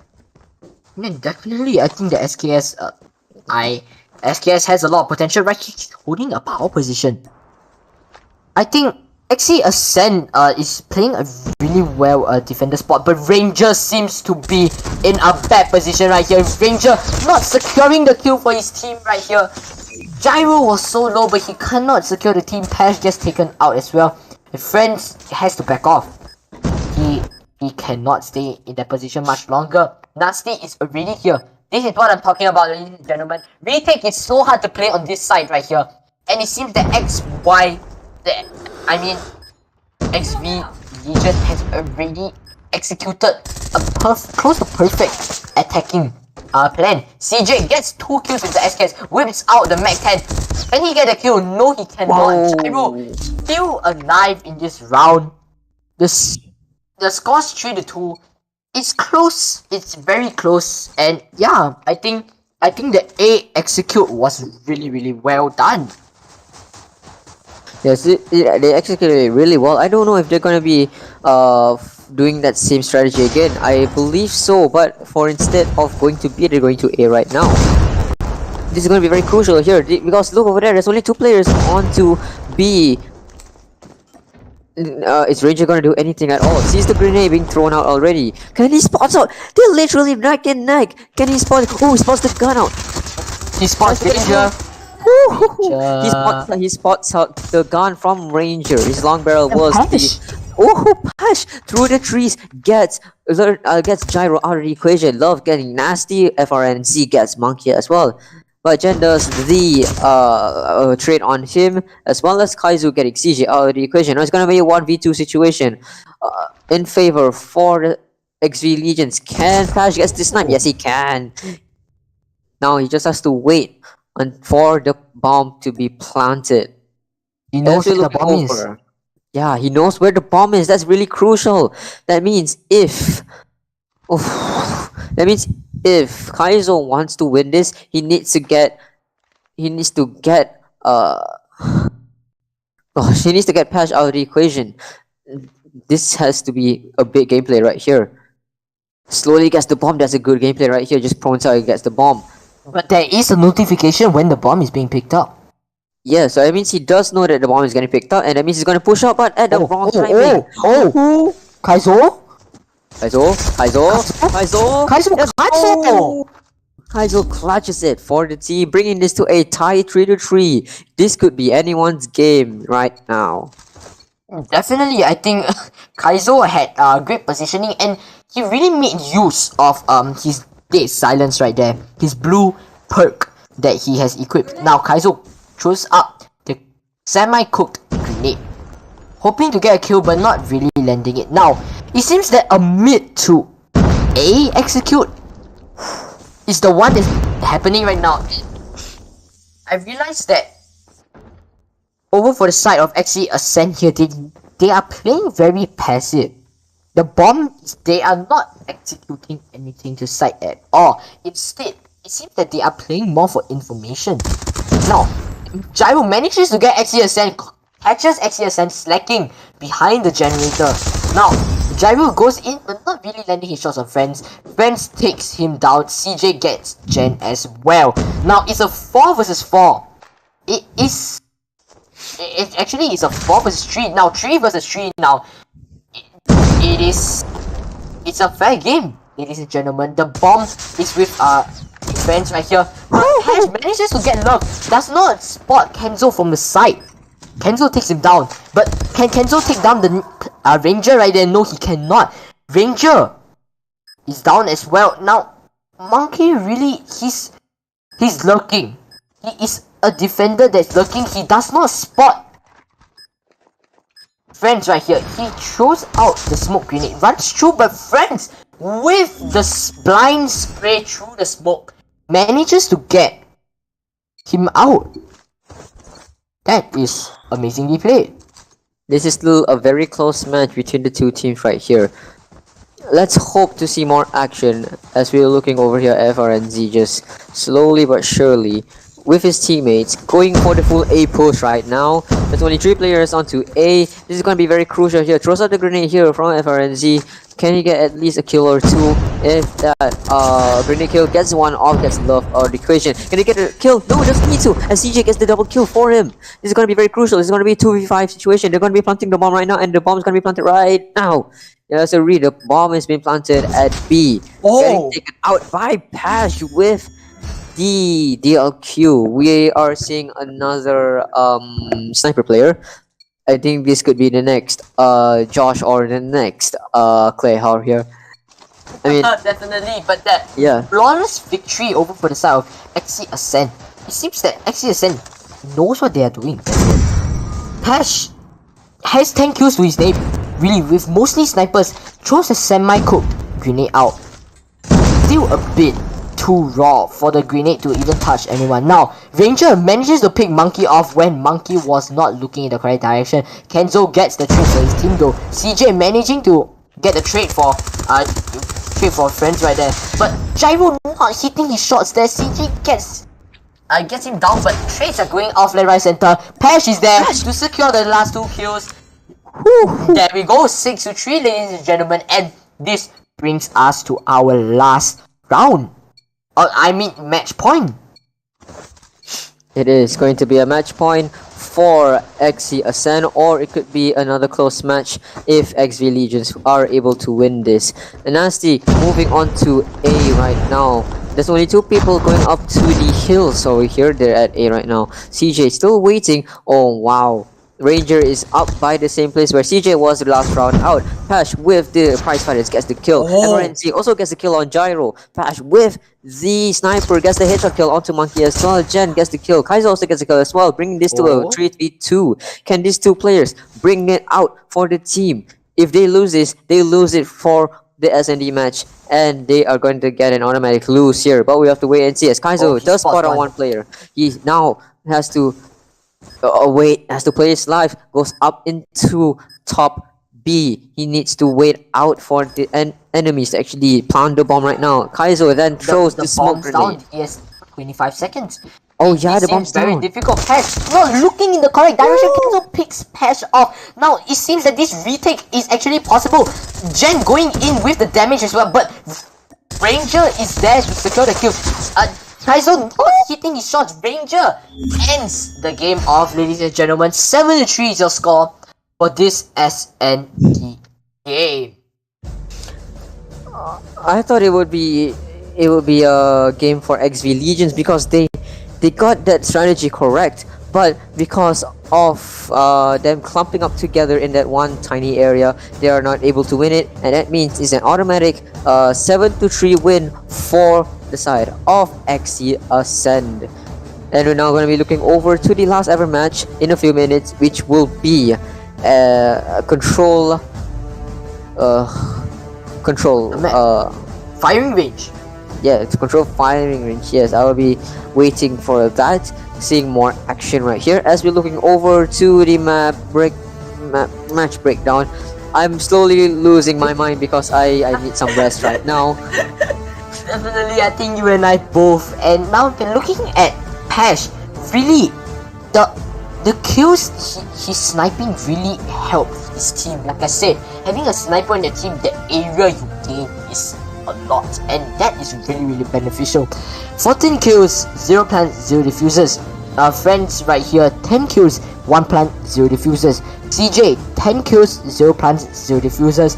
Ranger, 7 kills, 0 plants, 0 diffusers. And Nasty, 3 kills, 2 plants, 0 diffusers, as more or less the OBJ player for the side of XC Ascend. Now looking over on the other side, XV Legion, however, Kenzo is their MVP with 9 kills, 1 plant, 0 diffusers.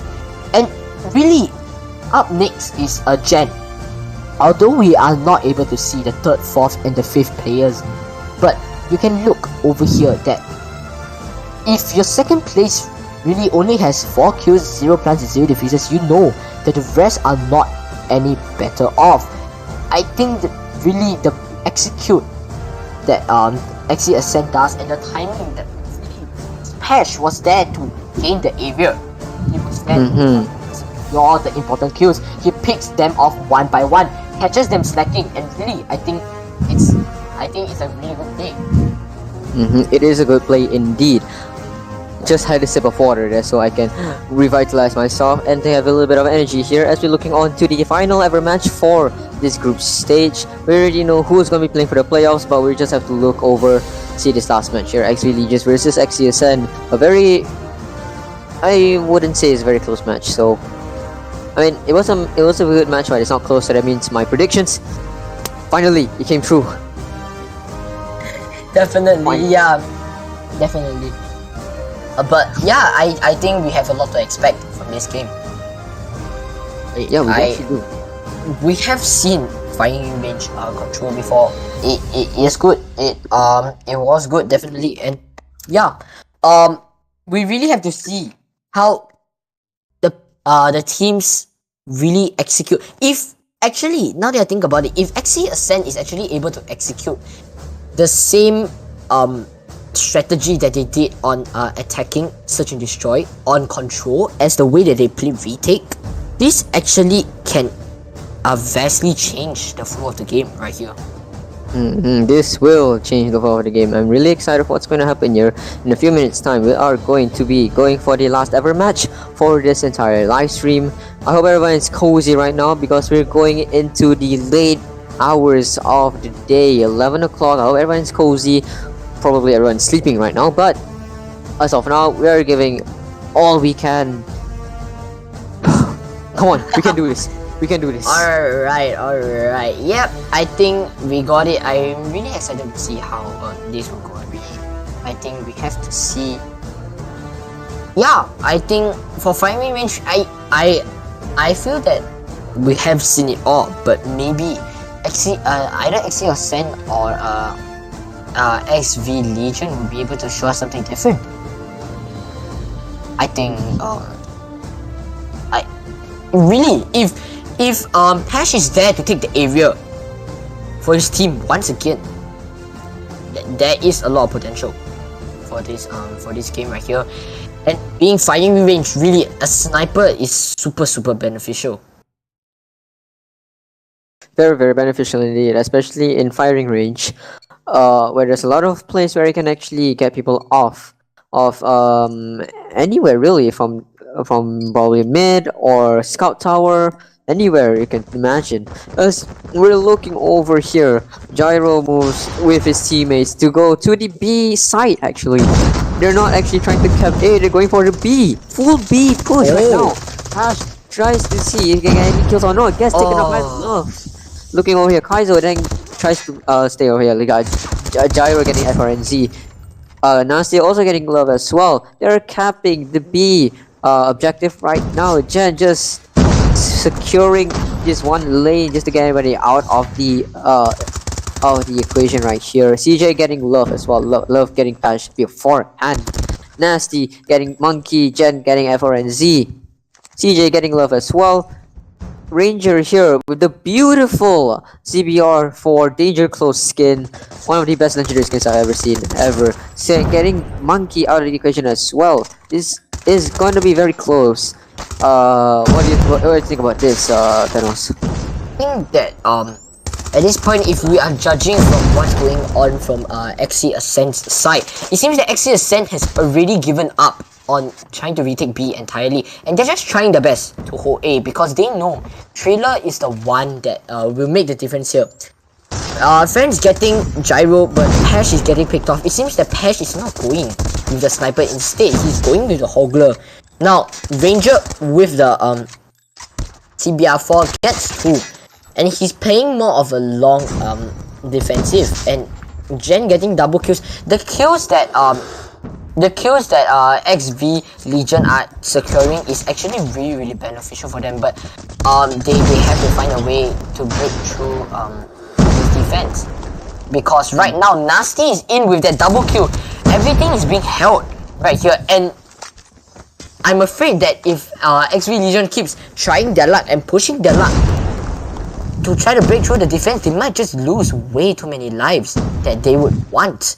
And now it's 14 lives to 10 lives. Really, the difference isn't that high, but as we can see from what Gyro has just done, walking into mid can be a fatal mistake for XV Legion. Now XV Legion down to 5 lives compared to 14. They can play time and they can play positioning, but it seems that there's 3 lives and just too little. 2 lives now. 1 life is just a bit short and a bit too little for it to just end here. But I think it's very difficult for them to just try to come back, and the score is 1-0. 1-0, yes. That's gonna be a very good win for the side of XC Ascend.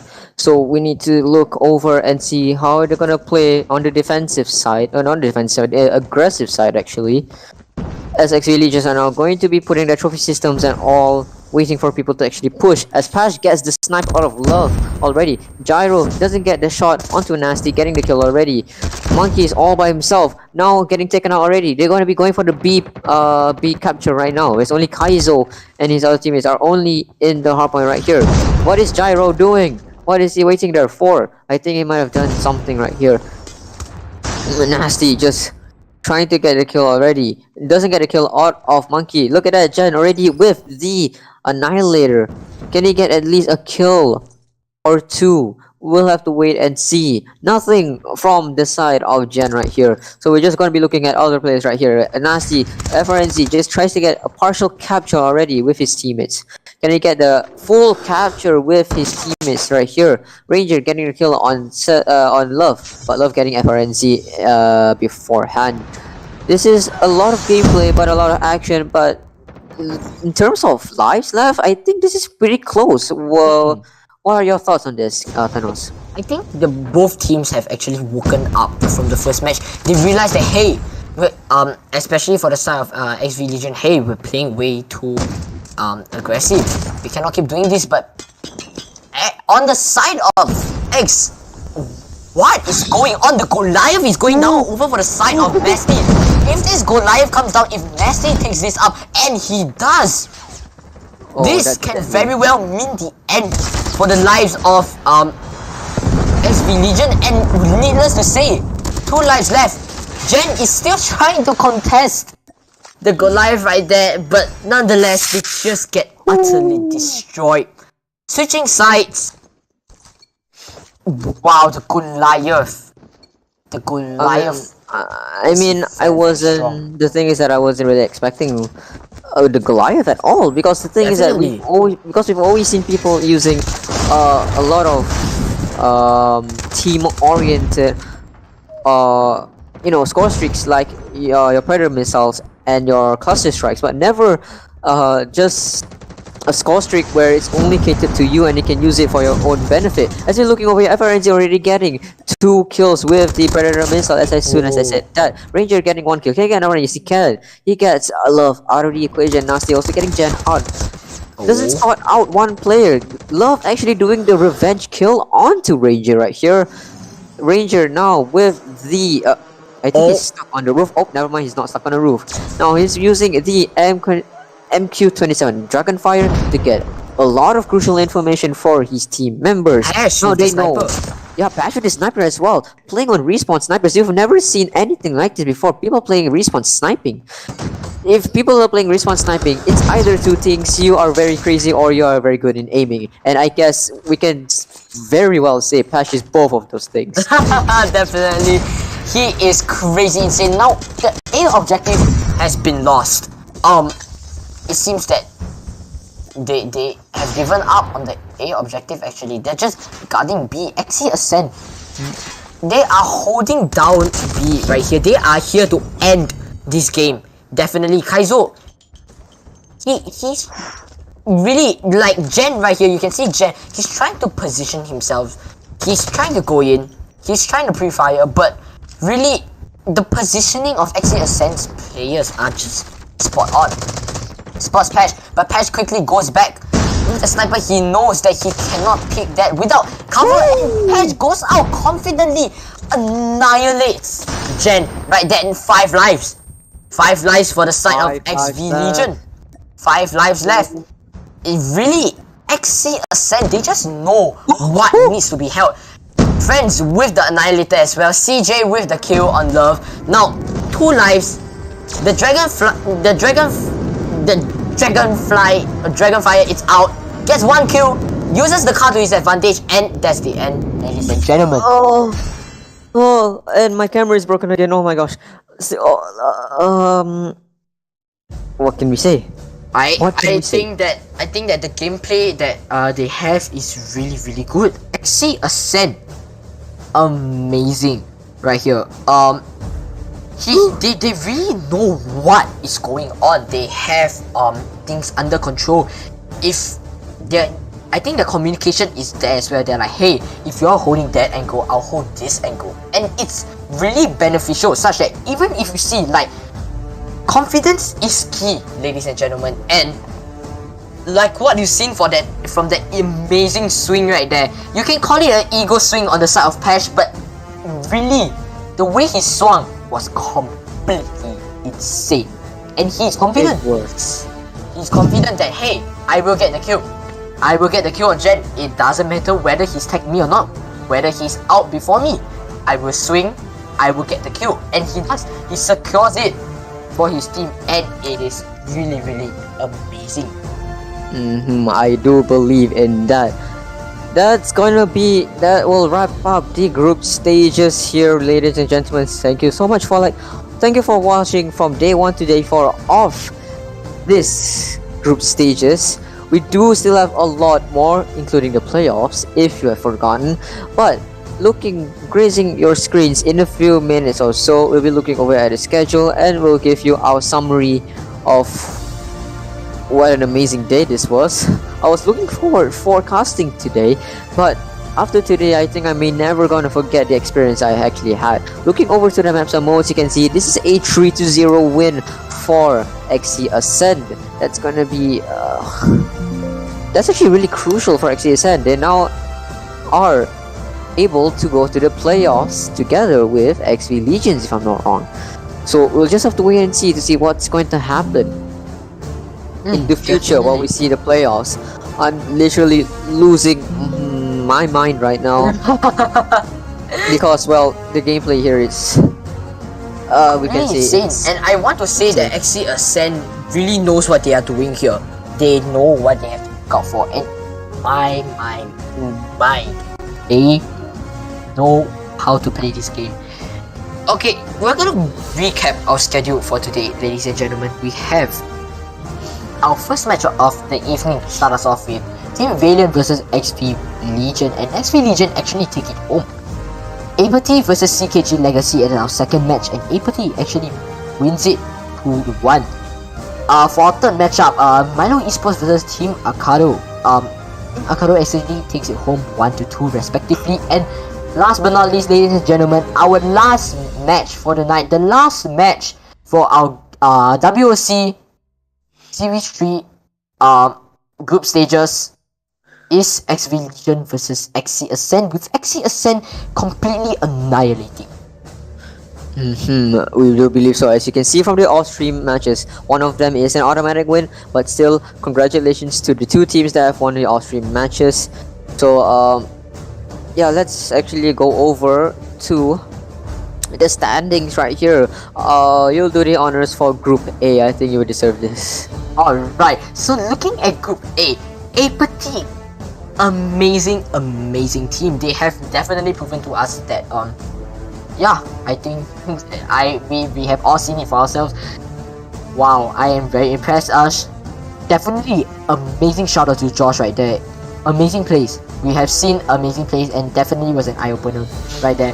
AEIPATHY with 8 wins, 1 loss, and coming in second, CKG Legacy 6 wins and 3 losses. Now, AEIPATHY and CKG Legacy will be the two teams that are making it to the playoffs.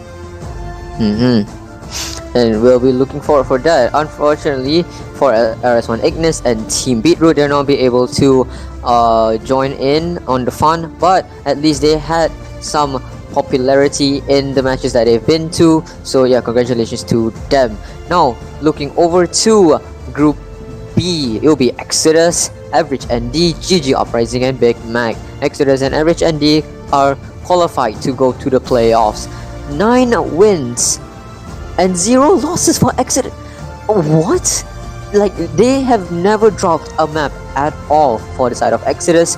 Average ND, which is close enough, 6 wins and 3 losses. GG Uprising and Big Mac are going to be eliminated from the competition. Congratulations, you have made it thus far. And for the losers and for the team that have lost and not be able to go for the playoffs, you have done your best, and I hope to see you all next time. Now, for Group C, you will take the honors here, Thanos. Right, so looking at Group C, we have Shush with that amazing record. I mean, the record of matches so far, 9 wins, 0 losses, and coming second Wait a is Team minute. Akato as well. Did Team Akato win against Milo Esports? Because I do remember Milo Esports being the second overall before the matchup. So I think Team Akato might have just clutched it out. Definitely, they barely made it through.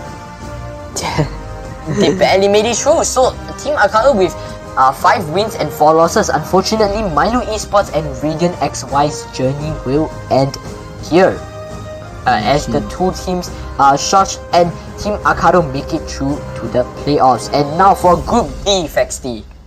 Alrighty, XC Ascend versus XV Legions. XC Ascend taking that top spot with 0 losses to their names. XV Legion closely behind, 5-4. Oh no! Team Valiant! Oh no! Team Valiant unfortunately gets eliminated. Team Valiant has been eliminated from the competition 3-6. That is very sad to see. The only team that has played for Warfare of Champions, Team Valiant, has now been eliminated. That means CKG Legacy is the only team left that has played in this entire competition. the last OG team remaining. Yeah, sorry. VTL, I mean, not much is to say. 1 win and 8 losses. All we can say is congratulations to the team that has made it to the playoffs. And to all the teams that have not made it to the cutoff, well done. You have tried your best. And grazing your screens now are your teams who are going to be playing into the playoffs right here. On 18 June, on Saturday 3 p.m, you'll be seeing CKG Legacy, Exodus, Shash, XC Ascend, Apathy, Average ND, Team Akato, and XV Legions play off into the playoffs, and we will see who will emerge victorious in Warfare of Champions. What a climax this has been, especially for CKG Legacy, Apathy, and especially for that third match and fourth match as well. The first one was I can say for first match was lackluster at best, with XC Legions actually fragging out, which I like to see. But CKG Legacy and Apathy were the ones that I can remember for the entirety of my casting career, as well as for you as well. And we also saw a lot of gameplays with RPDs and a lot of snipers as well, including sniper respawns.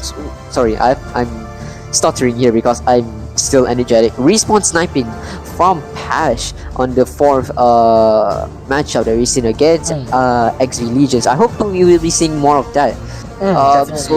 So we're going to be ending this stream right now. Thank you all so much for sticking to us until 11 o'clock. I'll be sleeping right after this, actually. Anyways, I hope everyone has a good day. Before that, I would like to say you should subscribe to Supreme League YouTube channel and to follow our Instagram as well. We'll be posting a lot in this off-stream seasons. Anyways, I am Fexty the Gamer. Next to me is Thanos, the amazing Twitch streamer. Thank you so much for watching, and we'll see you next time. See you next time.